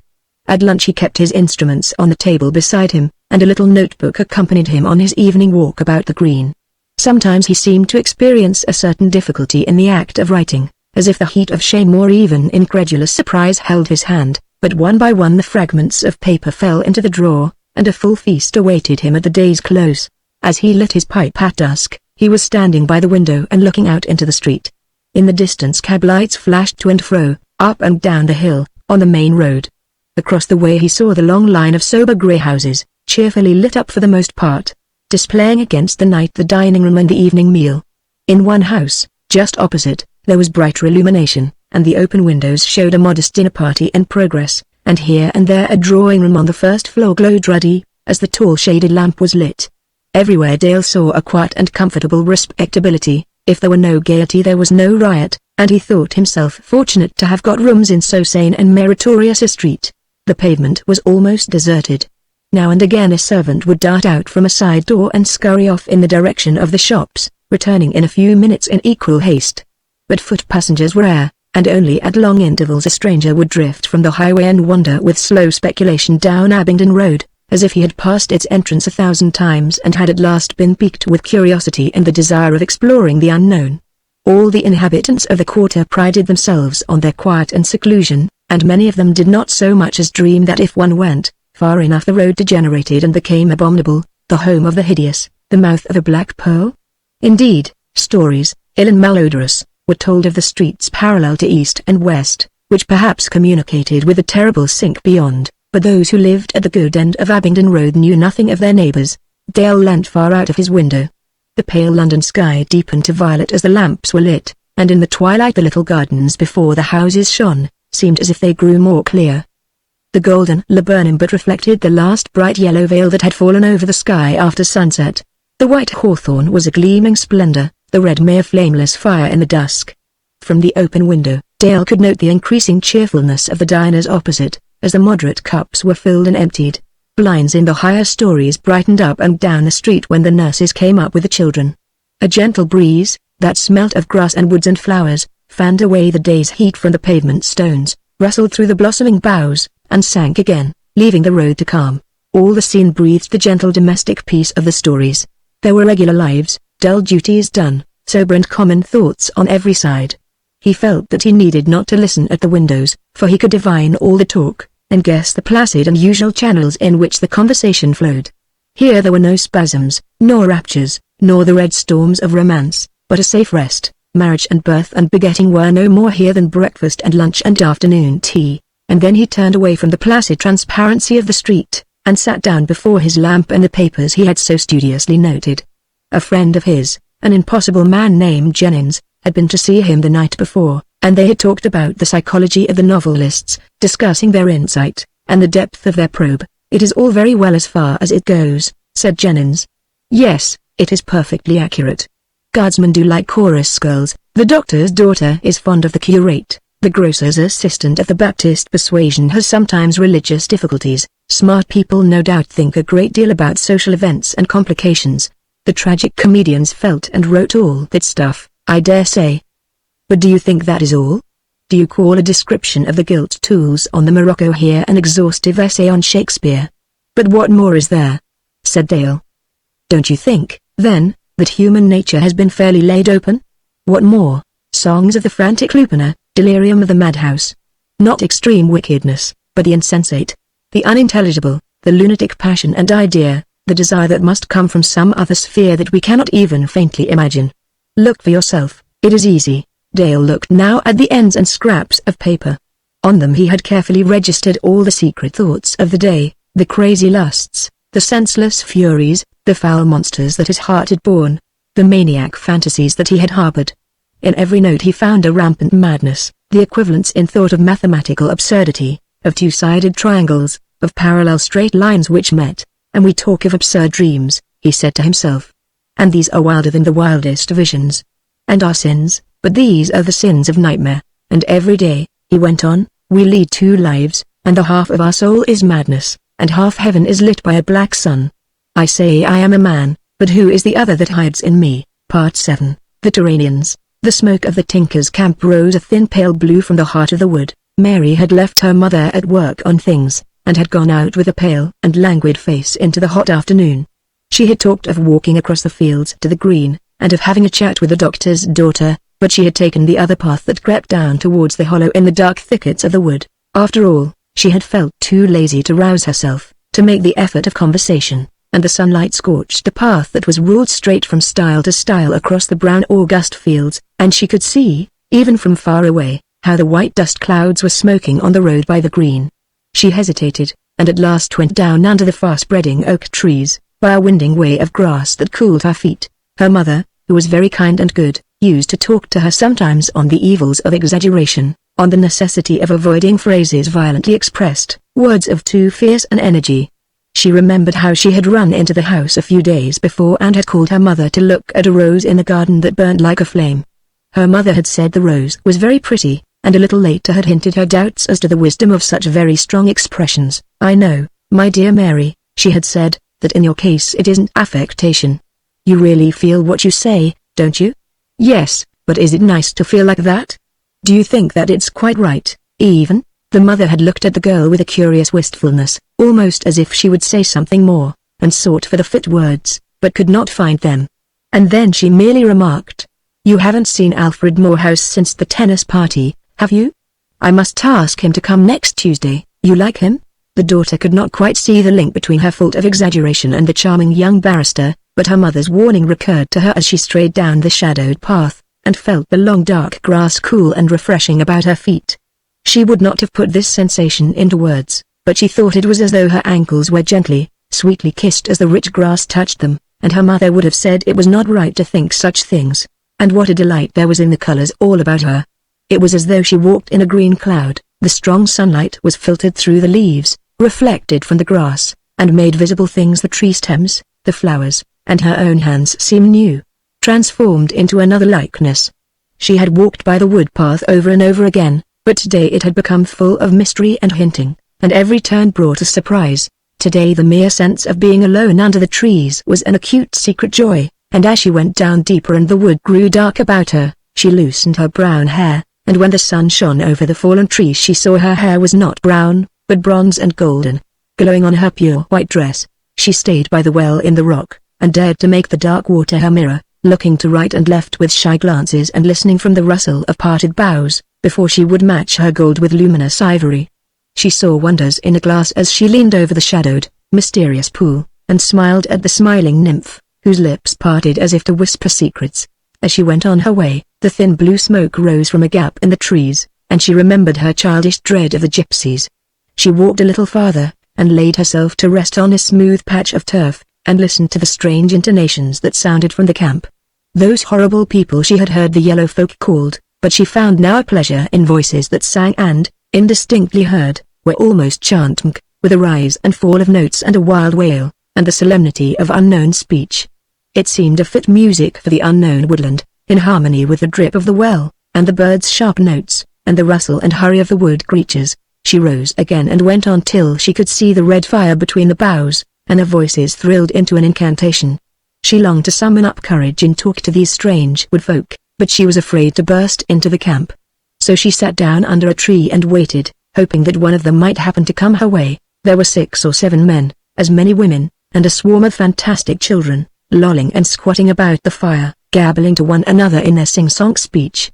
They were people of curious aspect, short and squat, high cheekboned, with dingy yellow skin and long almond eyes. Only in 1 or 2 of the younger men there was a suggestion of a wild, almost fawn-like grace, as of creatures who always moved between the red fire and the green leaf. Though everybody called them gypsies, they were in reality Turanian metal workers, degenerated into wandering tinkers. Their ancestors had fashioned the bronze battle axes, and they mended pots and kettles. Mary waited under the tree, sure that she had nothing to fear, and resolved not to run away if one of them appeared. The sun sank into a mass of clouds and the air grew close and heavy. A mist steamed up about the trees, a blue mist like the smoke of a wood fire. A strange smiling face peered out from between the leaves, and the girl knew that her heart leapt as the young man walked towards her. The Turanians moved their camp that night. There was a red glint, like fire, in the vast shadowy west, and then a burning paten floated up from a wild hill. A procession of weird bowed figures passed across the crimson disk, one stumbling after another in long single file, each bending down beneath his huge shapeless pack, and the children crawled last, goblin-like, fantastic. The girl was lying in her white room, caressing a small green stone, a curious thing cut with strange devices, awful with age.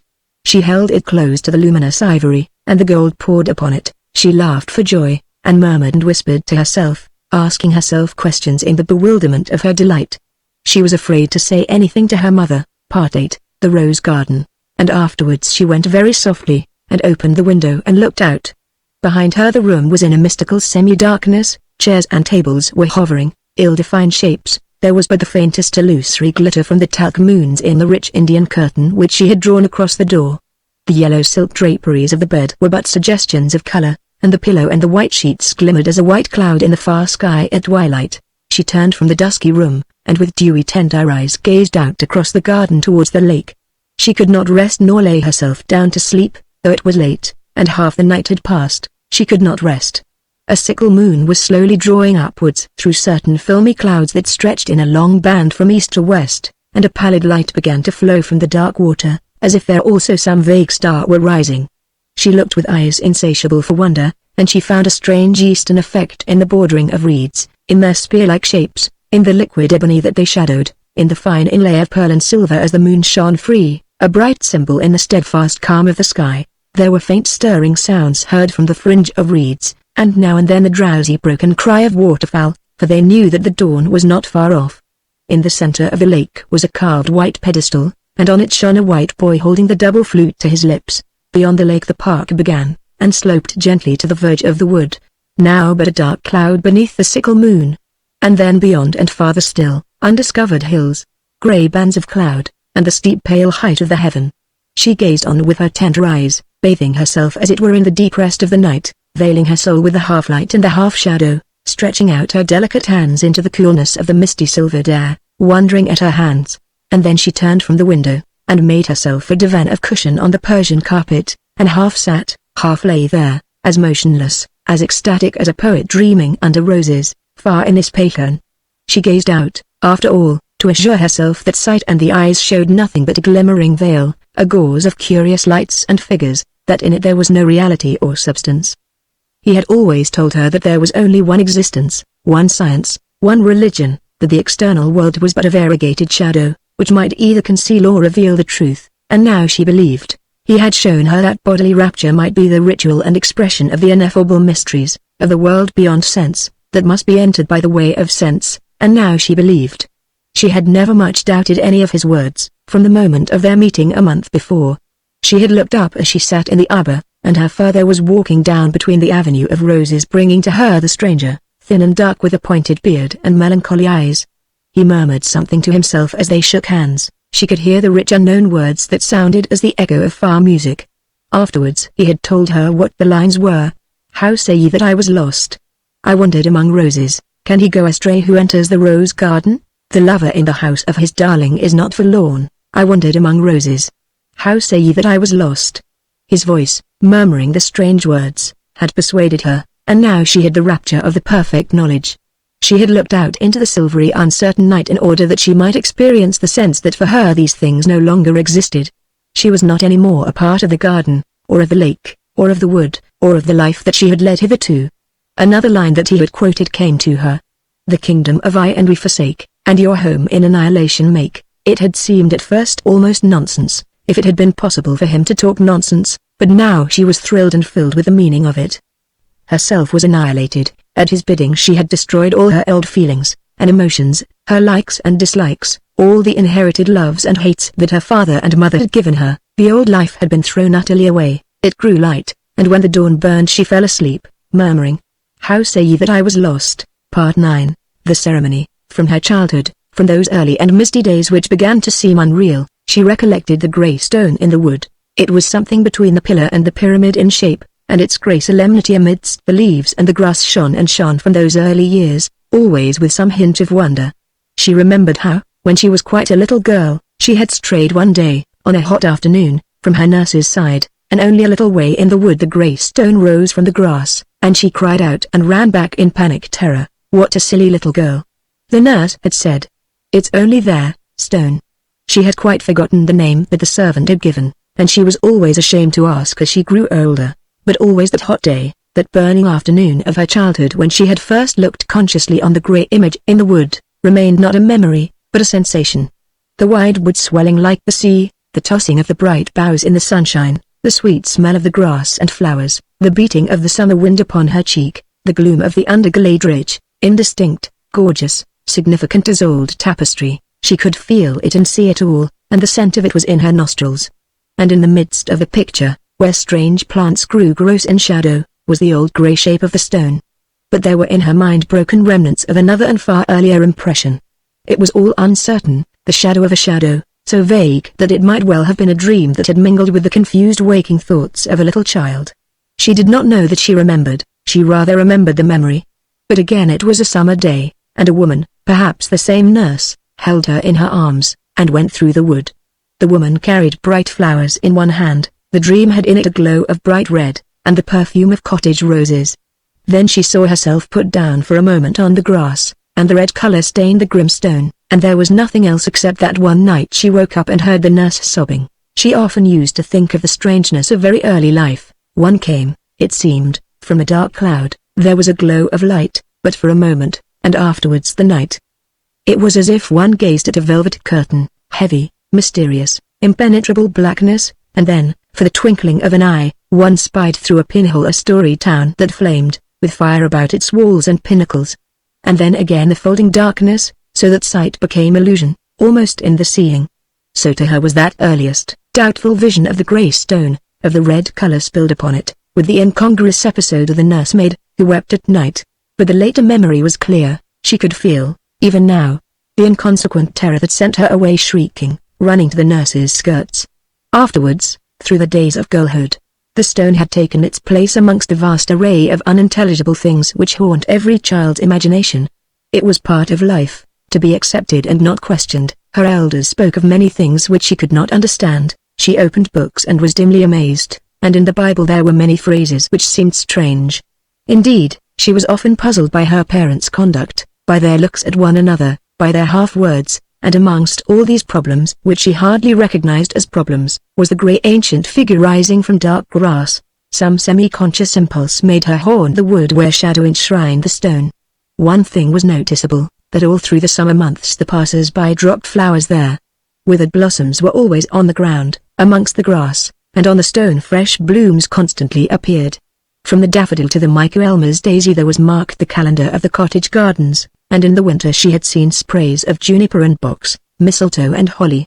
Once she had been drawn through the bushes by a red glow, as if there had been a fire in the wood, and when she came to the place, all the stone shone and all the ground about it was bright with roses. In her 18th year she went one day into the wood, carrying with her a book that she was reading. She hid herself in a nook of hazel, and her soul was full of poetry, when there was a rustling, the rapping of parted boughs returning to their place. Her concealment was but a little way from the stone, and she peered through the net of boughs, and saw a girl timidly approaching. She knew her quite well. It was Annie Dolben, the daughter of a labourer, lately a promising pupil at Sunday school. Annie was a nice-mannered girl, never failing in her courtesy, wonderful for her knowledge of the Jewish kings. Her face had taken an expression that whispered, that hinted strange things. There was a light and a glow behind the veil of flesh. And in her hand she bore lilies. The lady hidden in hazels watched Annie come close to the grey image. For a moment her whole body palpitated with expectation, almost the sense of what was to happen dawned upon her. She watched Annie crown the stone with flowers, she watched the amazing ceremony that followed, and yet, in spite of all her blushing shame, she herself bore blossoms to the wood a few months later. She laid white hothouse lilies upon the stone, and orchids of dying purple, and crimson exotic flowers. Having kissed the grey image with devout passion, she performed there all the antique immemorial rite. Part 10. The Soldier's Rest. The soldier with the ugly wound in the head opened his eyes at last, and looked about him with an air of pleasant satisfaction. He still felt drowsy and dazed with some fierce experience through which he had passed, but so far he could not recollect much about it.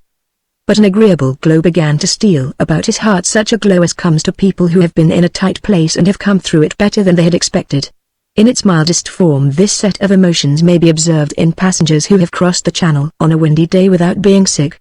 They triumph a little internally, and are suffused with vague, kindly feelings. The wounded soldier was somewhat of this disposition as he opened his eyes, pulled himself together, and looked about him. He felt a sense of delicious ease and repose in bones that had been racked and weary, and deep in the heart that had so lately been tormented there was an assurance of comfort of the battle won. The thundering, roaring waves were past, he had entered into the haven of calm waters. After fatigues and terrors that as yet he could not recollect, he seemed now to be resting in the easiest of all easy chairs in a dim, low room. In the hearth there was a glint of fire and a blue, sweet-scented puff of wood smoke. A great black oak beam roughly hewn crossed the ceiling. Through the leaded panes of the windows he saw a rich glow of sunlight, green lawns, and against the deepest and the most radiant of all blue skies the wonderful far-lifted towers of a vast Gothic cathedral, mystic, rich with imagery. Good Lord! He murmured to himself. I didn't know they had such places in France. It's just like Wells. And it might be the other day when I was going past the Swan, just as it might be past that window, and asked the ostler what time it was, and he says, what time? Why, summertime, and there outside it looks like summer that would last forever. If this was an inn they ought to call it the Soldier's Rest. He dozed off again, and when he opened his eyes once more a kindly-looking man in some sort of black robe was standing by him. "It's all right now, isn't it?" he said, speaking in good English. "Yes, thank you, sir, as right as can be. I hope to be back again soon." Well, but how did you come here? Where did you get that?" He pointed to the wound on the soldier's forehead. The soldier put his hand up to his brow and looked dazed and puzzled. "Well, sir," he said at last, "it was like this, to begin at the beginning. You know how we came over in August, and there we were in the thick of it, as you might say, in a day or two. An awful time it was, and I don't know how I got through it alive. My best friend was killed dead beside me as we lay in the trenches. By Cambrai, I think it was. Then things got a little quieter for a bit, and I was quartered in a village for the best part of a week. She was a very nice lady where I was, and she treated me proper with the best of everything. Her husband he was fighting, but she had the nicest little boy I ever knew, a little fellow of 5 or 6 it might be, and we got on splendid. The amount of their lingo that kid taught me we and bong swore and comment vous portez-vous, and all, and I taught him English. You should have heard that nipper say half a mo, old un. It was a treat. Then one day we got surprised.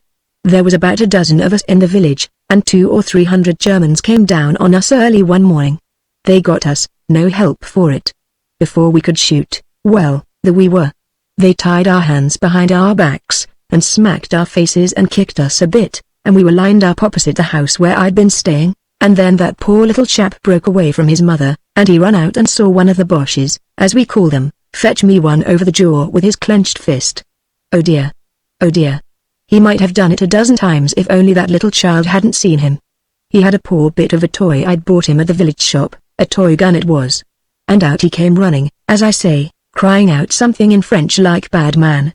Bad man. Don't hurt my English or I shoot you," and he pointed that gun at the German soldier. The German, he took his bayonet, and he drove it right through the poor little chap's throat. The soldier's face worked and twitched and twisted itself into a sort of grin, and he sat grinding his teeth and staring at the man in the black robe. He was silent for a little. And then he found his voice, and the oaths rolled terrible, thundering from him, as he cursed that murderous wretch, and bade him go down and burn forever in hell. And the tears were raining down his face, and they choked him at last. "I beg your pardon, sir, I'm sure," he said, "especially you being a minister of some kind, I suppose, but I can't help it." He was such a dear little man. The man in black murmured something to himself. "Preciosa in conspecta Domini Mars innocentia mejuster, in the sight of the Lord is the death of his innocents." Then he put a kind hand very gently on the soldier's shoulder. "Never mind," said he, "I've seen some service in my time, myself. But what about that wound?" "Oh, that's nothing. But I'll tell you how I got it. It was just like this. The Germans had us fair, as I tell you, and they shut us up in a barn in the village, just flung us on the ground and left us to starve seemingly. They barred up the big door of the barn, and put a sentry there, and thought we were all right. There were sort of slits like very narrow windows in one of the walls, and on the second day I was looking out of these slits down the street, and I could see those German devils were up to mischief. They were planting their machine guns everywhere handy where an ordinary man coming up the street would never see them, but I see them, and I see the infantry lining up behind the garden walls. Then I had a sort of a notion of what was coming, and presently, sure enough, I could hear some of our chaps singing hello, hello, hello, in the distance, and I says to myself, not this time. So I looked about me, and I found a hole under the wall, a kind of a drain I should think it was, and I found I could just squeeze through. And I got out and crept round, and away I goes running down the street, yelling for all I was worth, just as our chaps were getting round the corner at the bottom. Bang, bang, went the guns, behind me and in front of me, and on each side of me, and then bash. Something hit me on the head and over I went, and I don't remember anything more till I woke up here just now. The soldier lay back in his chair and closed his eyes for a moment. When he opened them he saw that there were other people in the room besides the minister in the black robes. One was a man in a big black cloak. He had a grim old face and a great beaky nose. He shook the soldier by the hand. "By God, sir," he said, "you're a credit to the British Army, you're a damned fine soldier and a good man, and, by God, I'm proud to shake hands with you." And then someone came out of the shadow, someone in queer clothes such as the soldier had seen worn by the heralds when he had been on duty at the opening of Parliament by the King. "Now, by Corpus Domini," this man said, "of all knights ye be noblest and gentlest, and ye be of fairest report, and now ye be a brother of the noblest brotherhood that ever was since this world's beginning, since ye have yielded dear life for your friend's sake." The soldier did not understand what the man was saying to him. There were others, too, in strange dresses, who came and spoke to him. Some spoke in what sounded like French. He could not make it out, but he knew that they all spoke kindly and praised him. "What does it all mean?" he said to the minister. "What are they talking about? They don't think I'd let down my pals? Drink this," said the minister, and he handed the soldier a great silver cup, brimming with wine. The soldier took a deep draught, and in that moment all his sorrows passed from him. "What is it?" he asked. "Vin nouveau du royaume," said the minister. "New wine of the kingdom, you call it?" And then he bent down and murmured in the soldier's ear. "What?" said the wounded man. "The place they used to tell us about in Sunday school." With such drink and such joy, his voice was hushed. For as he looked at the minister the fashion of his vesture was changed. The black robe seemed to melt away from him. He was all in armor, if armor be made of starlight, of the rose of dawn, and of sunset fires, and he lifted up a great sword of flame, full in the midst, his cross of red, triumphant Michael brandished, and trampled the apostate's pride. Part 11. The Happy Children. A day after the Christmas of 1915, my professional duties took me up north, or to be as precise as our present conventions allow, to the northeastern district. There was some singular talk, mad gossip of the Germans having a dugout somewhere by Malton Head. Nobody seemed to be quite clear as to what they were doing there or what they hoped to do there, but the report ran like wildfire from one foolish mouth to another, and it was thought desirable that the whole silly tale should be tracked down to its source and exposed or denied once and for all. I went up, then, to that northeastern district on Sunday, December 26, 1915, and pursued my investigations from Helmsdale Bay, which is a small watering place within a couple of miles of Malton Head. The people of the Dales and the Moors had just heard of the fable, I found, and regarded it all with supreme and sour contempt.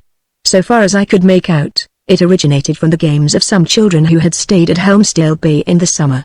They had acted a rude drama of German spies and their capture, and had used Helby Cavern, between Helmsdale and Malton Head, as the scene of their play.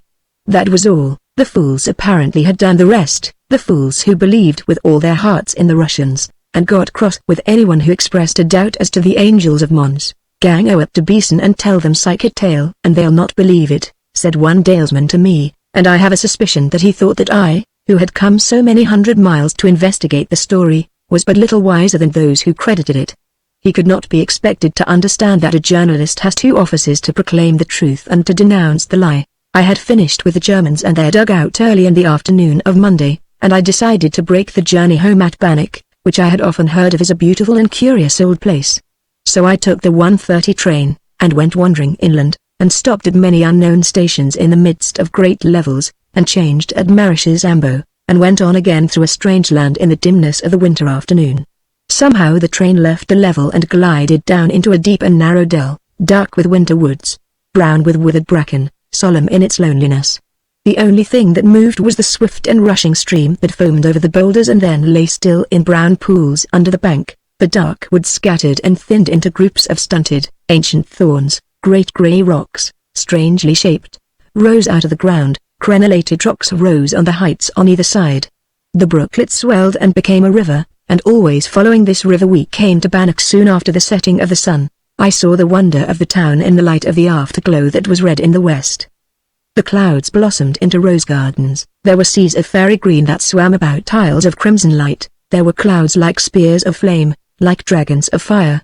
And under the mingling lights and colors of such a sky Bannock went down to the pools of its landlocked harbor and climbed again across the bridge towards the ruined abbey and the great church on the hill.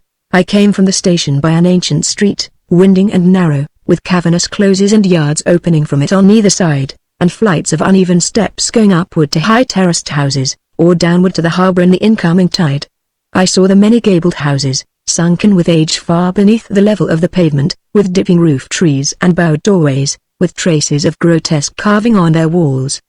And when I stood on the quay, there on the other side of the harbor was the most amazing confusion of red-tiled roofs that I had ever seen, and the great grey Norman church high on the bare hill above them, and below them the boats swinging in the swaying tide and the water burning in the fires of the sunset. It was the town of a magic dream.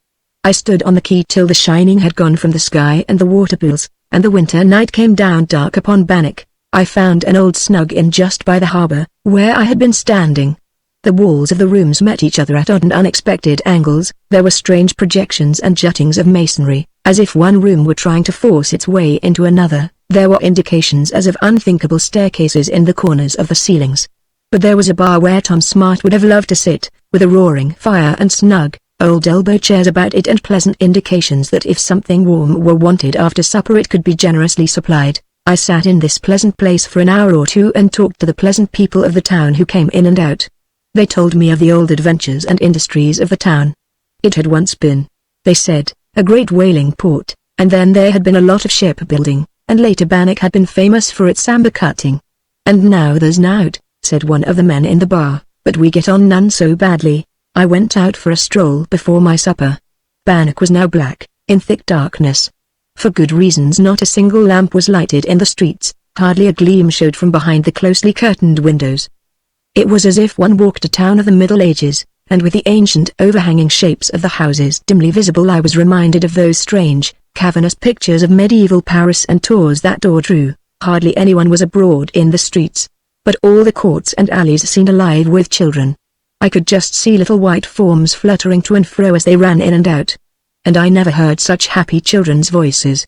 Some were singing, some were laughing, and peering into one black cavern, I made out a ring of children dancing round and chanting in clear voices a wonderful melody, some old tune of local tradition, as I supposed, for its modulations were such as I had never heard before. I went back to my tavern and spoke to the landlord about the number of children who were playing about the dark streets and courts, and how delightfully happy they all seemed to be. He looked at me steadily for a moment, and then said, "Well, you see, sir, the children have got a bit out of hand of late. Their fathers are out at the front, and their mothers can't keep them in order. So they're running a bit wild." There was something odd about his manner. I could not make out exactly what the oddity was, or what it meant. I could see that my remark had somehow made him uncomfortable, but I was at a loss to know what I had done. I had my supper, and then sat down for a couple of hours to settle the Germans of Malton Head. I finished my account of the German myth, and instead of going to bed, I determined that I would have one more look at Bannock in its wonderful darkness. So I went out and crossed the bridge, and began to climb up the street on the other side, where there was that strange huddle of red roofs mounting one above the other that I had seen in the afterglow. And to my amazement I found that these extraordinary Bannock children were still about and abroad, still reveling and caroling, dancing and singing, standing, as I supposed, on the top of the flights of steps that climbed from the courts up the hillside, and so having the appearance of floating in mid-air. And their happy laughter rang out like bells on the night. It was 11:15 when I had left my inn, and I was just thinking that the Bannock mothers had indeed allowed indulgence to go too far, when the children began again to sing that old melody that I had heard in the evening. And now the sweet, clear voices swelled out into the night, and, I thought, must be numbered by hundreds. I was standing in a dark alleyway, and I saw with amazement that the children were passing me in a long procession that wound up the hill towards the abbey. Whether a faint moon now rose, or whether clouds passed from before the stars, I do not know, but the air lightened, and I could see the children plainly as they went by singing, with the rapture and exultation of them that sing in the woods in springtime. They were all in white, but some of them had strange marks upon them which, I supposed, were of significance in this fragment of some traditional minstrel play that I was beholding. Many of them had wreaths of dripping seaweed about their brows, one showed a painted scar on her throat, a tiny boy held open his white robe, and pointed to a dreadful wound above his heart, from which the blood seemed to flow. Another child held out his hands wide apart and the palms looked torn and bleeding, as if they had been pierced. One of the children held up a little baby in her arms, and even the infant showed the appearance of a wound on its face. The procession passed me by, and I heard it still singing as if in the sky as it went on its steep way up the hill to the ancient church. I went back to my inn, and as I crossed the bridge it suddenly struck me that this was the eve of the Holy Innocents. No doubt I had seen a confused relic of some medieval observance, and when I got back to the inn I asked the landlord about it. Then I understood the meaning of the strange expression I had seen on the man's face. He was sick and shuddering with terror. He drew away from me as though I were a messenger from the dead. Some weeks after this I was reading in a book called The Ancient Rites of Bannock. It was written in the reign of Queen Elizabeth by some anonymous person who had seen the glory of the old abbey, and then the desolation that had come to it. I found this passage. "And on Chaldemar's day, at midnight, there was done there a marvelous solemn service. For when the monks had ended their singing of Dum at their matins, there came unto the altar the Lord Abbot, gloriously arrayed in a vestment of cloth of gold, so that it was a great marvel to behold him.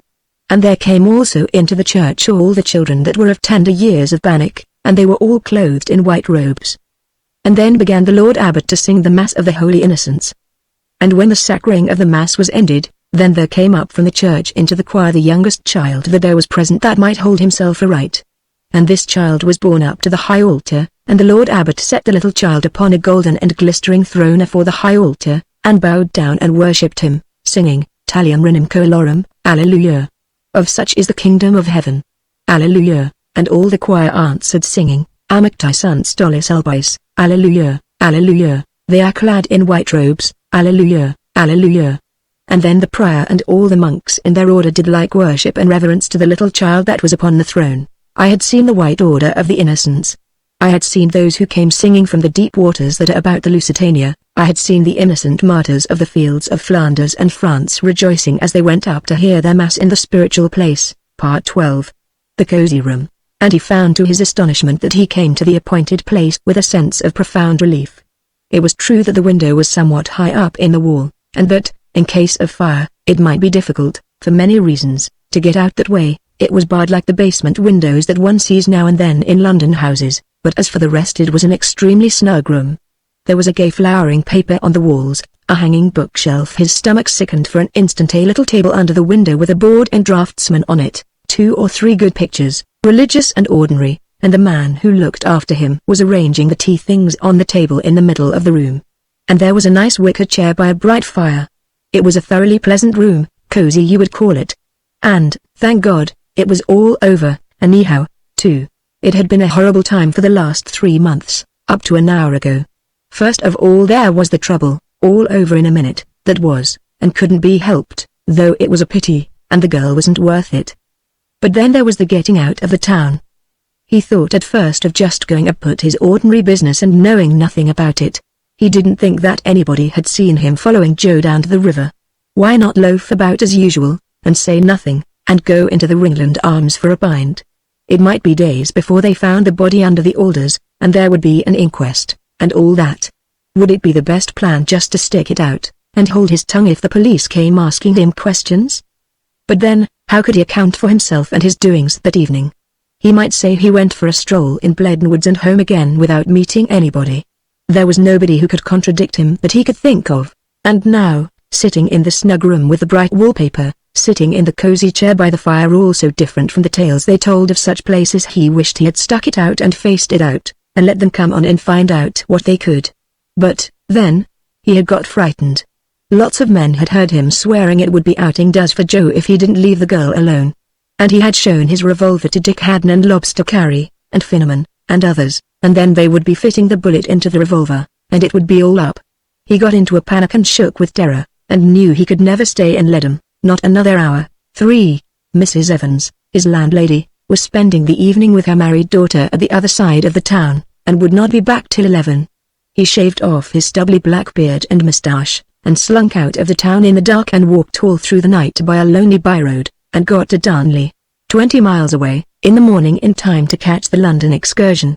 There was a great crowd of people, and, so far as he could see, nobody that he knew, and the carriages packed full of Darnleyites and Lockwood weavers all in high spirits and taking no notice of him.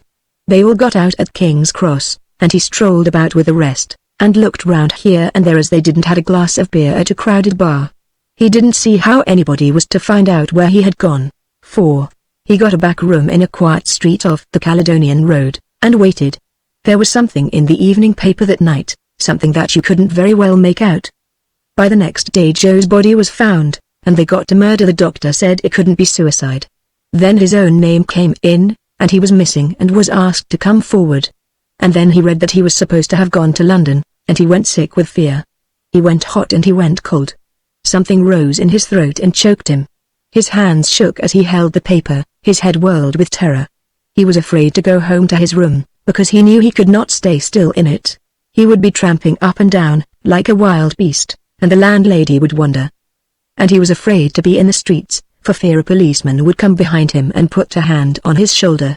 There was a kind of small square round the corner, and he sat down on one of the benches there and held up the paper before his face, with the children yelling and howling and playing all about him on the asphalt paths. They took no notice of him, and yet they were company of a sort. It was not like being all alone in that little, quiet room. But it soon got dark and the man came to shut the gates. And after that nights and days of horror and sick terrors that he never had known a man could suffer and live. He had brought enough money to keep him for a while, but every time he changed a note he shook with fear, wondering whether it would be traced. What could he do? Where could he go? Could he get out of the country? But there were passports and papers of all sorts that would never do. He read that the police held a clue to the Ledham murder mystery, and he trembled to his lodgings and locked himself in and moaned in his agony, and then found himself chattering words and phrases at random, without meaning or relevance, strings of gibbering words. All right, all right, all right. Yes, yes, yes, yes. There. Well. Just because he must utter something, because he could not bear to sit still and silent, with that anguish tearing his heart, with that sick horror choking him, with that weight of terror pressing on his breast. And then, nothing happened, and a little, faint, trembling hope fluttered in his breast for a while, and for a day or two he felt he might have a chance after all. One night he was in such a happy state that he ventured round to the little public house at the corner, and drank a bottle of old brown ale with some enjoyment, and began to think of what life might be again, if by a miracle he recognized even then that it would be a miracle all this horror passed away, and he was once more just like other men, with nothing to be afraid of. He was relishing the brown ale, and quite plucking up a spirit, when a chance phrase from the bar caught him, looking for him not far from here, so they say. He left the glass of beer half full, and went out wondering whether he had the courage to kill himself that night. As a matter of fact the men at the bar were talking about a recent and sensational cat burglar, but every such word was doomed to this wretch. And ever and again, he would check himself in his horrors, in his mutterings and regibberings, and wonder with amazement that the heart of a man could suffer such bitter agony, such rending torment. It was as if he had found out and discovered, he alone of all men living, a new world of which no man before had ever dreamed, in which no man could believe, if he were told the story of it. He had woken up in his past life from such nightmares, now and again, as most men suffer. They were terrible, so terrible that he remembered 2 or 3 of them that had oppressed him years before, but they were pure delight to what he now endured. Not endured, but writhed under as a worm twisting amidst red, burning coals. He went out into the streets, some noisy, some dull and empty, and considered in his panic-stricken confusion which he should choose. They were looking for him in that part of London. There was deadly peril in every step. The streets where people went to and fro and laughed and chatted might be the safer. He could walk with the others and seem to be of them, and so be less likely to be noticed by those who were hunting on his track. But then, on the other hand, the great electric lamps made these streets almost as bright as day, and every feature of the passers-by was clearly seen. True, he was clean-shaven now, and the pictures of him in the papers showed a bearded man, and his own face in the glass still looked strange to him. Still, there were sharp eyes that could penetrate such disguises, and they might have brought down some man from Ledham who knew him well, and knew the way he walked, and so he might be hailed and held at any moment. He dared not walk under the clear blaze of the electric lamps. He would be safe in the dark, quiet byways. He was turning aside, making for a very quiet street close by, when he hesitated. This street, indeed, was still enough after dark, and not over well lighted. It was a street of low, 2-storied houses of grey brick that had grimed, with 3 or 4 families in each house. Tired men came home here after working hard all day, and people drew their blinds early and stirred very little abroad, and went early to bed. Footsteps were rare in this street and in other streets into which it led, and the lamps were few and dim compared with those in the big thoroughfares. And yet, the very fact that few people were about made such as were all the more noticeable and conspicuous. And the police went slowly on their beats in the dark streets as in the bright, and with few people to look at no doubt they looked all the more keenly at such as passed on the pavement. In his world, that dreadful world that he had discovered and dwelt in alone, the darkness was brighter than the daylight, and solitude more dangerous than a multitude of men. He dared not go into the light. He feared the shadows, and went trembling to his room and shuddered there as the hours of the night went by, shuddered and gabbled to himself his infernal rosary. All right, all right, all right. Splendid, splendid. That's the way, that's the way, that's the way, that's the way. Yes, yes, yes. First rate, first rate. All right. One gabbled in a low mutter to keep himself from howling like a wild beast. Why, it was somewhat in the manner of a wild beast that he beat and tore against the cage of his fate. Now and again it struck him as incredible. He would not believe that it was so. It was something that he would wake from, as he had waked from those nightmares that he remembered, for things did not really happen so. He could not believe it. He would not believe it. Or, if it was so indeed, then all these horrors must be happening to some other man into whose torments he had mysteriously entered. Or he had got into a book, into a tale which one read and shuddered at, but did not for one moment credit. All make-believe, it must be, and presumably everything would be all right again. And then the truth came down on him like a heavy hammer, and beat him down, and held him down on the burning coals of his anguish. Now and then he tried to reason with himself. He forced himself to be sensible, as he put it, not to give way, to think of his chances. After all, it was 3 weeks since he had got into the excursion train at Darnley, and he was still a free man, and every day of freedom made his chances better. These things often die down. There were lots of cases in which the police never got the man they were after. He lit his pipe and began to think things over quietly. It might be a good plan to give his landlady notice, and leave at the end of the week, and make for somewhere in South London, and try to get a job of some sort, that would help to put them off his track. He got up and looked thoughtfully out of the window, and caught his breath.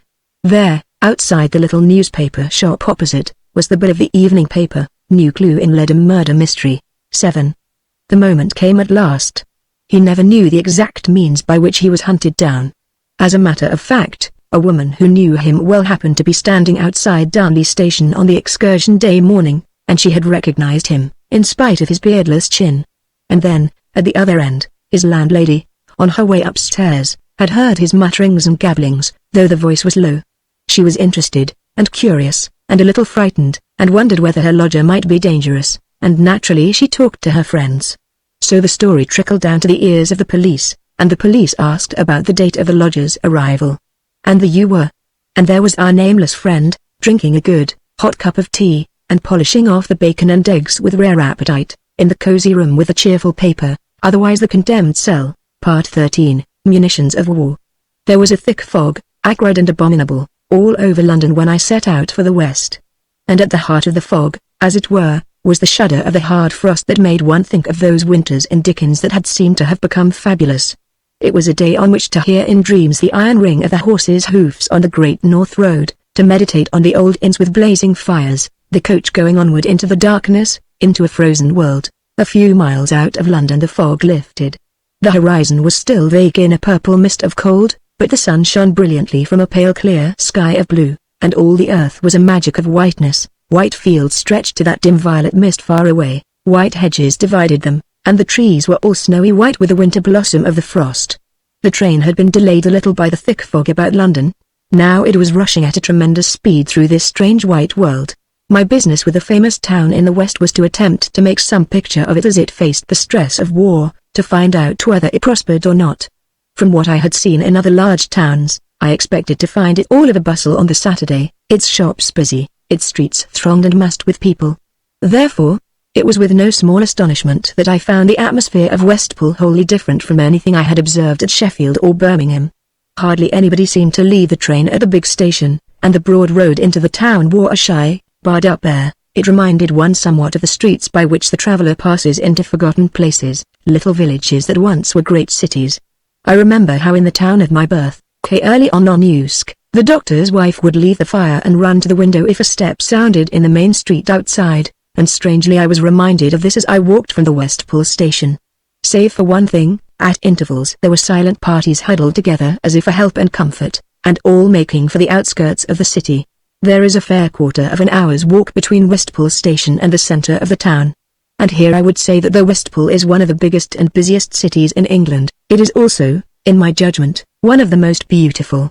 Not only on account of the ancient timbered houses that still overhang many of its narrower streets, not only because of its glorious churches and noble old traditions of splendor I am known to be weak and partial where such things are concerned, but rather because of its site. For through the very heart of the great town a narrow, deep river runs, full of tall ships, bordered by bustling quays, and so you can often look over your garden wall and see a cluster of masts, and the shaking out of sails for a fair wind. and this bringing of deep-sea business into the middle of the dusty streets has always seemed to me an enchantment. There is something of Sinbad and Basra and Baghdad and the nights in it. But this is not all the delight of Westpool. From the very quays of the river the town rushes up to great heights, with streets so steep that often they are flights of steps as in St. Peter Port, and ladder-like ascents. And as I came to Middle Quay in Westpool that winter day, the sun hovered over the violet mists, and the windows of the houses on the heights flamed and flashed red, vehement fires.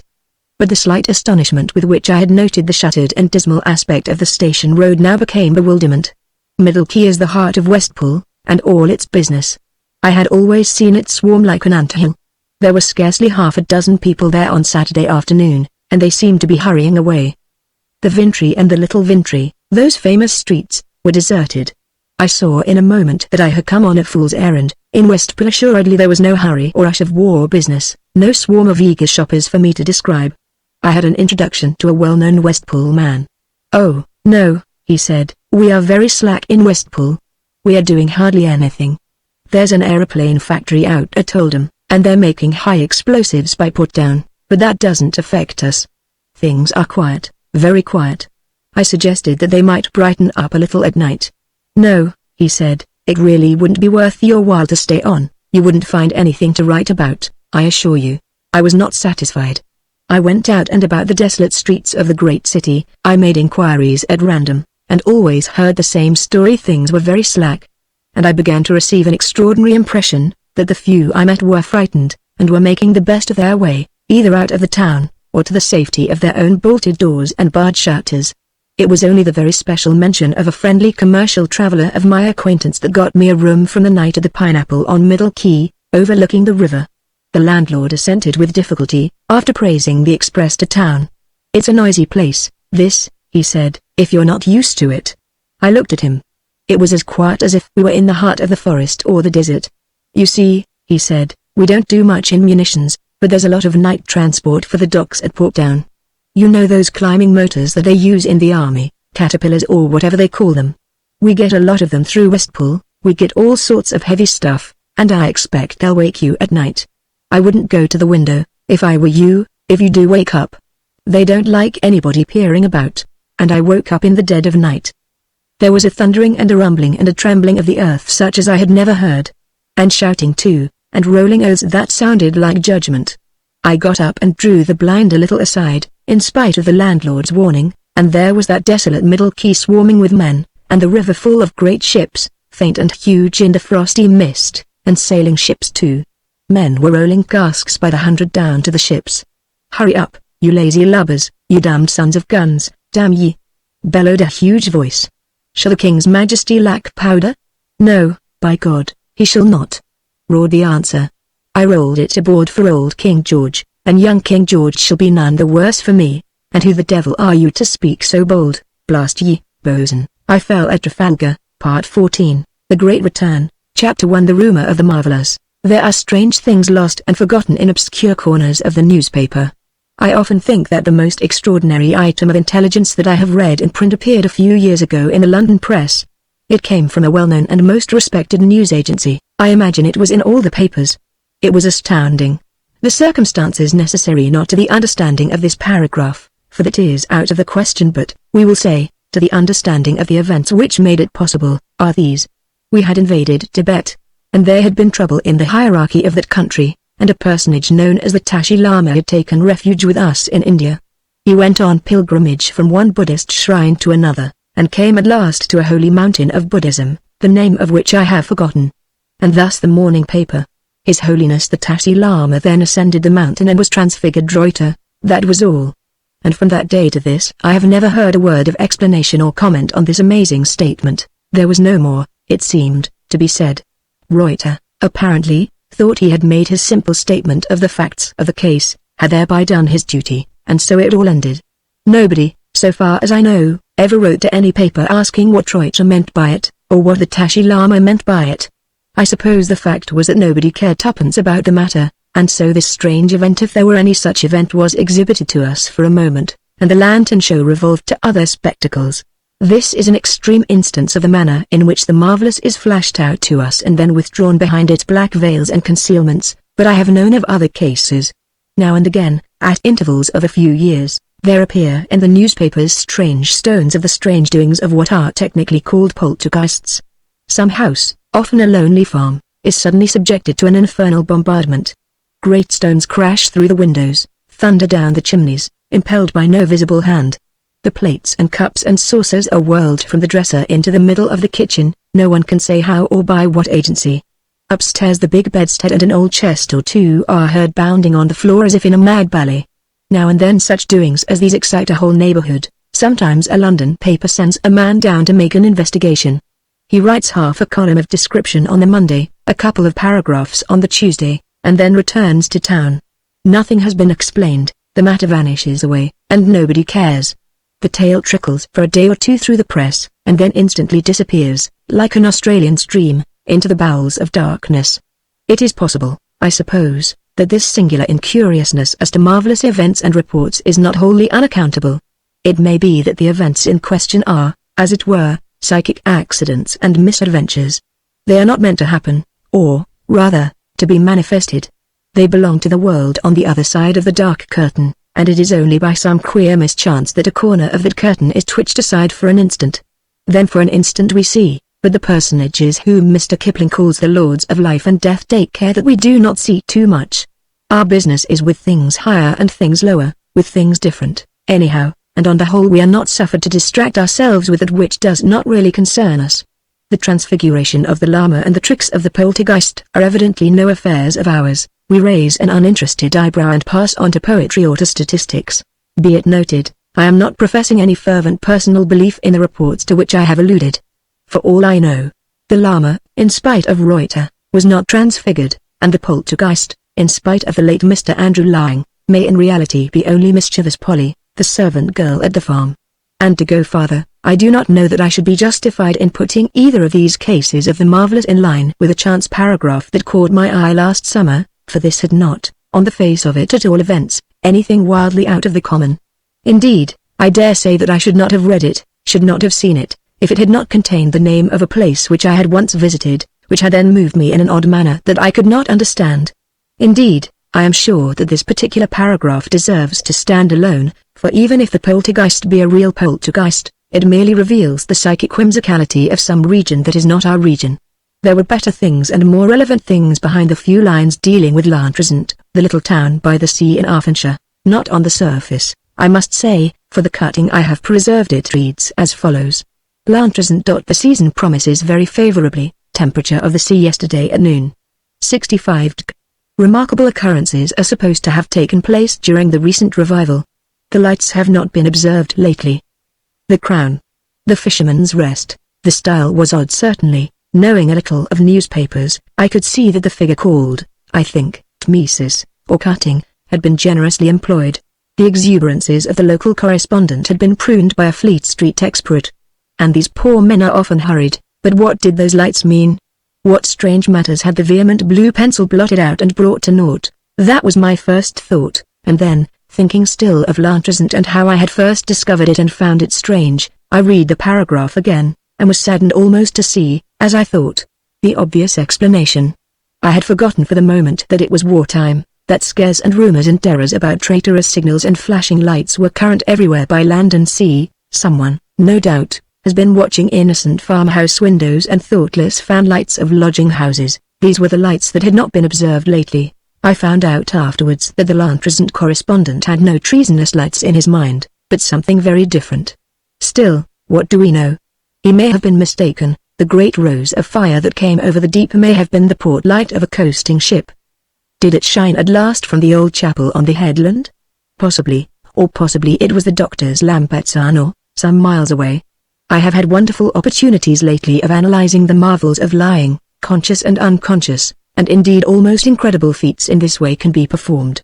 If I incline to the less likely explanation of the lights at Lantresant, it is merely because this explanation seems to me to be altogether congruous with the remarkable occurrences of the newspaper paragraph. After all, if rumor and gossip and hearsay are crazy things to be utterly neglected and laid aside, on the other hand, evidence is evidence, and when a couple of reputable surgeons assert, as they do assert in the case of Owen Phillips, Croswyn, Lantresant, that there has been a kind of resurrection of the body, it is merely foolish to say that these things don't happen.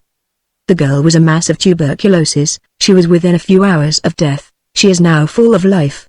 And so, I do not believe that the rose of fire was merely a ship's light, magnified and transformed by dreaming Welsh sailors. But now I am going forward too fast. I have not dated the paragraph, so I cannot give the exact day of its appearance, but I think it was somewhere between the 2nd and 3rd week of June. I cut it out partly because it was about Lantrezant, partly because of the remarkable occurrences. I have an appetite for these matters, though I also have this misfortune, that I require evidence before I am ready to credit them, and I have a sort of lingering hope that some day I shall be able to elaborate some scheme or theory of such things. But in the meantime, as a temporary measure, I hold what I call the doctrine of the jigsaw puzzle. That is, this remarkable occurrence, and that, and the other may be, and usually are, of no significance. Coincidence and chance and unsearchable causes will now and again make clouds that are undeniable fiery dragons, and potatoes that resemble eminent statesmen exactly and minutely in every feature, and rocks that are like eagles and lions. All this is nothing, it is when you get your set of odd shapes and find that they fit into one another, and at last that they are but parts of a large design, it is then that research grows interesting and indeed amazing, it is then that one queer form confirms the other, that the whole plan displayed justifies, corroborates, explains each separate piece. So, it was within a week or 10 days after I had read the paragraph about Lantrezant and had cut it out that I got a letter from a friend who was taking an early holiday in those regions. "You will be interested," he wrote, "to hear that they have taken to ritualistic practices at Lantrezant. I went into the church the other day, and instead of smelling like a damp vault as usual, it was positively reeking with incense. I knew better than that. The old parson was a firm evangelical, he would rather have burnt sulphur in his church than incense any day. So I could not make out this report at all, and went down to Aachen a few weeks later determined to investigate this and any other remarkable occurrence at Lantrezant." Chapter 2 Odors of Paradise. I went down to Aachen in the very heat and bloom and fragrance of the wonderful summer that they were enjoying there. In London there was no such weather, it rather seemed as if the horror and fury of the war had mounted to the very skies and were raining. In the mornings the sun burnt down upon the city with a heat that scorched and consumed, but then clouds heavy and horrible would roll together from all quarters of the heavens, and early in the afternoon the air would darken, and a storm of thunder and lightning, and furious, hissing rain would fall upon the streets. Indeed, the torment of the world was in the London weather. The city wore a terrible vesture, within our hearts was dread, without we were clothed in black clouds and angry fire. It is certain that I cannot show in any words the utter peace of that Welsh coast to which I came. One sees, I think, in such a change of figure of the passage from the disquiets and the fears of earth to the peace of paradise. A land that seemed to be in a holy, happy dream, a sea that changed all the while from olive into emerald, from emerald to sapphire, from sapphire to amethyst, that washed in white foam at the bases of the firm, grey rocks, and about the huge crimson bastions that hid the western bays and inlets of the waters. To this land I came, and to hollows that were purple and odorous with wild thyme, wonderful with many tiny, exquisite flowers. There was benediction in Centauri, pardon in Eyebright, joy in Lady's Slipper, and so the weary eyes were refreshed, looking now at the little flowers and the happy bees about them, now on the magic mirror of the deep, changing from marvel to marvel with the passing of the great white clouds, with the brightening of the sun. And the ears, toned with jangle and racket and idle, empty noise, were soothed and comforted by the ineffable, unutterable, unceasing murmur, as the tides swarmed to and fro, uttering mighty, hollow voices in the caverns of the rocks. For 3 or 4 days I rested in the sun and smelt the savour of the blossoms and of the salt water, and then, refreshed, I remembered that there was something queer about Lantrezant that I might as well investigate. It was no great thing that I thought to find, for, it will be remembered, I had ruled out the apparent oddity of the reporter's or commissioner *S reference to lights, on the ground that he must have been referring to some local panic about signalling to the enemy, who had certainly torpedoed a ship or two off Lundy in the Bristol Channel. All that I had to go upon was the reference to the remarkable occurrences at some revival, and then that letter of Jackson's which spoke of Lantrezant Church as reeking with incense, a wholly incredible and impossible state of things. Why, old Mr. Evans, the rector, looked upon coloured stoles as the very robe of Satan and his angels, as things dear to the heart of the Pope of Rome. But as to incense, as I have already familiarly observed, I knew better, but as a hard matter of fact, this may be worth noting, when I went over to Lantrezant on Monday, August 9th, I visited the church, and it was still fragrant and exquisite with the odour of rare gums that had fumed there. Now I happened to have a slight acquaintance with the rector. He was a most courteous and delightful old man, and on my last visit he had come across me in the churchyard, as I was admiring the very fine Celtic cross that stands there. Besides the beauty of the interlaced ornament, there is an inscription in Ogham on one of the edges, concerning which the learned dispute. It is altogether one of the more famous crosses of Celtdom. Mr. Evans, I say, seeing me looking at the cross, came up and began to give me, the stranger, a resume, somewhat of a shaky and uncertain resume, I found afterwards, of the various debates and questions that had arisen as to the exact meaning of the inscription, and I was amused to detect an evident but underlying belief of his own, that the supposed Ogham characters were, in fact, due to boys' mischief and weather and the passing of the ages. But then I happened to put a question as to the sort of stone of which the cross was made, and the rector brightened amazingly. He began to talk geology, and, I think, demonstrated that the cross or the material for it must have been brought to Lantrezant from the southwest coast of Ireland. This struck me as interesting, because it was curious evidence of the migrations of the Celtic saints, whom the rector, I was delighted to find, looked upon as good Protestants, though shaky on the subject of crosses, and so, with concessions on my part, we got on very well. Thus, with all this to the good, I was emboldened to call upon him. I found him altered. Not that he was aged, indeed, he was rather made young, with a singular brightening upon his face, and something of joy upon it that I had not seen before, that I have seen on very few faces of men. We talked of the war, of course, since that is not to be avoided, of the farming prospect of the country, of general things, till I ventured to remark that I had been in the church, and had been surprised to find it perfumed with incense. You have made some alterations in the service since I was here last? You use incense now? The old man looked at me strangely, and hesitated. No, he said, there has been no change. I use no incense in the church. I should not venture to do so, but, I was beginning, the whole church is as if High Mass had just been sung there, and, he cut me short, and there was a certain grave solemnity in his manner that struck me almost with awe. I know you are a railer, he said, and the phrase coming from this mild old gentleman astonished me unutterably. You are a railer and a bitter railer. I have read articles that you have written, and I know your contempt and your hatred for those you call Protestants in your derision, though your grandfather, the vicar of Caerleon-on-Usk, called himself Protestant and was proud of it, and your great-granduncle Hezekiah, Fair Iriadcock Castletown, the Red Priest of Castletown, was a great man with the Methodists in his day, and the people flocked by their thousands when he administered the sacrament. I was born and brought up in Glamorganshire, and old men have wept as they told me of the weeping and contrition that there was when the Red Priest broke the bread and raised the cup. But you are a railer, and see nothing but the outside and the show.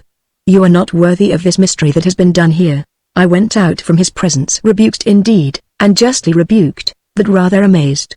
It is curiously true that the Welsh are still one people, one family almost, in a manner that the English cannot understand, but I had never thought that this old clergyman would have known anything of my ancestry or their doings.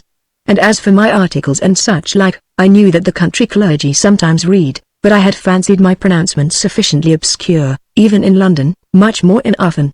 But so it happened, and so I had no explanation from the rector of Lantrezant of the strange circumstance, that his church was full of incense and odours of paradise. I went up and down the ways of Lantrezant wondering, and came to the harbour, which is a little place, with little quays where some small coasting trade still lingers. A brigantine was at anchor here, and very lazily in the sunshine they were loading it with anthracite, for it is one of the oddities of Lantrezant that there is a small colliery in the heart of the wood on the hillside. I crossed a causeway which parts the outer harbour from the inner harbour, and settled down on a rock beach hidden under a leafy hill. The tide was going out, and some children were playing on the wet sand, while two ladies, their mothers, I suppose, talked together as they sat comfortably on their rugs at a little distance from me. At first they talked of the war, and I made myself deaf, for of that talk one gets enough, and more than enough, in London. Then there was a period of silence, and the conversation had passed to quite a different topic when I caught the thread of it again. I was sitting on the further side of a big rock, and I do not think that the two ladies had noticed my approach. However, though they spoke of strange things, they spoke of nothing which made it necessary for me to announce my presence, and, after all, one of them was saying, "What is it all about? I can't make out what is come to the people." This speaker was a Welshwoman. I recognized the clear, overemphasized consonants, and a faint suggestion of an accent. Her friend came from the Midlands, and it turned out that they had only known each other for a few days. Theirs was a friendship of the beach and of bathing. Such friendships are common at small seaside places. There is certainly something odd about the people here. I have never been to Llantrisant before, you know. Indeed, this is the first time we've been in Wales for our holidays, and knowing nothing about the ways of the people and not being accustomed to hear Welsh spoken, I thought, perhaps, it must be my imagination. But you think there really is something a little queer? I can tell you this, that I have been in two minds whether I should not write to my husband and ask him to take me and the children away. You know where I am at Mrs. Morgan's, and the Morgan sitting room is just the other side of the passage, and sometimes they leave the door open, so that I can hear what they say quite plainly. And you see I understand the Welsh, though they don't know it. And I hear them saying the most alarming things. What sort of things? Well, indeed, it sounds like some kind of a religious service, but it's not Church of England, I know that. Old Morgan begins it, and the wife and children answer. Something like, "Blessed be God for the messengers of paradise. Blessed be his name for paradise in the meat and in the drink. Thanksgiving for the old offering. Thanksgiving for the appearance of the old altar. Praise for the joy of the ancient garden. Praise for the return of those that have been long absent." And all that sort of thing. It is nothing but madness, depend upon it, said the lady from the Midlands. There's no real harm in it. They're dissenters, some new sect, I dare say. You know some dissenters are very queer in their ways. All that is like no dissenters that I have ever known in all my life. Whatever, replied the Welsh lady somewhat vehemently, with a very distinct intonation of the land. And have you heard them speak of the bright light that shone at midnight from the church? Chapter 3 A Secret in a Secret Place. Now here was I altogether at a loss and quite bewildered. The children broke into the conversation of the two ladies and cut it short, just as the midnight lights from the church came on the field, and when the little girls and boys went back again to the sands whooping. The tide of talk had turned, and Mrs. Harland and Mrs. Williams were quite safe and at home with Janie's measles, and a wonderful treatment for infantile earache, as exemplified in the case of Trevor. There was no more to be got out of them, evidently, so I left the beach, crossed the harbour causeway, and drank beer at the Fisherman's Rest till it was time to climb up 2 miles of deep lane and catch the train for Penfro, where I was staying. And I went up the lane, as I say, in a kind of amazement, and not so much, I think, because of evidences and hints of things strange to the senses, such as the savour of incense where no incense had smoked for 350 years and more, or the story of bright light shining from the dark, closed church at dead of night, as because of that sentence of thanksgiving for paradise in meat and in drink. For the sun went down and the evening fell as I climbed the long hill through the deep woods and the high meadows, and the scent of all the green things rose from the earth and from the heart of the wood, and at a turn of the lane far below was the misty glimmer of the still sea, and from far below its deep murmur sounded as it washed on the little hidden, enclosed bay where Llantrisant stands. And I thought, if there be paradise in meat and in drink, so much the more is the paradise in the scent of the green leaves at evening and in the appearance of the sea and in the redness of the sky. And there came to me a certain vision of a real world about us all the while, of a language that was only secret because we would not take the trouble to listen to it and discern it. It was almost dark when I got to the station, and here were the few feeble oil lamps lit, glimmering in that lonely land, where the way is long from farm to farm. The train came on its way, and I got into it, and just as we moved from the station I noticed a group under one of those dim lamps. A woman and her child had got out, and they were being welcomed by a man who had been waiting for them. I had not noticed his face as I stood on the platform, but now I saw it as he pointed down the hill towards Llantrisant, and I think I was almost frightened. He was a young man, a farmer's son, I would say, dressed in rough brown clothes, and as different from old Mr. Evans, the rector, as one man might be from another. But on his face, as I saw it in the lamplight, there was the light brightening that I had seen on the face of the rector. It was an illuminated face, glowing with an ineffable joy, and I thought it rather gave light to the platform lamp than received light from it. The woman and her child, I inferred, were strangers to the place, and had come to pay a visit to the young man's family. They had looked about them in bewilderment, half alarmed, before they saw him, and then his face was radiant in their sight, and it was easy to see that all their troubles were ended and over. A wayside station and a darkening country, and it was as if they were welcomed by shining, immortal gladness even into paradise. But though there seemed in a sense light all about my ways, I was myself still quite bewildered. I could see, indeed, that something strange had happened or was happening in the little town hidden under the hill. But there was so far no clue to the mystery, or rather, the clue had been offered to me, and I had not taken it. I had not even known that it was there, since we do not so much as see what we have determined, without judging, to be incredible, even though it be held up before our eyes. The dialogue that the Welsh Mrs. Williams had reported to her English friend might have set me on the right way, but the right way was outside all my limits of possibility, outside the circle of my thought. The paleontologist might see monstrous, significant marks in the slime of the river bank, but he would never draw the conclusions that his own peculiar science would seem to suggest to him. He would choose any explanation rather than the obvious, since the obvious would also be the outrageous according to our established habit of thought, which we deem final. The next day I took all these strange things with me for consideration to a certain place that I knew of not far from Penfro. I was now in the early stages of the jigsaw process, or rather I had only a few pieces before me, and to continue the figure my difficulty was this, that though the markings on each piece seemed to have design and significance, yet I could not make the wildest guess as to the nature of the whole picture, of which these were the parts.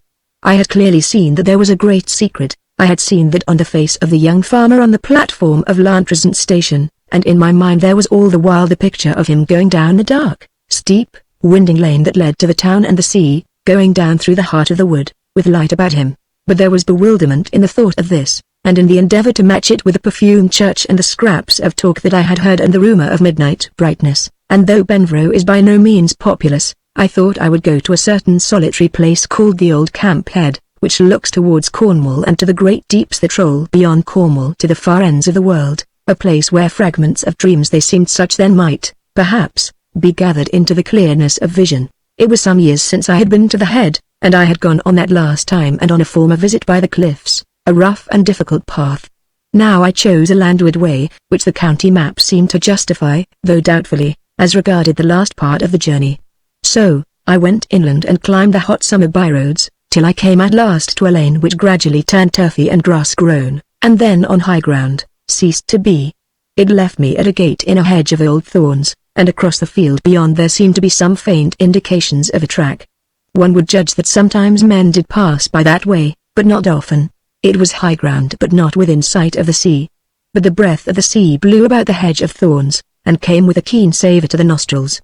The ground sloped gently from the gate and then rose again to a ridge, where a white farmhouse stood all alone. I passed by this farmhouse, threading an uncertain way, followed a hedgerow doubtfully, and saw suddenly before me the old camp, and beyond it the sapphire plain of waters and the mist where sea and sky met. Steep from my feet the hill fell away, a land of gorse blossom, red gold and mellow, of glorious purple heather. It fell into a hollow that went down, shining with rich green bracken, to the glimmering sea, and before me, and beyond the hollow rose a height of turf, bastioned at the summit with the awful, age-old walls of the old camp, green, rounded circumvallations, wall within wall, tremendous, with a myriad years upon them. Within these smoothed, green mounds, looking across the shining and changing of the waters in the happy sunlight, I took out the bread and cheese and beer that I had carried in a bag, and ate and drank, and lit my pipe, and set myself to think over the enigmas of Lantrezant. And I had scarcely done so when, a good deal to my annoyance, a man came climbing up over the green ridges, and took up his stand close by, and stared out to sea. He nodded to me, and began with fine weather for the harvest in the approved manner, and so sat down and engaged me in a net of talk. He was of Wales, it seemed, but from a different part of the country, and was staying for a few days with relations at the white farmhouse which I had passed on my way. His tale of nothing flowed on to his pleasure and my pain, till he fell suddenly on Lantrezant and its doings. I listened then with wonder, and here is his tale condensed. Though it must be clearly understood that the man's evidence was only second-hand. He had heard it from his cousin, the farmer.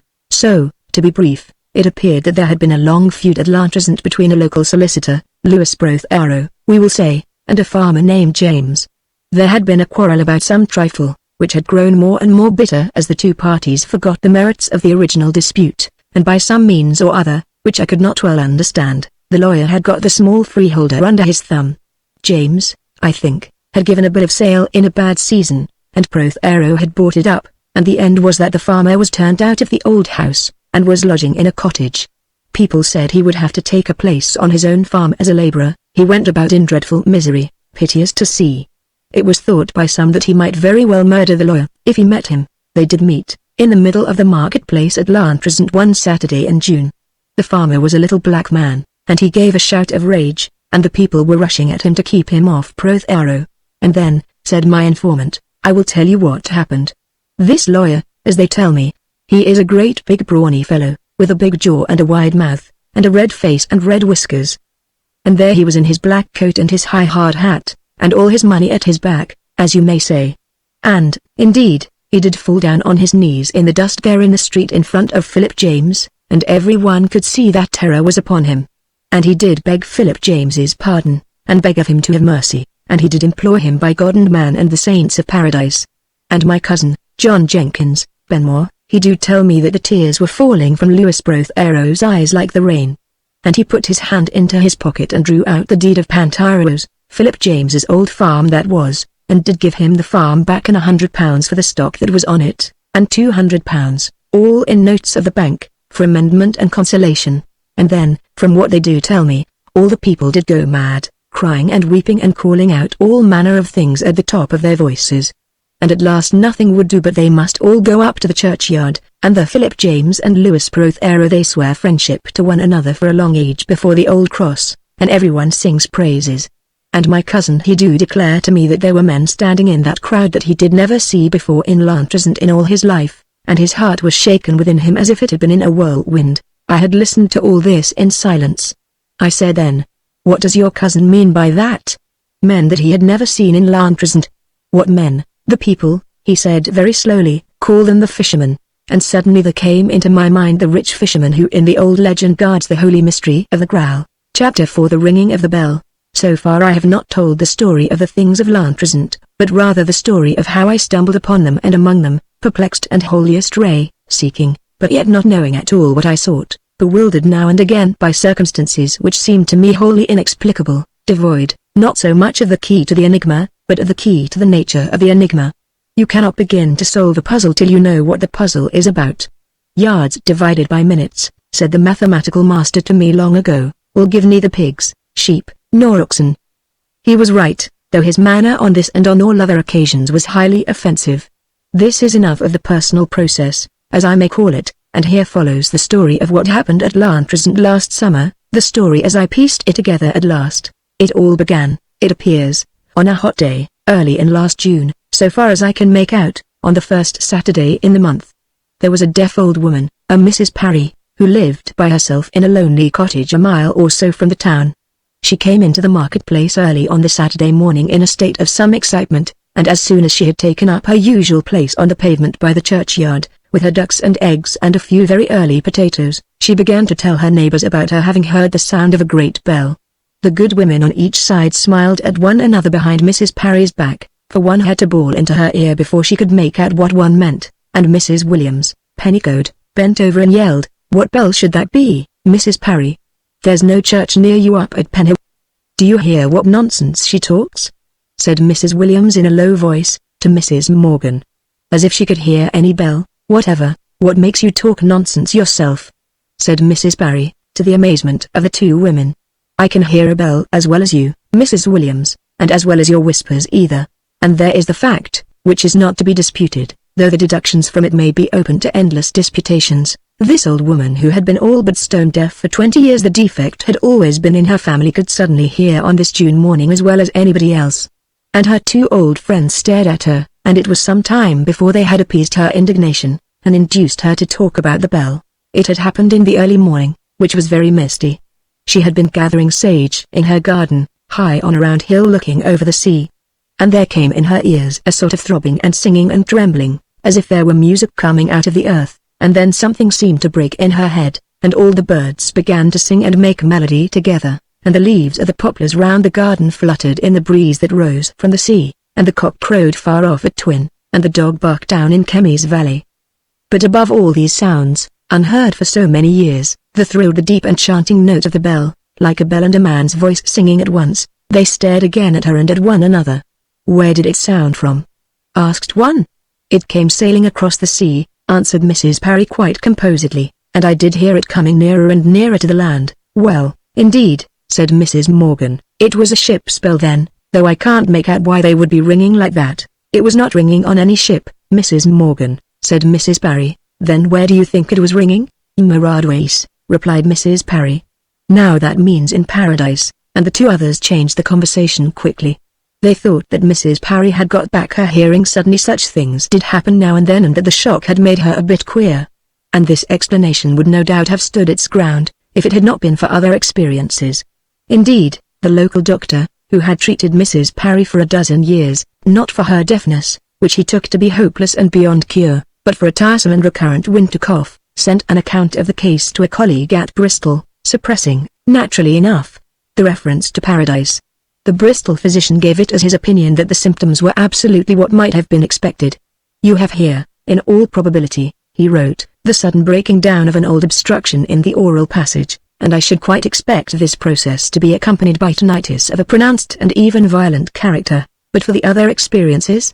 As the morning wore on and drew to noon, High Market, and to the utmost brightness of that summer day, all the stalls and the streets were full of rumours and of odd faces.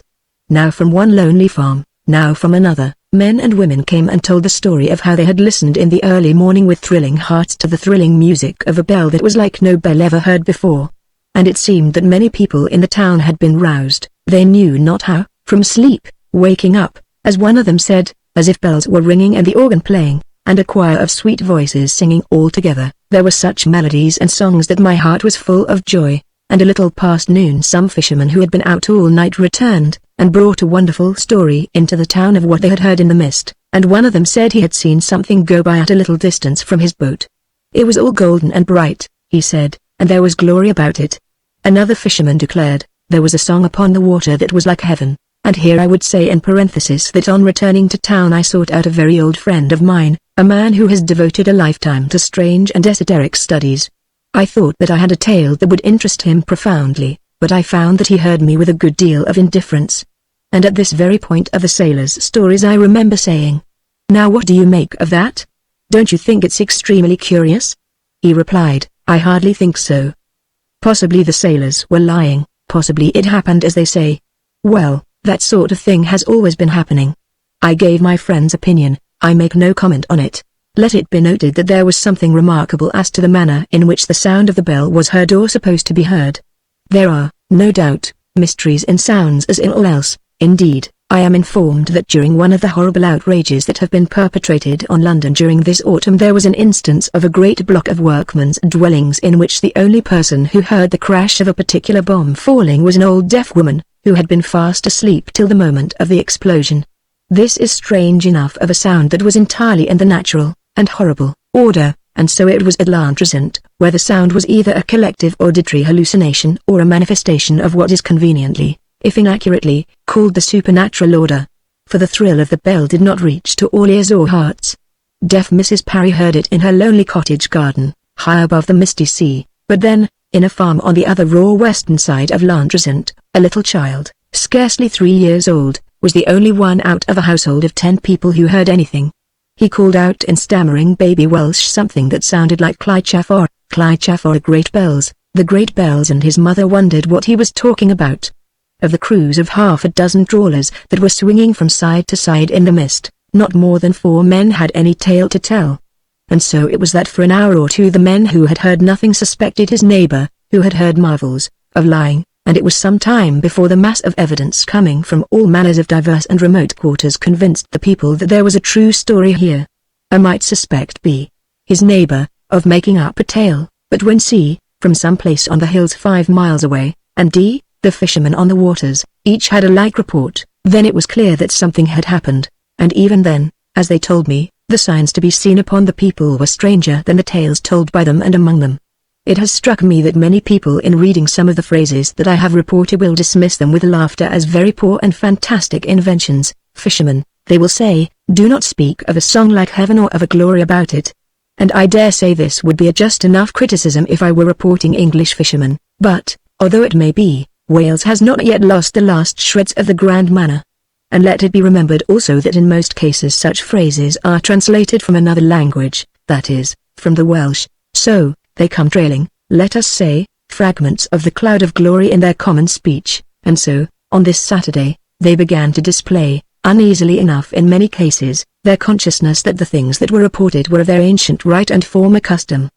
The comparison is not quite fair, but conceive Hardy's old Derbfield suddenly waking from long slumber to find himself in a noble 13th century hall, waited on by kneeling pages, smiled on by sweet ladies in silken coat Hardy's. So by evening time there had come to the old people the recollection of stories that their fathers had told them as they sat round the hearth of winter nights, 50, 60, 70 years ago, stories of the wonderful bell of Telosant, that had sailed across the glassy seas from Sion, that was called a portion of paradise, and the sound of its ringing was like the perpetual choir of the angels. Such things were remembered by the old and told to the young that evening, in the streets of the town and in the deep lanes that climbed far hills.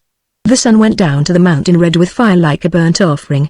The sky turned violet, the sea was purple, as one told another of the wonder that had returned to the land after long ages. Chapter 5 The Rose of Fire. It was during the next 9 days, counting from that Saturday early in June, the first Saturday in June, as I believe that L'Antrezant and all the regions about became possessed either by an extraordinary set of hallucinations or by a visitation of great marvels. This is not the place to strike the balance between the two possibilities. The evidence is, no doubt, readily available. The matter is open to systematic investigation, but this may be said: the ordinary man, in the ordinary passages of his life, accepts in the main the evidence of his senses, and is entirely right in doing so. He says that he sees a cow, that he sees a stone wall, and that the cow and the stone wall are there. This is very well for all the practical purposes of life, but I believe that the metaphysicians are by no means so easily satisfied as to the reality of the stone wall and the cow. Perhaps they might allow that both objects are there in the sense that one's reflection is in a glass. There is an actuality, but is there a reality external to oneself? In any event, it is solidly agreed that, supposing a real existence, this much is certain: it is not in the least like our conception of it. The ant and the microscope will quickly convince us that we do not see things as they really are, even supposing that we see them at all. If we could see the real cow, she would appear utterly incredible as the things I am to relate. Now, there is nothing that I know much more unconvincing than the stories of the red light on the sea. Several sailors, men on small coasting ships, who were working up or down the channel on the Saturday night, spoke of seeing the red light, and it must be said that there is a very tolerable agreement in their tales. All make the time as between midnight of the Saturday and 1 o'clock on the Sunday morning. 2 of those sailormen are precise as to the time of the apparition. They fix it by elaborate calculations of their own as occurring at 12:20 a.m. And the story? A red light, a burning spark seen far away in the darkness, taken at the first moment of seeing for a signal, and probably an enemy signal. Then it approached at a tremendous speed, and one man said he took it be the port light of some new kind of navy motor boat which was developing a rate hitherto unheard of, 100 or 150 knots an hour. And then, in the third instant of the sight, it was clear that this was no earthly speed. At first a red spark in the farthest distance, then a rushing lamp, and then, as if in an incredible point of time, it swelled into a vast rose of fire that filled all the sea and all the sky and hid the stars and possessed the land. I thought the end of the world had come, one of the sailors said. And then, an instant more, and it was gone from them, and 4 of them say that there was a red spark on Chapel Head, where the old grey chapel of Street Telos stands, high above the water, in a cleft of the limestone rocks. And thus the sailors, and thus their tales are incredible, but they are not incredible. I believe that men of the highest eminence in physical science have testified to the occurrence of phenomena every whit as marvelous, to things as absolutely opposed to all natural order, as we conceive it, and it may be said that nobody minds them. That sort of thing has always been happening, as my friend remarked to me. But the men, whether or no the fire had ever been without them, there was no doubt that it was now within them, for it burned in their eyes. They were purged as if they had passed through the furnace of the sages governed with wisdom that the alchemists know. They spoke without much difficulty of what they had seen, or had seemed to see, with their eyes, but hardly at all of what their hearts had known when for a moment the glory of the fiery rose had been about them. For some weeks, afterwards, they were still, as it were, amazed, almost, I would say, incredulous. If there had been nothing more than a splendid and fiery appearance, showing and vanishing, I do believe that they themselves would have discredited their own senses and denied the truth of their own tales. And one does not dare to say whether they would not have been right. Men like Sir William Crookes and Sir Oliver Lodge are certainly to be heard with respect, and they bear witness to all manner of apparent eversions of laws which we, or most of us, consider far more deeply founded than the ancient hills. They may be justified, but in our hearts we doubt. We cannot wholly believe in inner sincerity that the solid table did rise, without mechanical reason or cause, into the air, and so defy that which we name the law of gravitation. I know what may be said on the other side. I know that there is not true question of law in the case, that the law of gravitation really means just this, that I have never seen a table rising without mechanical aid, or an apple, detached from the bough, soaring to the skies instead of falling to the ground. The so-called law is just the sum of common observation and nothing more, yet I say, in our hearts we do not believe that the tables rise, much less do we believe in the rose of fire that for a moment swallowed up the skies and seas and shores of the Welsh coast last June. And the men who saw it would have invented fairy tales to account for it, I say again, if it had not been for that which was within them. They said, all of them, and it was certain now that they spoke the truth, that in the moment of the vision, every pain and ache and malady in their bodies had passed away. One man had been vilely drunk on venomous spirit, procured at Jobson's Hole down by the Cardiff docks. He was horribly ill, he had crawled up from his bunk for a little fresh air, and in an instant his horrors and his deadly nausea had left him. Another man was almost desperate with the raging hammering pain of an abscess on a tooth. He says that when the red flame came near he felt as if a dull, heavy blow had fallen on his jaw, and then the pain was quite gone. He could scarcely believe that there had been any pain there, and they all bear witness to an extraordinary exaltation of the senses. It is indescribable, this, for they cannot describe it. They are amazed. Again, they do not in the least profess to know what happened, but there is no more possibility of shaking their evidence than there is a possibility of shaking the evidence of a man who says that water is wet and fire hot. I felt a bit queer afterwards, said one of them, and I steadied myself by the mast, and I can't tell how I felt as I touched it. I didn't know that touching a thing like a mast could be better than a big drink when you're thirsty, or a soft pillow when you're sleepy. I heard other instances of this state of things, as I must vaguely call it, since I do not know what else to call it. But I suppose we can all agree that to the man in average health, the average impact of the external world on his senses is a matter of indifference. The average impact, a harsh scream, the bursting of a motor tire, any violent assault on the aural nerves will annoy him, and he may say damn. Then, on the other hand, the man who is not fit will easily be annoyed and irritated by someone pushing past him in a crowd, by the ringing of a bell, by the sharp closing of a book. But so far as I could judge from the talk of these sailors, the average impact of the external world had become to them a fountain of pleasure. Their nerves were on edge, but an edge to receive exquisite sensuous impressions. The touch of the rough mast, for example, that was a joy far greater than is the joy of fine silk to some luxurious skins. They drank water and stared as if they had been Finsmays tasting an amazing wine. The creak and whine of their ship on its slow way were as exquisite as the rhythm and song of a Bach fugue to an amateur of music. And then, within, these rough fellows have their quarrels and strifes and variances and envyings like the rest of us. But that was all over between them that had seen the rosy light. Old enemies shook hands heartily, and roared with laughter as they confessed one to another what fools they had been. I can't say how it has happened or what has happened at all, said one, but if you have all the world and the glory of it, how can you fight for 5p? The Church of Llantrisant is a typical example of a Welsh parish church, before the evil and horrible period of Restoration. This lower world is a palace of lies, and of all foolish lies there is none more insane than a certain vague fable about the medieval Freemasons, a fable which somehow imposed itself upon the cold intellect of Hallam the historian. The story is, in brief, that throughout the Gothic period, at any rate, the art and craft of church building were executed by wandering guilds of Freemasons, possessed of various secrets of building and adornment, which they employed wherever they went. If this nonsense were true, the Gothic of Cologne would be as the Gothic of Cologne, and the Gothic of Arles like to the Gothic of Abingdon. It is so grotesquely untrue that almost every county, let alone every country, has its distinctive style in Gothic architecture. Arfon is in the west of Wales. Its churches have marks and features which distinguish them from the churches in the east of Wales. The Llantrisant church has that primitive division between nave and chancel which only very foolish people decline to recognize as equivalent to the oriental iconostasis and as the origin of the western rood screen. A solid wall divided the church into two portions. In the center was a narrow opening with a rounded arch, through which those who sat towards the middle of the church could see the small, red-carpeted altar and the three roughly shaped lancet windows above it.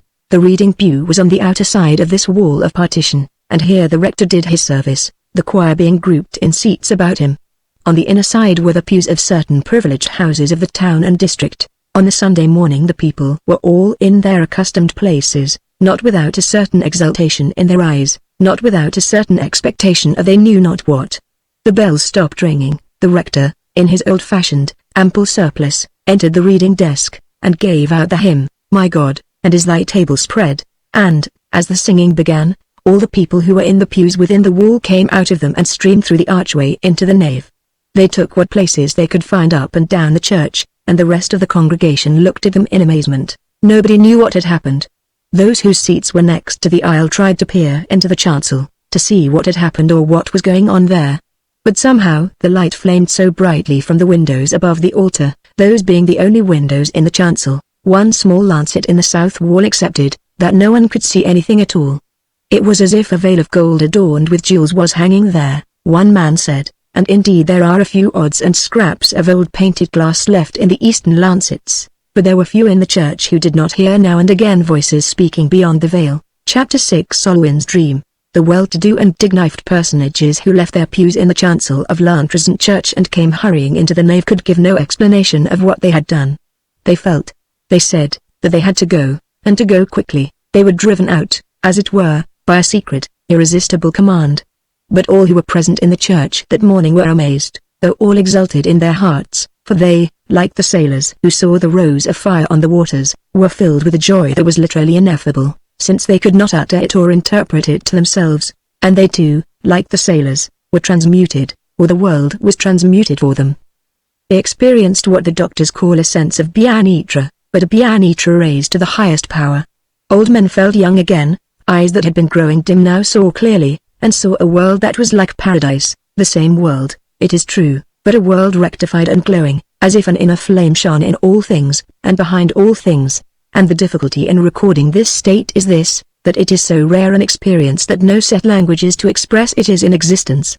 A shadow of its raptures and ecstasies is found in the highest poetry. There are phrases in ancient books telling of the Celtic saints that dimly hint at it. Some of the old Italian masters of painting had known it, for the light of it shines in their skies and about the battlements of their cities that are founded on magic hills. But these are but broken hints. It is not poetic to go to Apothecaries' Hall for similes.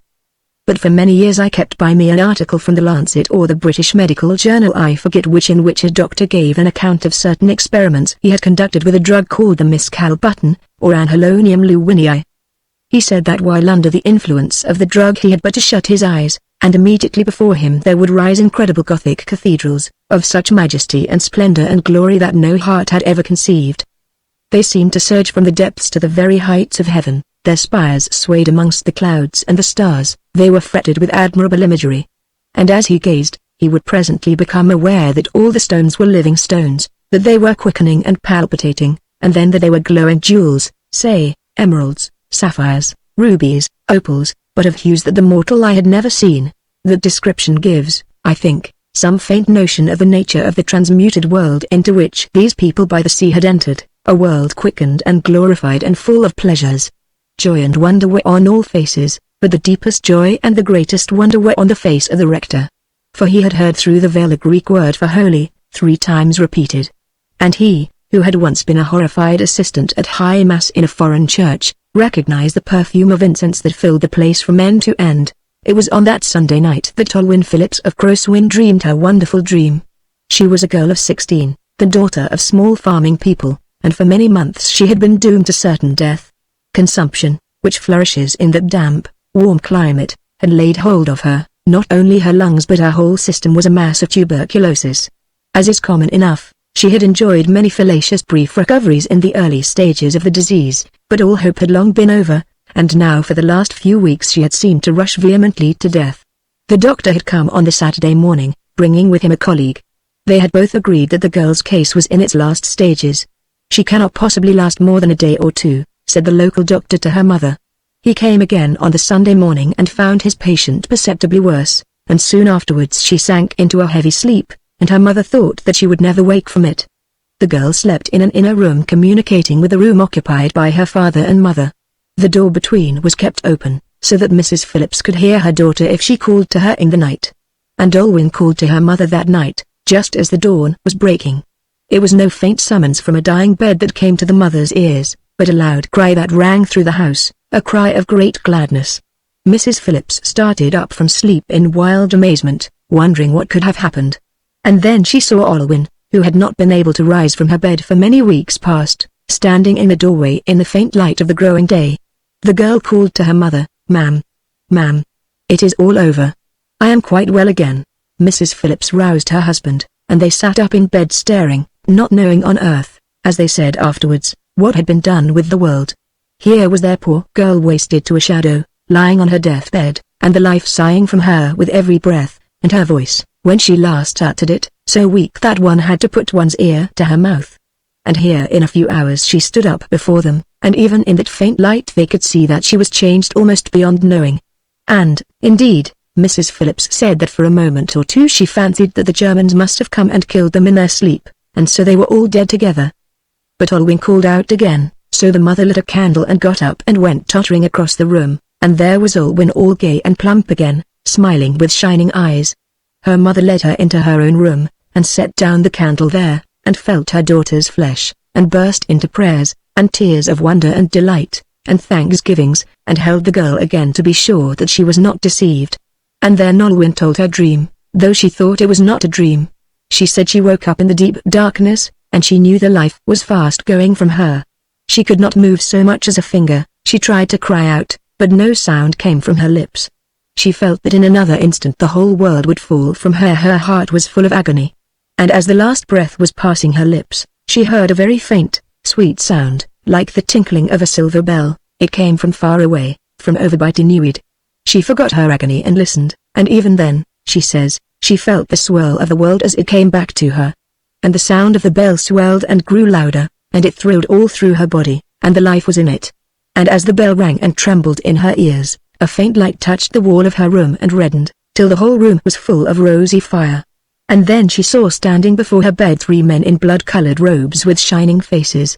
And one man held a golden bell in his hand. And the second man held up something shaped like the top of a table.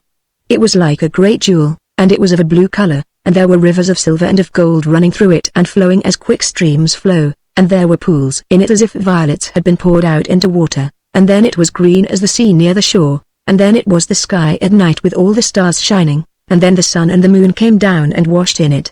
And the third man held up high above this a cup that was like a rose on fire. There was a great burning in it, and a dropping of blood in it, and a red cloud above it, and I saw a great secret. And I heard a voice that sang 9 times, "Glory and praise to the conqueror of death, to the fountain of life immortal." Then the red light went from the wall, and it was all darkness, and the bell rang faint again by Capultillo, and then I got up and called to you. The doctor came on the Monday morning with the death certificate in his pocketbook, and Olwyn ran out to meet him. I have quoted his phrase in the first chapter of this record, a kind of resurrection of the body.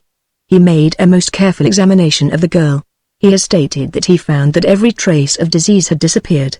He left on a Sunday morning a patient entering into the coma that precedes death, a body condemned utterly and ready for the grave. He met at the garden gate on the Monday morning a young woman in whom life sprang up like a fountain, in whose body life laughed and rejoiced as if it had been a river flowing from an unending well. Now this is the place to ask one of those questions. There are many such which cannot be answered. The question is as to the continuance of tradition, more especially as to the continuance of tradition among the Welsh Celts of today. On the one hand, such waves and storms have gone over them. The wave of the Hen Saxons went over them, then the wave of Latin medievalism, then the waters of Anglicanism, last of all the flood of their queer Calvinistic Methodism, half Puritan, half pagan. It may well be asked whether any memory can possibly have survived such a series of deluges. I have said that the old people of Lantrisand had their tales of the Bell of Telosant, but these were but vague and broken recollections. And then there is the name by which the strangers who were seen in the marketplace were known, that is more precise. Students of the Graal legend know that the keeper of the Graal in the romances is the king fisherman, or the rich fisherman. Students of Celtic hagology know that it was prophesied before the birth of Dewey, or David, that he should be a man of aquatic life, that another legend tells how a little child, destined to be a saint, was discovered on a stone in the river, how through his childhood a fish for his nourishment was found on that stone every day, while another saint, Ilar, if I remember, was expressly known as the fisherman. But has the memory of all this persisted in the church-going and chapel-going people of Wales at the present day? It is difficult to say. There is the affair of the healing cup of Nantes, or Tregran healing cup, as it is also called. It is only a few years ago since it was shown to a wandering harper, who treated it lightly, and then spent a wretched night, as he said, and came back penitently and was left alone with the sacred vessel to pray over it, till his mind was at rest. That was in 1887. Then for my part I only know modern Wales on the surface. I am sorry to say I remember 3 or 4 years ago speaking to my temporary landlord of certain relics of St. Tilo, which are supposed to be in the keeping of a particular family in that country.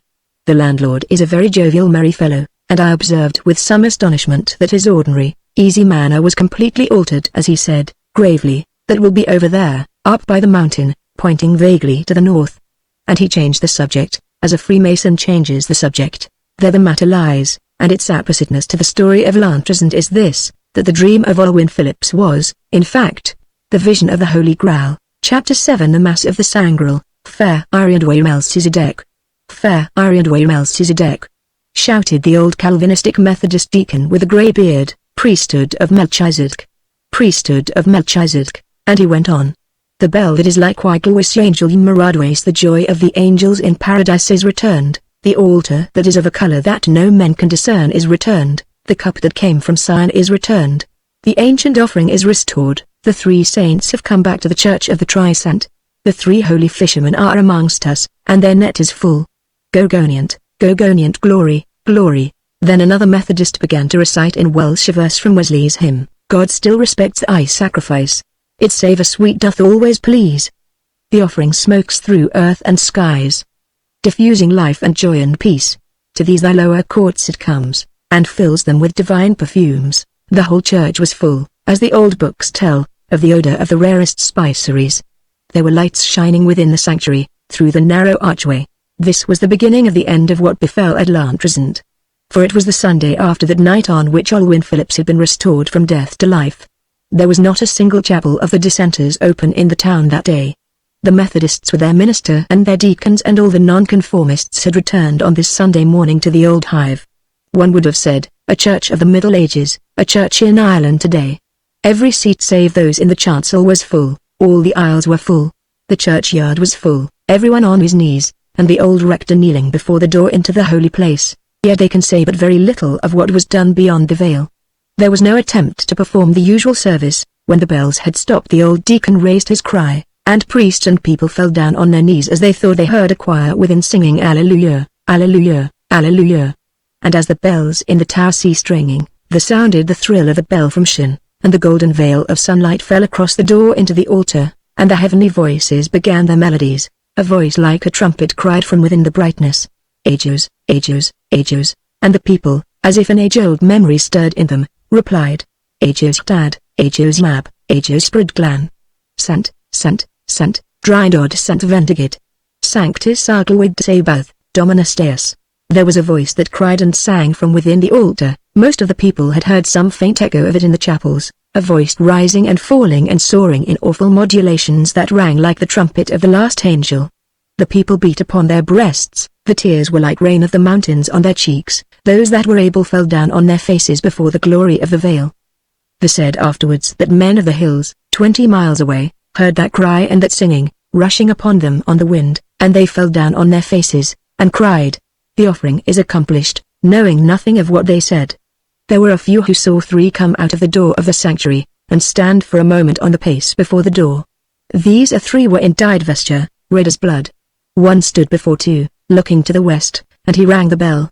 And they say that all the birds of the wood, and all the waters of the sea, and all the leaves of the trees, and all the winds of the high rocks uttered their voices with the ringing of the bell.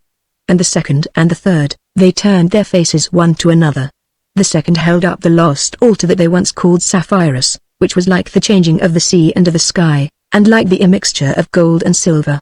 And the third heaved up high over the altar a cup that was red with burning and the blood of the offering.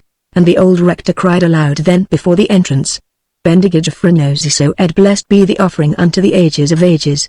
And then the mass of the sangreal was ended, and then began the passing out of that land of the holy persons and holy things that had returned to it after the long years. It seemed, indeed, to many that the thrilling sound of the bell was in their ears for days, even for weeks after that Sunday morning. But thenceforth neither bell nor altar nor cup was seen by anyone, not openly, that is, but only in dreams by day and by night. Nor did the people see strangers again in the market of Lantresant, nor in the lonely places where certain persons oppressed by great affliction and sorrow had once or twice encountered them. But the time of visitation will never be forgotten by the people. Many things happened in the 9 days that have not been set down in this record or legend. Some of them were trifling matters, though strange enough in other times. Thus a man in the town who had a fierce dog that was always kept chained up found one day that the beast had become mild and gentle, and this is stranger. Edward Davis, of Llanafan, a farmer, was roused from sleep one night by a queer yelping and barking in his yard. He looked out of the window and saw his sheepdog playing with a big fox. They were chasing each other by turns, rolling over and over one another, cutting such capers as I did never see the like, as the astonished farmer put it.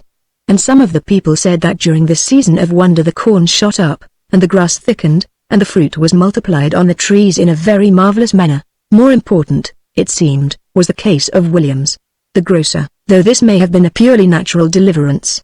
Mr. Williams was to marry his daughter Mary to a smart young fellow from Carmarthen, and he was in great distress over it. Not over the marriage itself, but because things had been going very badly with him for some time, and he could not see his way to giving anything like the wedding entertainment that would be expected of him.